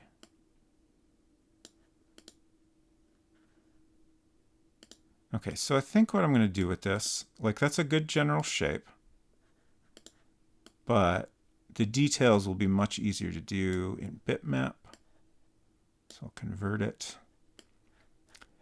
capture those bits. You're welcome, Hin. And now's the important part. Don't save. No. If I did accidentally save, I could always... Well, I assume you could copy vectors from a completely different world builder file. I can't imagine why that wouldn't work. I do have lots of backups.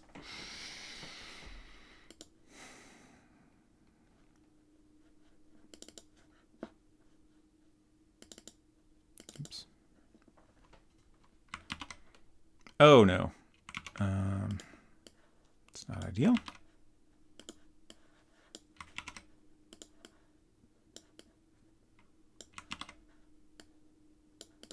Okay.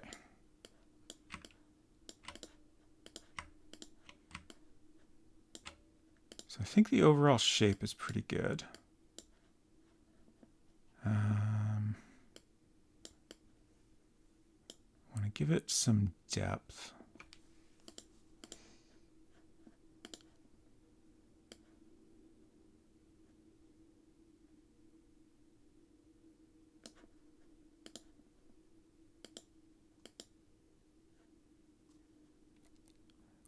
What's the heh about?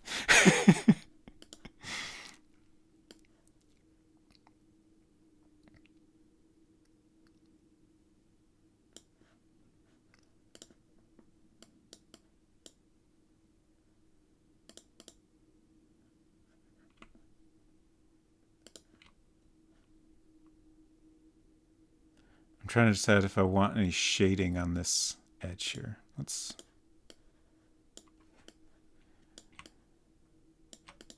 I'm pretty happy with this. The questions are, do I want shading on the edge? Looks a little messy. Oh, all the pixels coming along for the ride. Yeah, like honestly, I don't know why it did that. Like the bitbox I copied from was very small. And it was, just a little bit bigger than the book. So kind of weird. Weird and unexpected. Let's try a couple other patterns here. Actually, first let's try moving this a pixel. See if that works out any better. That does actually look a little better. That might be good. Like it gives, like this edge is darker, which gives a little bit of the effect of like a shadow from the actual pages of the book. And then I'm trying to decide if I should put any like lines on here to suggest, the text, which is a little bit tricky, but we're going to try it and see how it goes.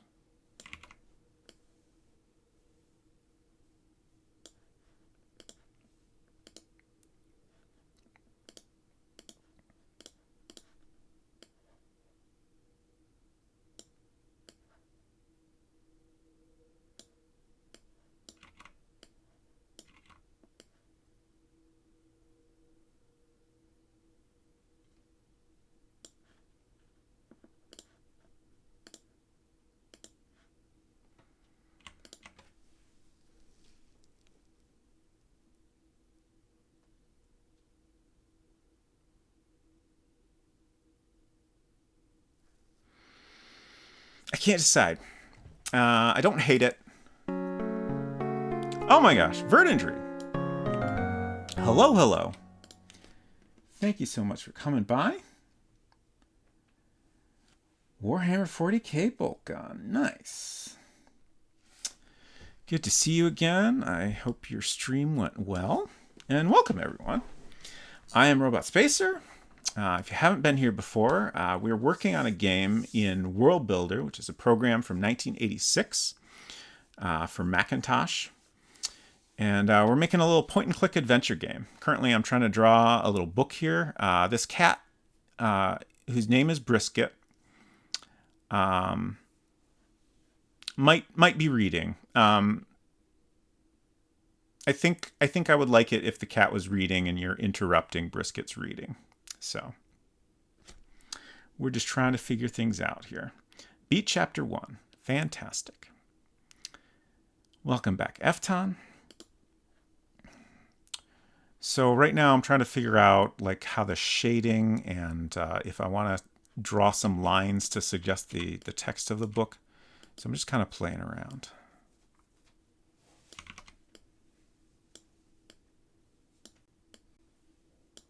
I feel like I like having some lines here. What I'm not as sure of is if I want, like that feels like too much, but maybe we can do like a pattern. So we just have some dots, but that might still be too much. I think it is. I think what we'll do is at most have lines on the one side that's hanging down. I'm just going to try to see what a little bit of shading along here looks like. That's a mess. It's not working at all.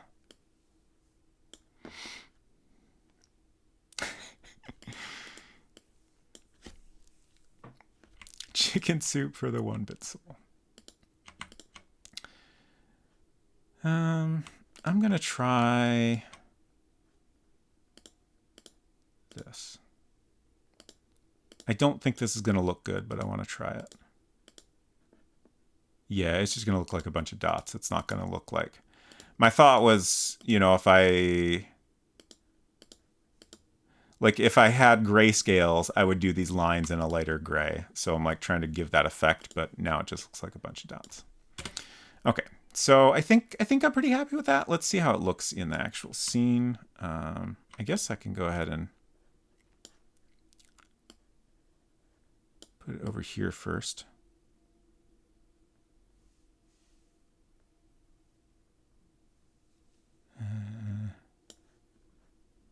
So it'll kind of look something like that.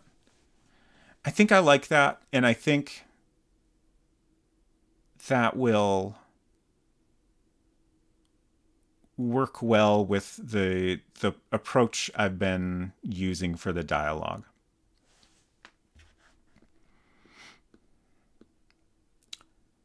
Just kind of Brisket has an attitude of generally being annoyed at you for interrupting their reading. Oh, okay, good. I thought I made a copy when I moved it over there, but I did not.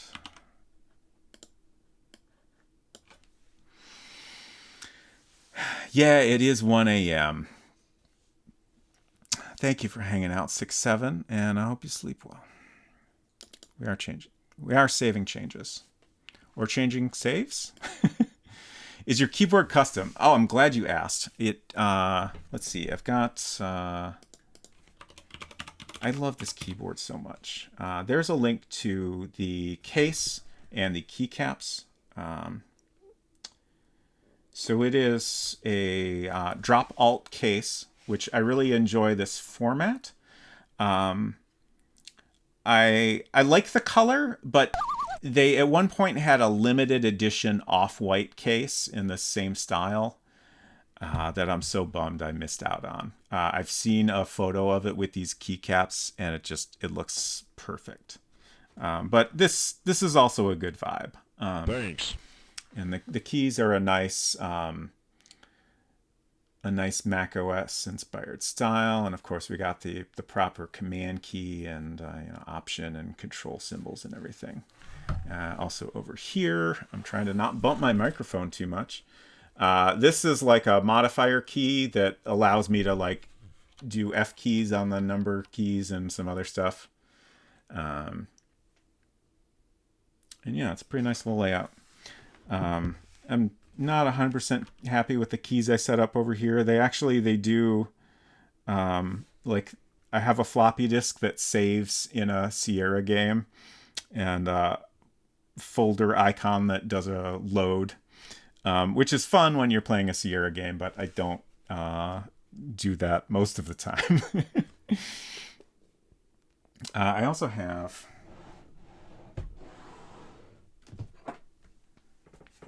this little numpad, which, like, the vibe I was trying to go for here was like original Mac keyboard, but like modern take on it. And the original Mac keyboard has this really cool design where, like, you have the main keyboard is very simple. It's actually even simpler than this. Like, it doesn't have the arrow keys or this extra row on the side. But then there's also a numpad that you can connect. It's just a really neat design. It lets you swap it to either side. You can unplug it and move it out of the way if it's, not something you need right now.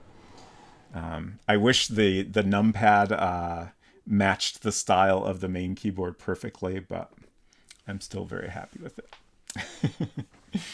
Thank you for the water bird, and thanks, Efton. Constantly on the never-ending search for a Model M that isn't ridiculously priced, but I'm digging. Interesting. Model M. I'm not familiar with that one.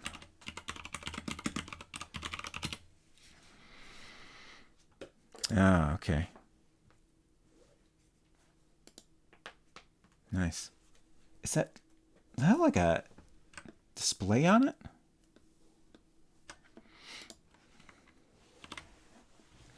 The classic IBM keyboard. Okay. Got it.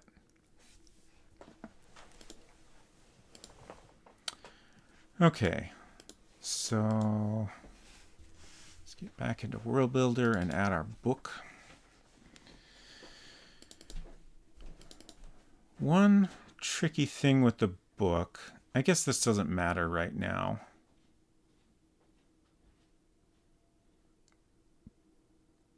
I think the book should be a separate object and not part of the background. The tricky thing with the book is you can turn the light off in this room. And accomplishing that was difficult. And if the book can stay there, that's a problem. I think what I'll do is just have the book disappear along with Brisket. And you can't actually turn the light off until Brisket leaves. So that kind of solves that problem. I don't 100% love it, but I'm also not bothered by it too much. So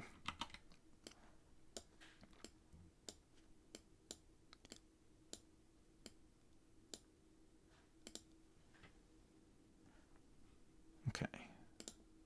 Pretty good. Let's try.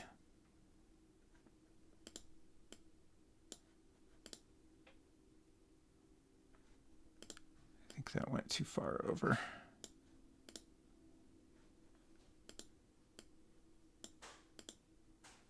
I can hear the sounds of Unsecret Crush preparing for bed.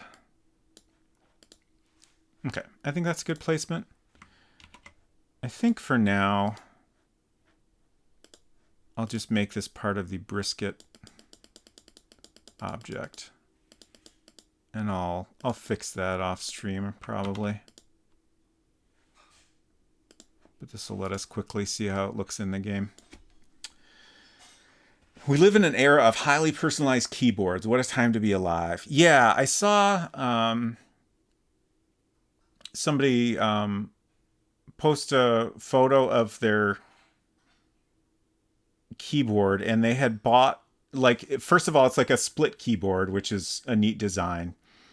And then they had bought some little like LCD displays for it, just tiny little, like, maybe 1.5 inches long, 1/2 inch wide displays that are programmable, and like attach them on like the inner parts of the keyboard, and then set them up to display, like, I think battery life, because it's a wireless keyboard. So like they show the battery life of each piece of the keyboard.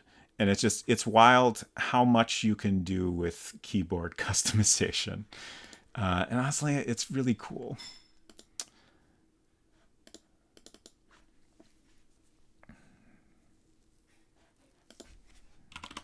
So let's get in the study. Yeah. I like that. I might adjust Brisket's position a little. I think a pixel or two to the left might help. Let's try that. It's a little tricky because that might make other things look weird, but I want to give it a shot. Would love a custom made one, but the conversion rates and shipping costs to Australia just make it super not worth it. Yeah. That's a bummer. What's Brisket Death about? Okay, so if you mess with Brisket's tail, you will get murdered. And Brisket Death is what you will see just before you die.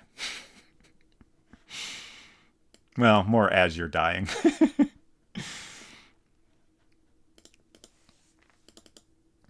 And I think ultimately there might be quite a few other ways to get murdered by Brisket.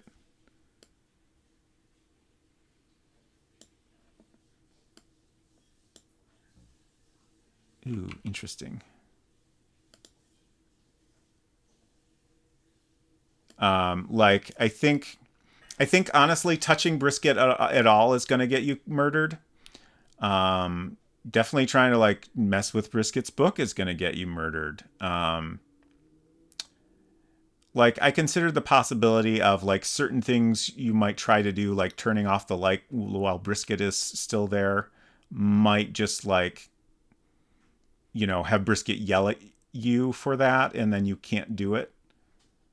But if you keep trying to do it, that might give you a death. That's the kind of approach we've taken with the other deaths so far. Don't risk it. Hello, Caterpiggle. Welcome. So I moved Brisket 1 pixel over to the left, and I know that's going to make weird things happen with the background patterns. So I think I'm going to try moving this all one to the right. And we'll see what that looks like. So basically Brisket is back in the original spot, and the book has been shifted slightly. Let's see if that looks okay.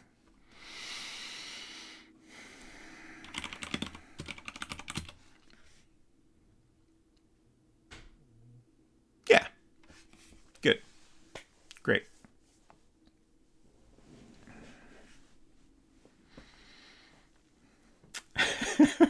Brisket pixel or Brisket element. Yes, correct. Okay. So that's done. I'm just going to look through my to-do list again and see what else we could maybe work on for a little bit. I probably shouldn't go too much later, but as is often the case, I don't want to stop making art. Having a good time.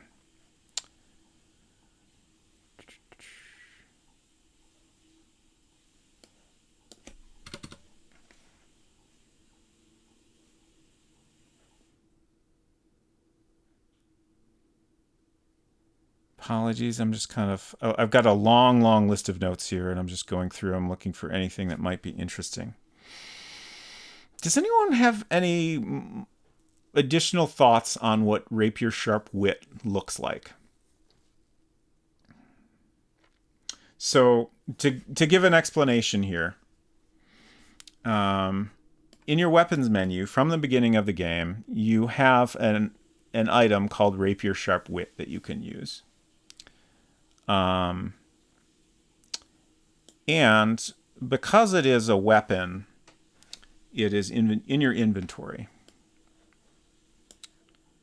which means you could drop it. So that means we need to decide what rapier sharp wit looks like. It's a spoon. Interesting.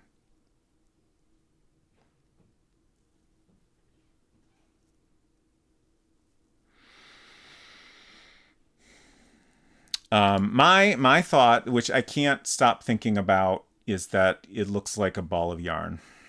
And as I mentioned earlier, I can't explain why I think rapier sharp wit looks like that, but I'm very tied to it. Any reason why it's not simply a rapier? I think that's too obvious. Okay. It's not a... I mean, it's not a rapier. It's rapier sharp. Sure. Wit. Sure. In what way is a ball of yarn sharp? Or witty? I mean, it's not... It's a representation of a non-physical object. Mm-hmm. And that is... I told you I can't explain it, and you're asking me to explain it. A pipe. Interesting. Culinary, I don't know that that's quite what we're going for, but I love your suggestion. A bookmark, a fountain pen. Mm-hmm. Mm-hmm. The pen is...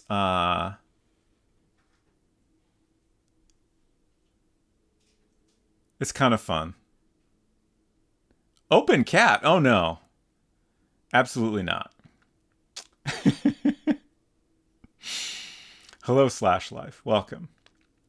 Pen is mightier. Exactly. Yeah. I understood your reference.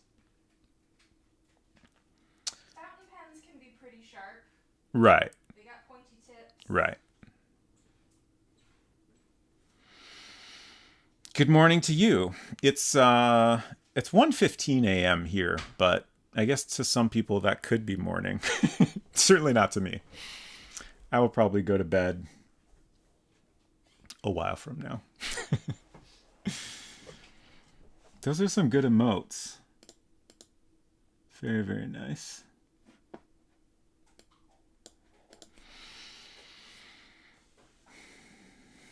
I beat a hard boss in Dark Souls 3, so Lily stuck her nose up to my nose, then gave me a big lick. That's very adorable. One of those Groucho Marx nose glasses things. That's interesting.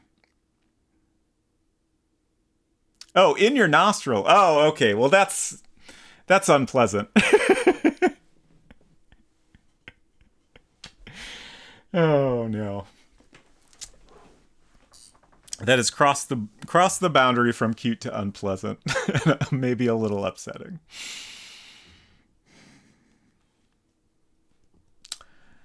Oh, we have so many good ideas here. A jester hat. Interesting. To me, that doesn't seem quite right. For wit, specifically. Not to complicate things too much. Yeah, sure. But this is going to in no way solve your current problem, but perhaps create a new one. Good. What if there was an item called a train of thought? And you could lose your train of thought. Oh. And it was like a little toy train or something. Mm-hmm. That's it. That's the whole thought. It's pretty funny. I had. Uh-huh. Whoopee cushion. What are you looking at? Oh, you're just looking at chat. Okay. You put chat on the TV here for me to look at it. So Yeah. Just the way you were leaning was confusing me, I guess. I don't know.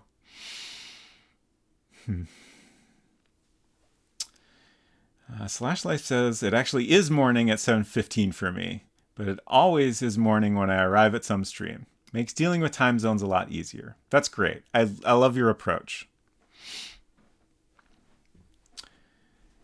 Rapier sharp wit is a bag of marbles. See, I don't know why, but that, like, that feels more right to me than most of these suggestions. Like I like all the suggestions everyone has. They're all good. But for some reason, something like a bag of marbles feels more right to me. Like it's similar in concept to the ball of yarn to me. Like it's a collection of one thing. I don't know why that seems like the correct thing to me. Postfix, hello. Certificate confirming the player's very high IQ. That is pretty funny. Scarecrow's wits are represented by a certificate. Oh, really? Interesting. I do kind of dig that. That's kind of fun.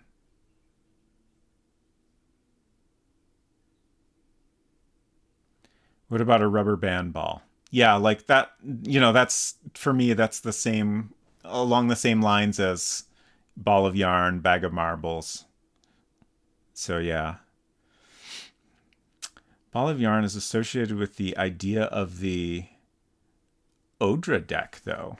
I don't know what that is. I will look it up.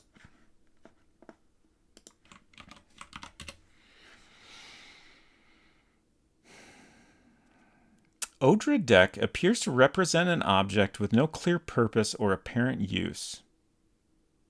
Interesting. It appears not unlike an exhausted spool for thread. Well, I assume a ball of yarn is like another interpretation, but like exhausted spool of thread is like almost the opposite of what I'm suggesting. Mine's all thread. No spool. Marbles as in lost my marbles, but you got all of them. Yeah, that's pretty good. A book of knock knock jokes. That's kind of funny too. Okay, so we might have to do a poll for this. I am gonna like narrow down these ideas somewhat on my own. Ball of yarn. I'm just gonna type out a bunch of them. I might narrow them down further before we do a poll. Bag of marbles. Certificate I like a lot. Knock knock joke book.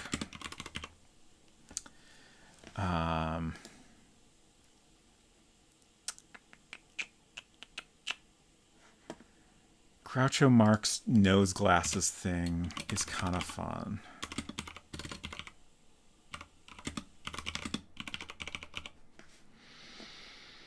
Oh, the pen. The pen was a really good one. Fountain pen. Bowling ball. Interesting. Do you have any explanation to offer for bowling ball? It's totally fine if you don't. Lightning bolt feels like not too much of a physical thing to me. Obviously, we could have like, I don't know, it's like a physical like icon of a lightning bolt, I guess. But I'm not quite into it. A ball of yarn but with a bunch of razor blades stuck in it. Oh no. It sounds very dangerous.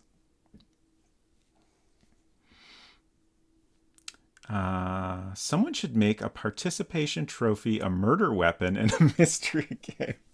And then Culinary said, I think that happens in an Ace Attorney game. Wow. We have a winner. What's the winner? Martini? One bird of a feather.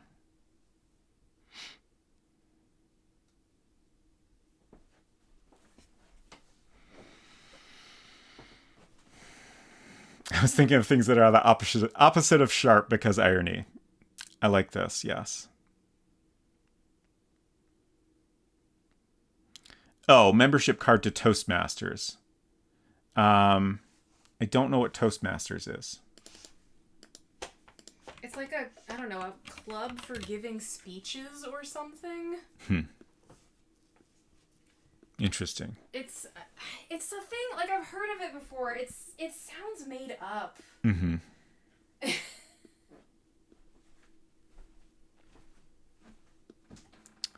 Um, I feel like the certificate idea can kind of express the same intent there. Like having a certificate of wit is kind of like hilarious and meaningless. So I lean more towards that.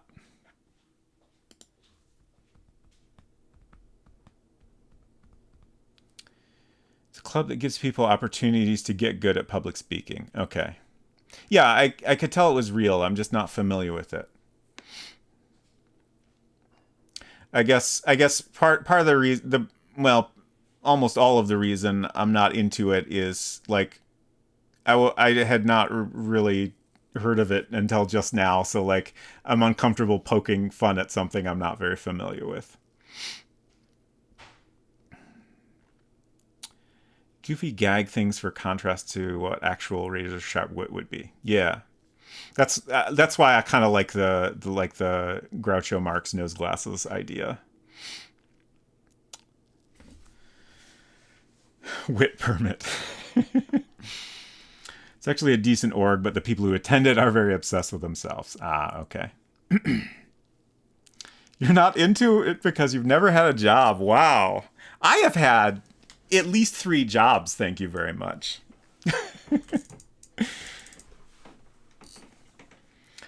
A 3D monocle. Actually, I have no clue what kind of objects we're looking for. I mean, we're just trying to figure out a way to represent rapier sharp wit as a physical object. So, I mean, it could almost be anything. Yeah, I was also wondering if there are 2D monocles. I'm not sure what the difference is.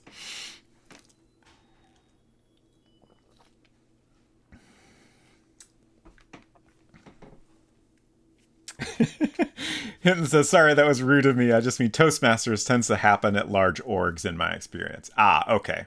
Got it. I did at one point have a job at a reasonably sized software company. But we were not forced to go to Toastmasters. Okay, so I have 6 options I like here, which is unfortunately one too many for a single poll. So let's just split this into 2 polls. I'm trying to think of the best way to split these up. I want to kind of separate similar ideas, maybe. So I got to do my own poll because Unsecret Crush is getting ready for bed. So just a moment, please. Places like libraries. Oh, no. I accidentally opened my own stream, and then I heard myself talking at the same time I was talking. How did I end up here? I'm asking myself that same question. Ah, fair. I hope you figure it out. I think I figured out. I clicked on the wrong thing is how I ended up there. I guess I thought I left something in here, but I'm looking into the room and I don't see anything that I need. You probably don't need your computer or your headphones. No. So while I'm here, I guess I'll just do this. Okay. Good night. Good night. New poll. That's what we want.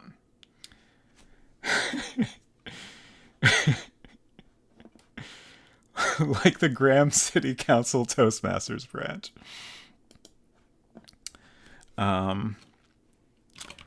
So I'm just going to say best representation of rapier sharp wit. And then our first poll is going to be ball of yarn, certificate, spelled correctly, preferably, and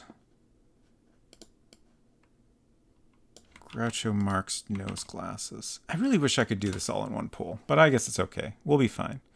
I think I need a quick break, so we'll do a 3-minute poll, and get your votes in. Even if the next poll will be Bag of Marbles, Knock Knock Joke Book, and Fountain Pen. But even if your favorite is in the other poll, pick your favorite out of these three. And then we'll have a final poll to pick the overall winner, probably. But I'll be back in just a minute.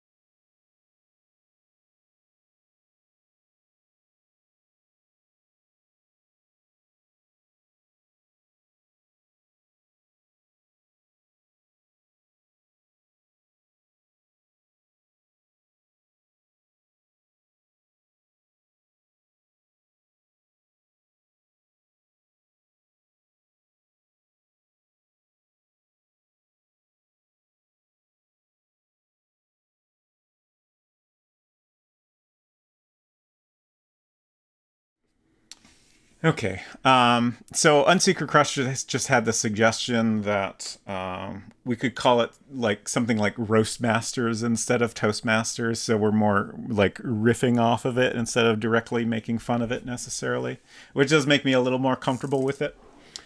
So I think what we're going to say here, Certificate just won with 3 votes. Ball of Yarn 2, Groucho Marx 1. Just going to make a note of those votes. But I think what we'll do is if Certificate is the overall winner, then y'all will have an opportunity to convince me to do a Toastmasters reference with that one.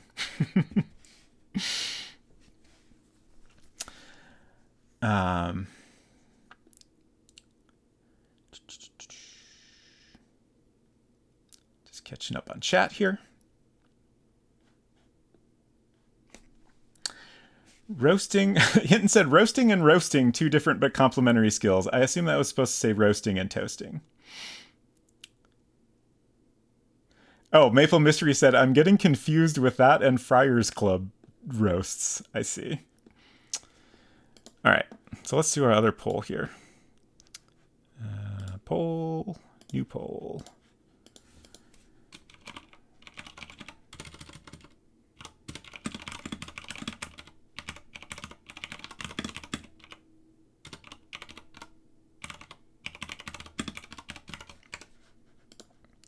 So this one's going to be Bag of Marbles,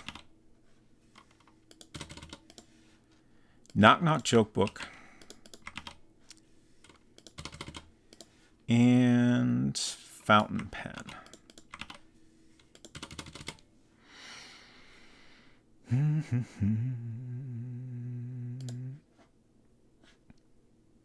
Okay, get your votes in.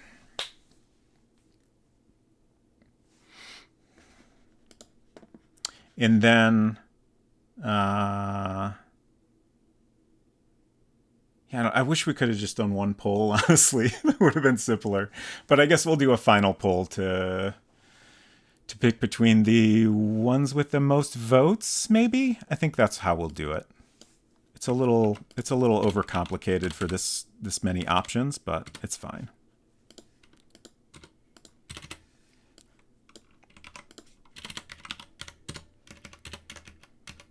It feels like the most fair way to narrow things down.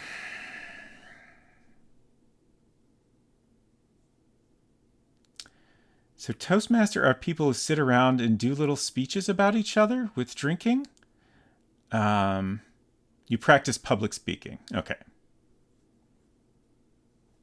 Any topic, really. Got it. Fascinating.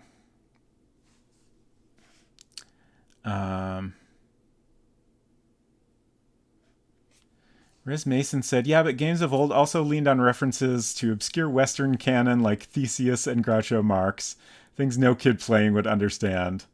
Castle of Dr. Brain had a 2001 Space Odyssey joke that went way over my head. Yeah, my feeling on those kinds of jokes is like, I don't mind them as long as like they're not too confusing if you don't understand the reference. Voting in online polls about wit representation feels very Toastmasters to me. Wonderful. I'm glad to hear that. I feel like this is the correct approach then.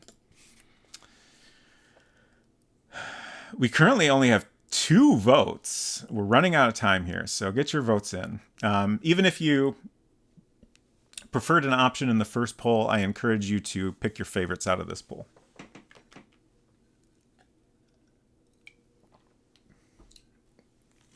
I think that will give us the best final results. Also, I completely forgot to vote.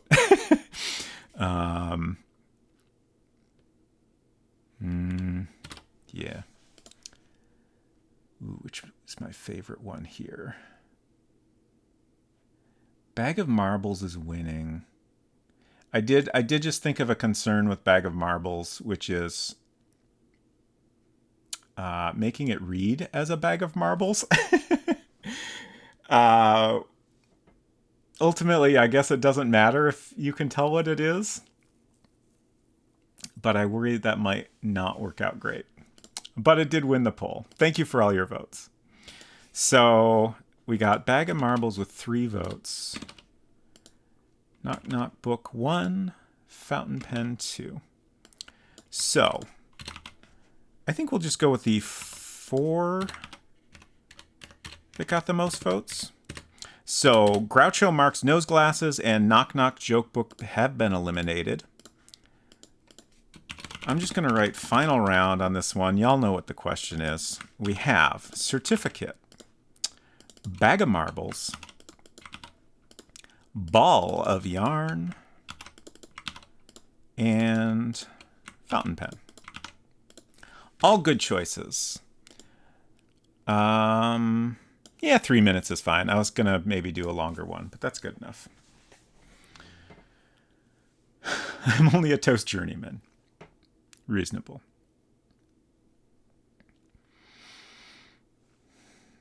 Yeah, conference room is definitely what I was imagining for what y'all have been describing. Confusing image is my favorite adventure game trope. Yeah, my thought with the marbles is like, it's going to be hard to tell that it's meant to be a bag of marbles. And like, if you look at it, it's going to be described as rapier sharp wit. So we can't really explain. I guess we could figure out a way to explain that it looks like a bag of marbles, but it would be tricky. So that's not my favorite option. Certificate in the lead. We still got 2 minutes to go. They also do competitions at larger venues. Fascinating. A speech-making competition is very interesting. Toastmasters clubs have been around, have met up in like staff cafeterias. Ah, okay. So like they just kind of picked the, you know, a room at the office that, you know, could fit everybody, I assume is what happened there. Also, like, is Toastmasters? Oh, right. It's actually called Toastmasters International, isn't it? I was just about to ask if this is an international thing, because it seems like people from all over are familiar with it. But it is, in fact, called Toastmasters International, so I guess it probably is. What? Unsecret Crush said, I did that in high school. They called it forensics for some reason. What?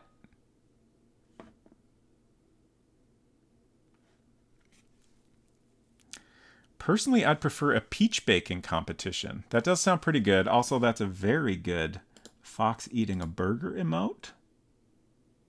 I love it. Yeah, and me too, Slash Life. I had never heard of Toastmasters until tonight. Or if I had heard of it before, I certainly forgot about it immediately. My school called it sleuth. Fascinating. Speech and acting was what we called it in my school, but the regional competitions were called forensics. What? Why forensics? I'm like,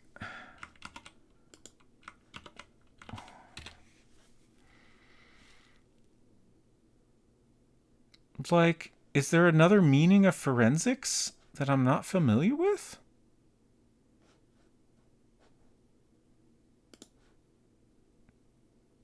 Dang it, Google. Give me a definition page. I want the full definition page, Google. Here we go. Merriam-Webster to the rescue.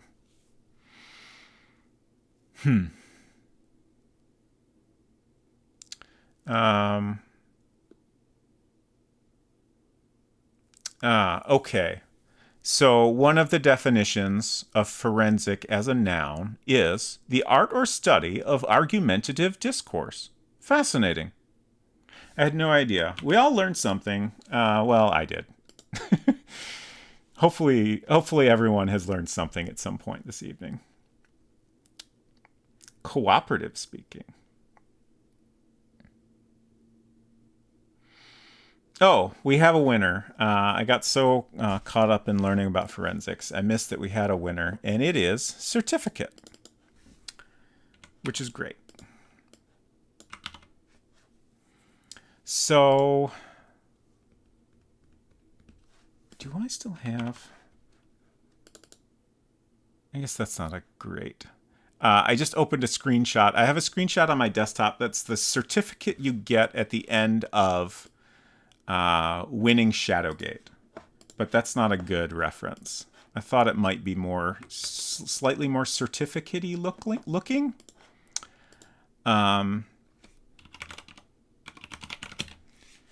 So I think I'm going to go ahead and draw a little certificate here.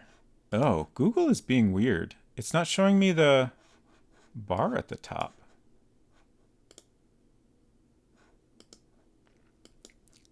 Has my ad blocker gone rogue?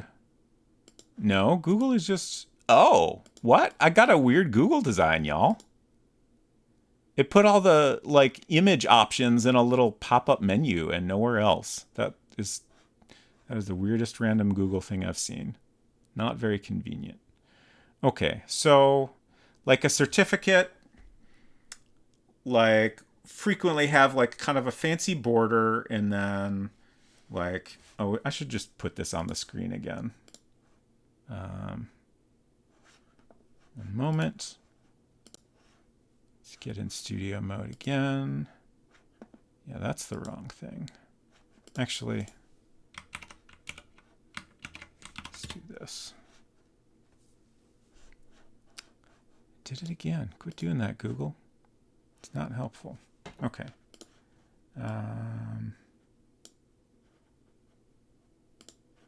There we go. Okay. So here's some various certificate designs. Who stamps the certificate of wit? I mean, it sounds like it might be Roastmasters. A certificate of successful Toastmasters audience attendance. So this is primarily an object you'll see very small on the ground if you drop it. But we might potentially have a way to look at it if we want to go all out for the goof, or we could just have a text description that kind of gives you more detail about what it says. But I'm cool with the idea of like some sort of like Roastmasters certificate. If y'all think that is a good approach. Hinton says there are 84 registered Toastmasters clubs in my region. Just in your region? That seems like so many.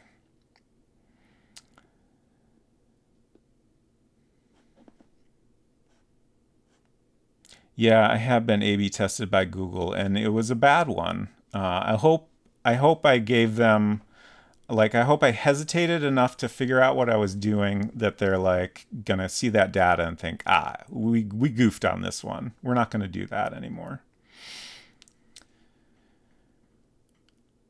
What's our in-universe version of Mensa?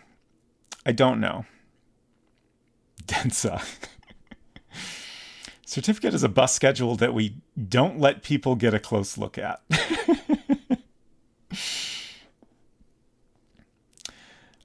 So anyways, okay, I got confused for a second. Let's get out of studio mode.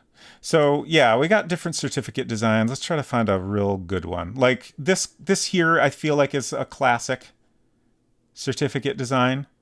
So we might do something like that. But I'm just kind of looking through some different options here. Here's a bunch of examples. Yeah. They're all kind of bland. Here's another fairly classic design, pretty similar kind of thing.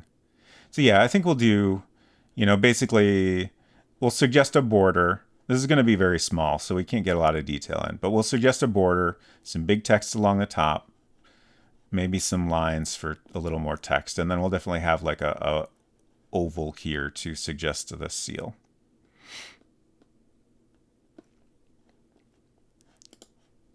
I like this one. It's kind of fascinating, the popularity of this Toastmasters thing, because usually people don't like giving speeches or listening to speeches. Yeah. But like, it sounds like the idea is to help people get better at it. So it's not necessarily a thing people do because they want to do it. They just want to improve at it.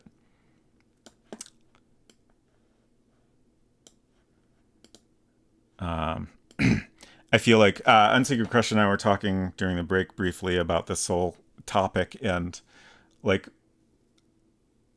we're both familiar with Dale Carnegie courses as a way to get better at public speaking. I know my dad was he has definitely suggested multiple times that I don't know, read a Dale Carnegie book or something like that.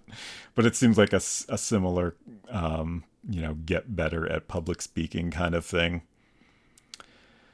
All right, so cheat items. So maybe we'll have the certificate laying around here. Wait, why isn't my book appearing here?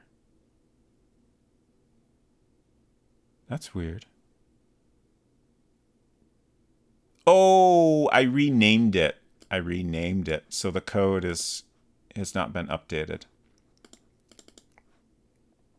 I just want to figure out, like, this is very much a thing I shouldn't worry about, but I've been trying to keep it so if you happen to drop multiple items in one room, they won't overlap. So I'm just trying to figure out a good spot to put this certificate. Adrift on a Sea says mensa is Latin for table, so I suggest Latin for oven. Clibano. Interesting. I probably pronounced that horribly.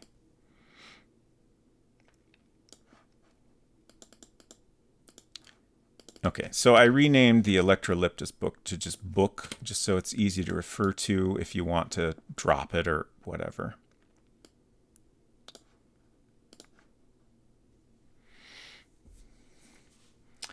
Hinton, replying to Maple Mystery, said, no, that's why they sign up. They hate public speaking but need to get ahead in the corporate world. Yeah.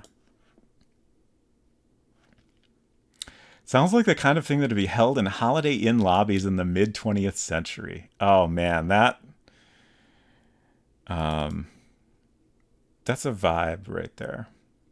Honestly, just Holiday Inn lobbies is a vibe. Okay, so there's our book. So we could kind of put it in here, but I think over here gives us the most space. Also, the book isn't finished, so that can potentially move a little. But yeah, I'll put it here. I was thinking about taking a screenshot, but I guess I won't worry about it, actually.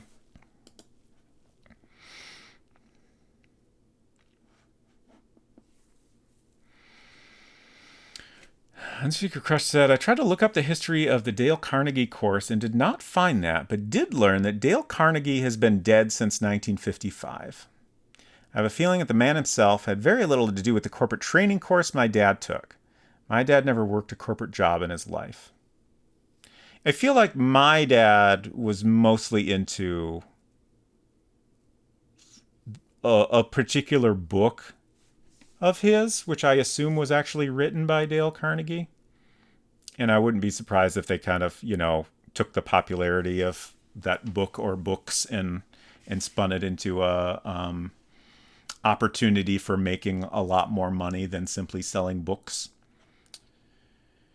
My general sense for years is that Toastmasters is like the fun version of Dale Carnegie course.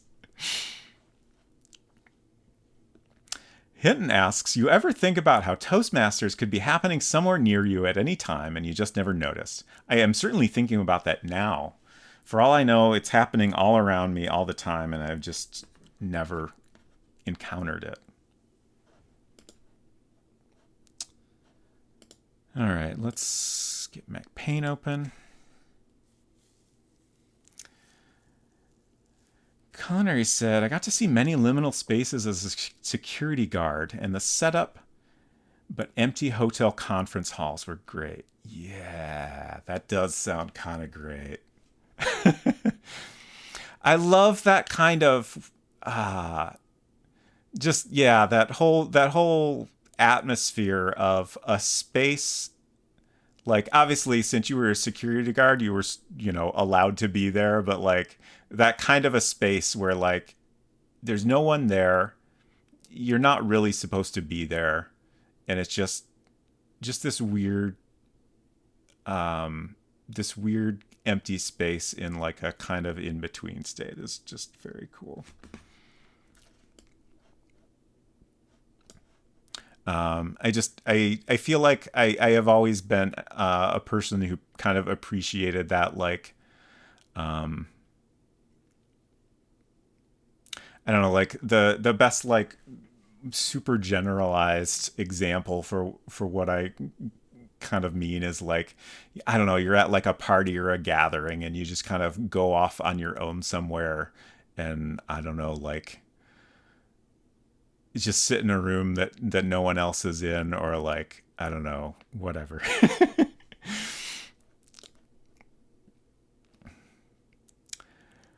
Okay, a certificate. It's going to be at a little bit of an angle. Let's get the polygon tool here. And it'll be about this size.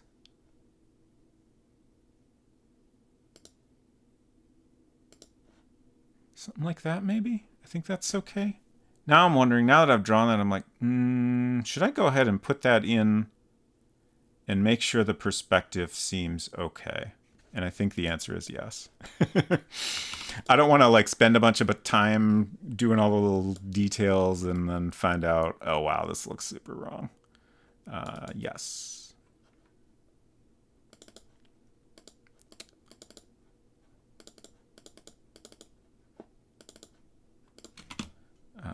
We'll just call this wit. Ah, yes. How to Win Friends and Influence People. Yes. Published in 1936. Yeah. I couldn't remember the name of the book, but that sure is the one. And like, man, that title is not, does not make me want to read it.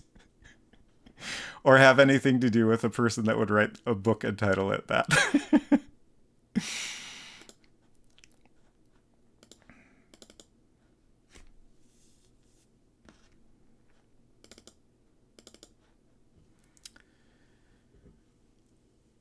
Cleaning the pathology museum in a medical school at night is pretty cool. Wow.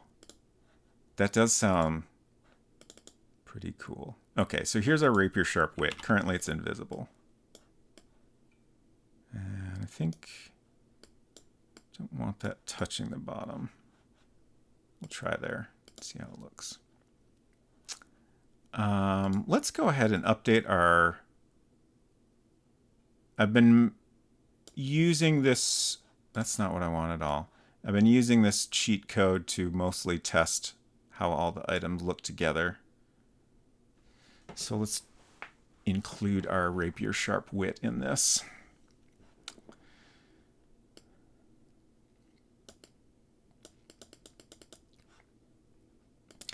Imagine a giant warehouse of empty-looking stand-up boards and fake houses. And when you go inside, it looks like a house, but obviously isn't. Whoa. Oh, okay. I assume this is a follow-up to your previous message. The best one is probably the set of the HBO show Big Love that I got to patrol while the crew was gone and the set was dark. Oh, wow. Okay. That's amazing. Now this almost makes me want to become a security guard. I definitely would not ever do that, but...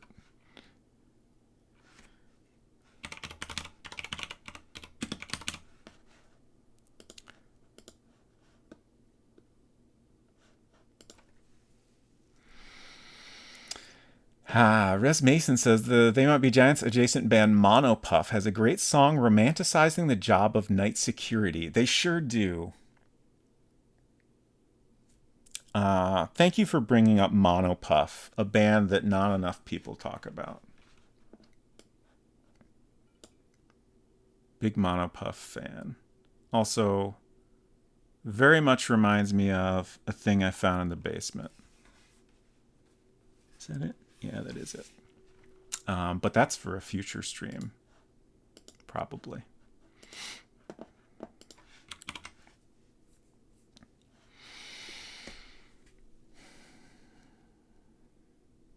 Got to meet Bill Paxton on that set, and I'm so glad I did. He was such a sweet person, no matter your status or job.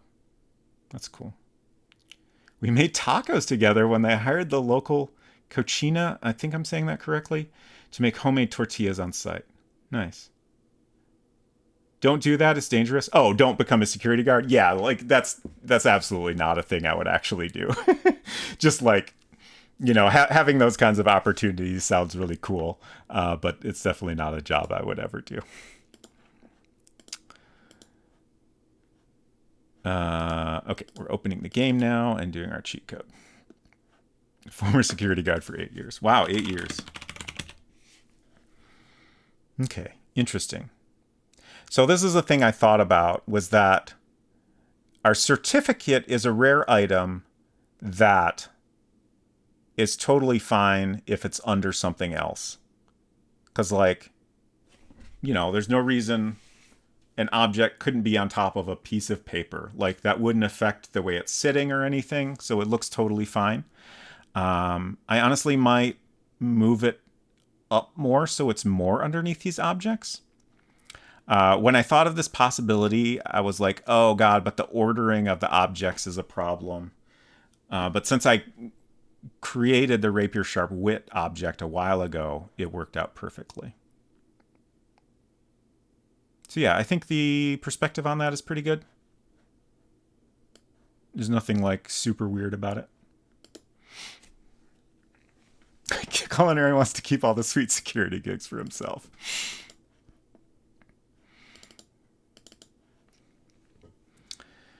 Riz Mason says, my favorite liminal space is the door around the back of a small shopping center facing the railroad tracks, with a harsh halogen lamp glowing, and the door has no handle on the outside. Nice. Just a little concrete step and a cinder block wedged into the doorway to keep it from shutting. Ooh, nice.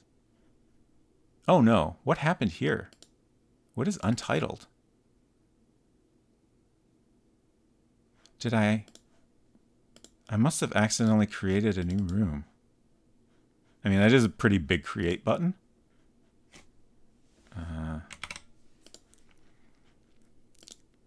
Hopefully that's what happened, and now I've just undone it and not done something else unexpected. Oh, I went back in World Builder, but we want to go back in MacPaint.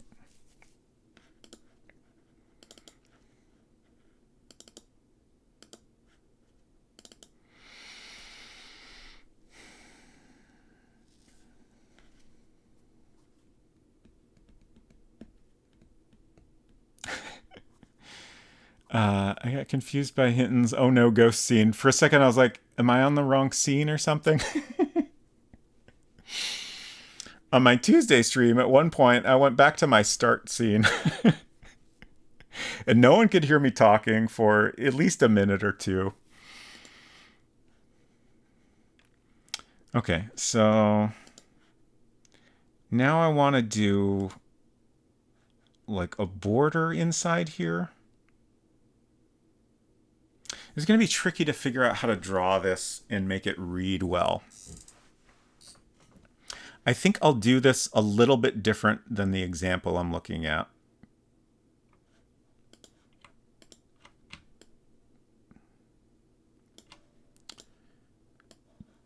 So I'm going to have a border that goes right up to the edge.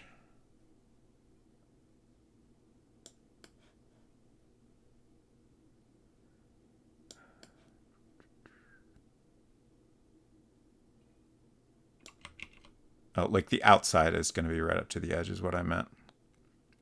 Like the example, the whole border graphic is like inset from the edge, but I think this will work better in a small space. Let's leave that as it is for now and then try to figure out how this inner area is going to work. Oh, it's so hard to get a good oval at this size. That might be pretty good.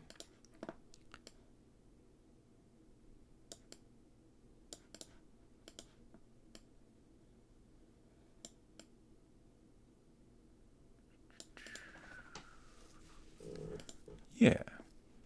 And then we have some big text along the top that we want to kind of suggest, which I feel like the best way to do that is just with like a thick line.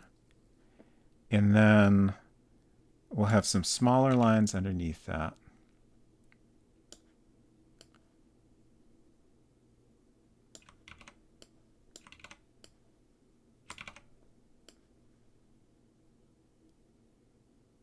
That might be the best I can do.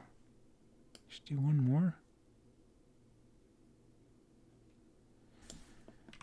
Maybe this space should kind of suggest like a signature. Let's see if I can just kind of freehand something that looks signature-y. It's not quite it. This is tricky.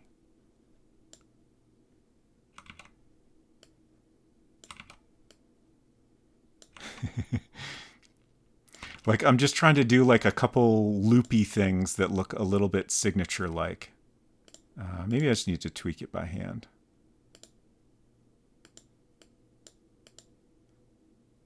Yeah, okay, that's kind of what I was going for, I think.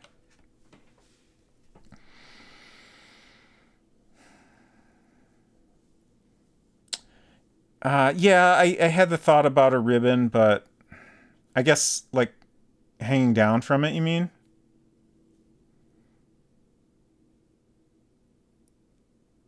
I think I prefer just the seal. Honestly, like that makes it even more basic, which is 100% what I want to like. I want to suggest that this is not anything fancy. Like it should very much look like it was just like the cheapest certificate option available at Staples or whatever.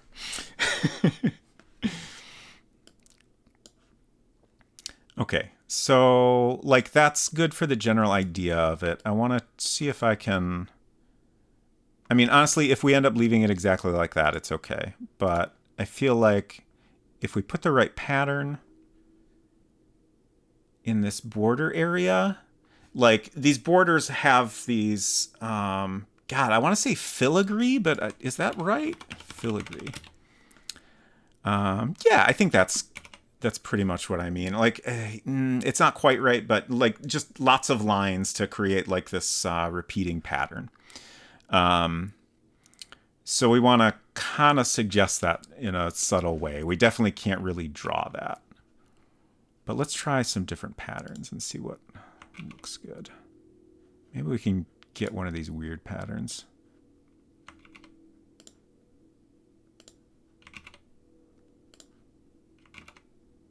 Waffles. No, definitely not. I wonder how often these last 10 patterns ever got used in Mac Paint. Like, I guess scales, like, sure. This one's actually pretty good. But some of these are just so weird. Like this, like, what on earth would you use that for? Also, that probably came through as a mess on Twitch. Apologies. Most of these are too sparse to really read as anything.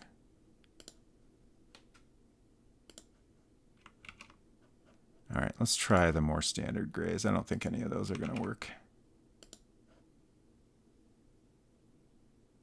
That's not terrible.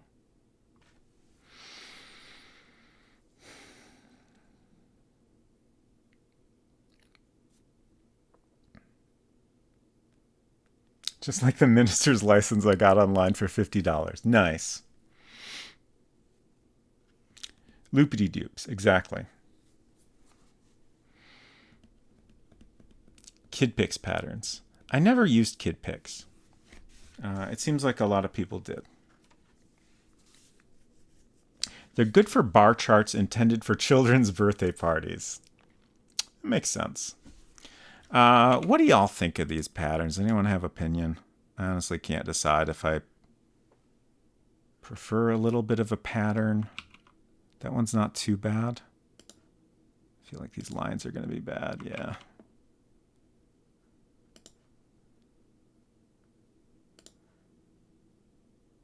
That feels a little too dark, maybe. That's not, doesn't read well. That's a mess. I feel like that one might look the best.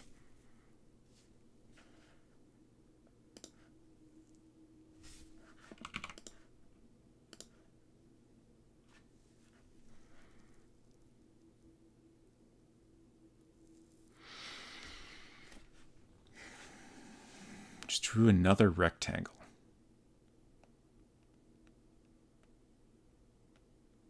Like outside of this. I'm not opposed to trying it. Looks like faux marble, which works. I think I like this slightly more than the plain no patterns one. I'm going to try this, just adding another outline around it. It might be kind of tricky, honestly. I will do my best. Yeah, I feel like this might look too... There's going to be too many layers of lines.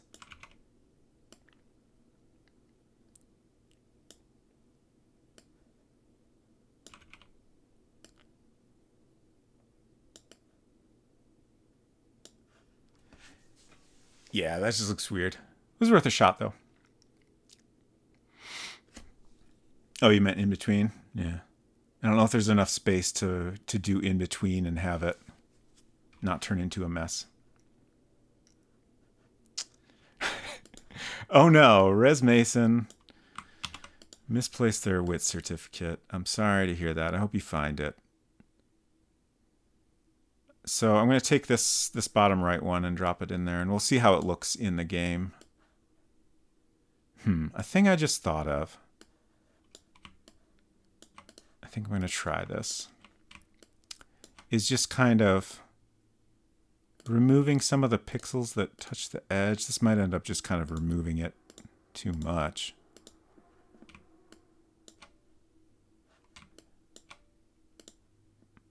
But just as a way of kind of giving it a little bit of a highlight along the top edge, I don't know that this is working. Yeah, I don't think I'm into that. Okay. I guess I don't need to put it in the scrapbook. I can have them print me a replacement, but it costs dignity. So true. Do we have a detailed description for the items? That's actually not a seal, but an old stain from a coffee cup. So that's a tricky thing is...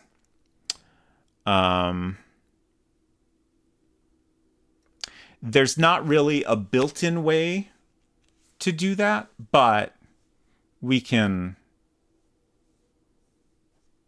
figure out a way to provide more details about an item. We could also potentially allow you to look at a close-up of this certificate if it seems like it might be funny or useful in some other way. I think I'm going to leave that as a decision for a future time, but it's certainly an option because we have multiple inventory items that you can look at close up. Generally, we've done that for things you would need to interact with in some way, but there's no reason we couldn't do it for something you are just looking at closely.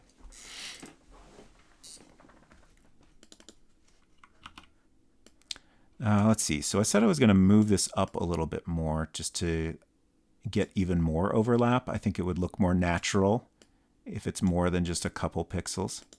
So let's try that.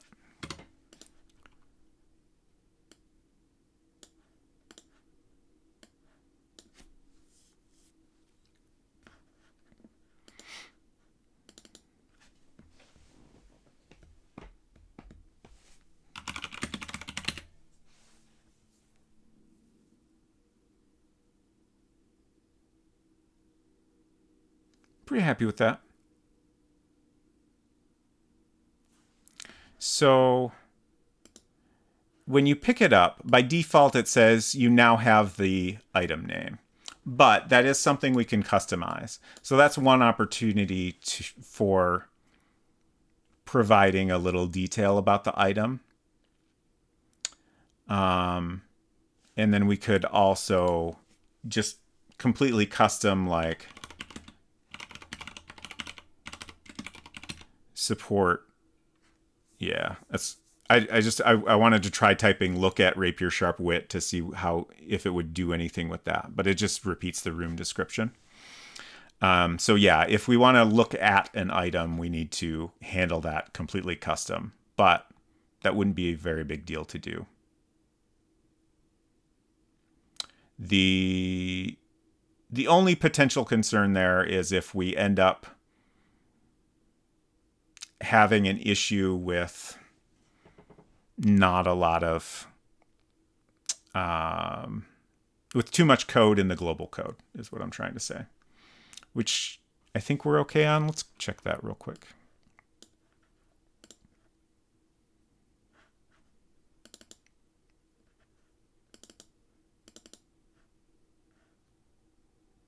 Oh wait, there's no way to do that. Did I check that on my own somehow? I don't see a file here. Okay, I'm going to make a note to check the size of the global code. But we don't have a ton of stuff in the global code, so I think we could get away with that. Thank you for the Loon Culinary.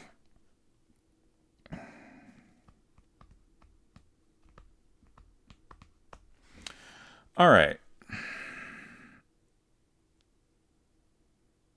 I should probably call it quits. Oh yeah, it's after 2. We accomplished a lot. I think mostly, more or less. We got a little bit of sass into the little sweetie. I'm gonna have to spend some time off stream workshopping these sass responses. I will probably spend a lot of time looking over that list that MZizzy shared. That was a very good list. Like, I feel like even the good ones were not quite appropriate, but like I feel like I can base stuff off that would work great. What else did we do? I don't know. I don't really need to go over everything. We accomplished a lot. That's all that matters. So my next scheduled stream will be Tuesday, and I will be playing the third and final game in the Hugo trilogy. Thanks. Thank you, Adrift on a Sea. I'm trying to remember what that's called. Hugo's Amazon Adventure is the re-released name, but I can't remember what the original name was. But it sounds like it's maybe the favorite. This one's got professional art by an artist who is apparently very good at drawing trees, so that was why they set it in the jungle, which is great. Thank you for the grunting culinary. And I did like a 6-hour stream on Tuesday playing the second game, and it was very challenging, but it was honestly maybe the most fun I've ever had fun streaming. So I'm excited to play the next game, and it sounds like it's maybe the shortest, just because the professional artwork made it more expensive, I think. So it'll probably be shorter. I will have something ready to go if we run out, if we have extra time left. And a week from today, we will continue this. I kind of want to do a bonus stream this weekend, but it's a question mark. We'll see how it works out. So yeah. Also, Unsecret Crush will be streaming on... I'm pretty sure she's going to stream on Monday. I'm not sure if that'll be Nier or Genshin. It was sanity sapping, but yes, tremendous fun to watch. Wonderful. I'm glad you enjoyed it. All right, let's see if we can find somebody to raid here.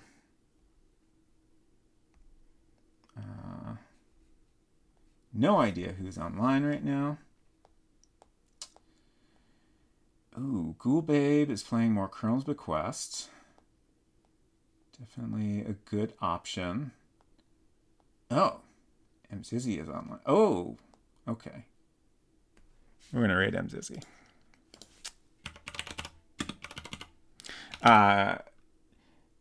MZizzy is playing Eric the Unready, which is a Legend Entertainment game. I have never played any of those myself, but the previous stream of this game was a lot of fun. It's a very weird, goofy game, but like the interface for it is neat. It's one they used in multiple adventure games. Anyways, thank you all for hanging out. I hope you sleep well, or have a great night, or have a great weekend, or have a great day. I'll see you around. Take care.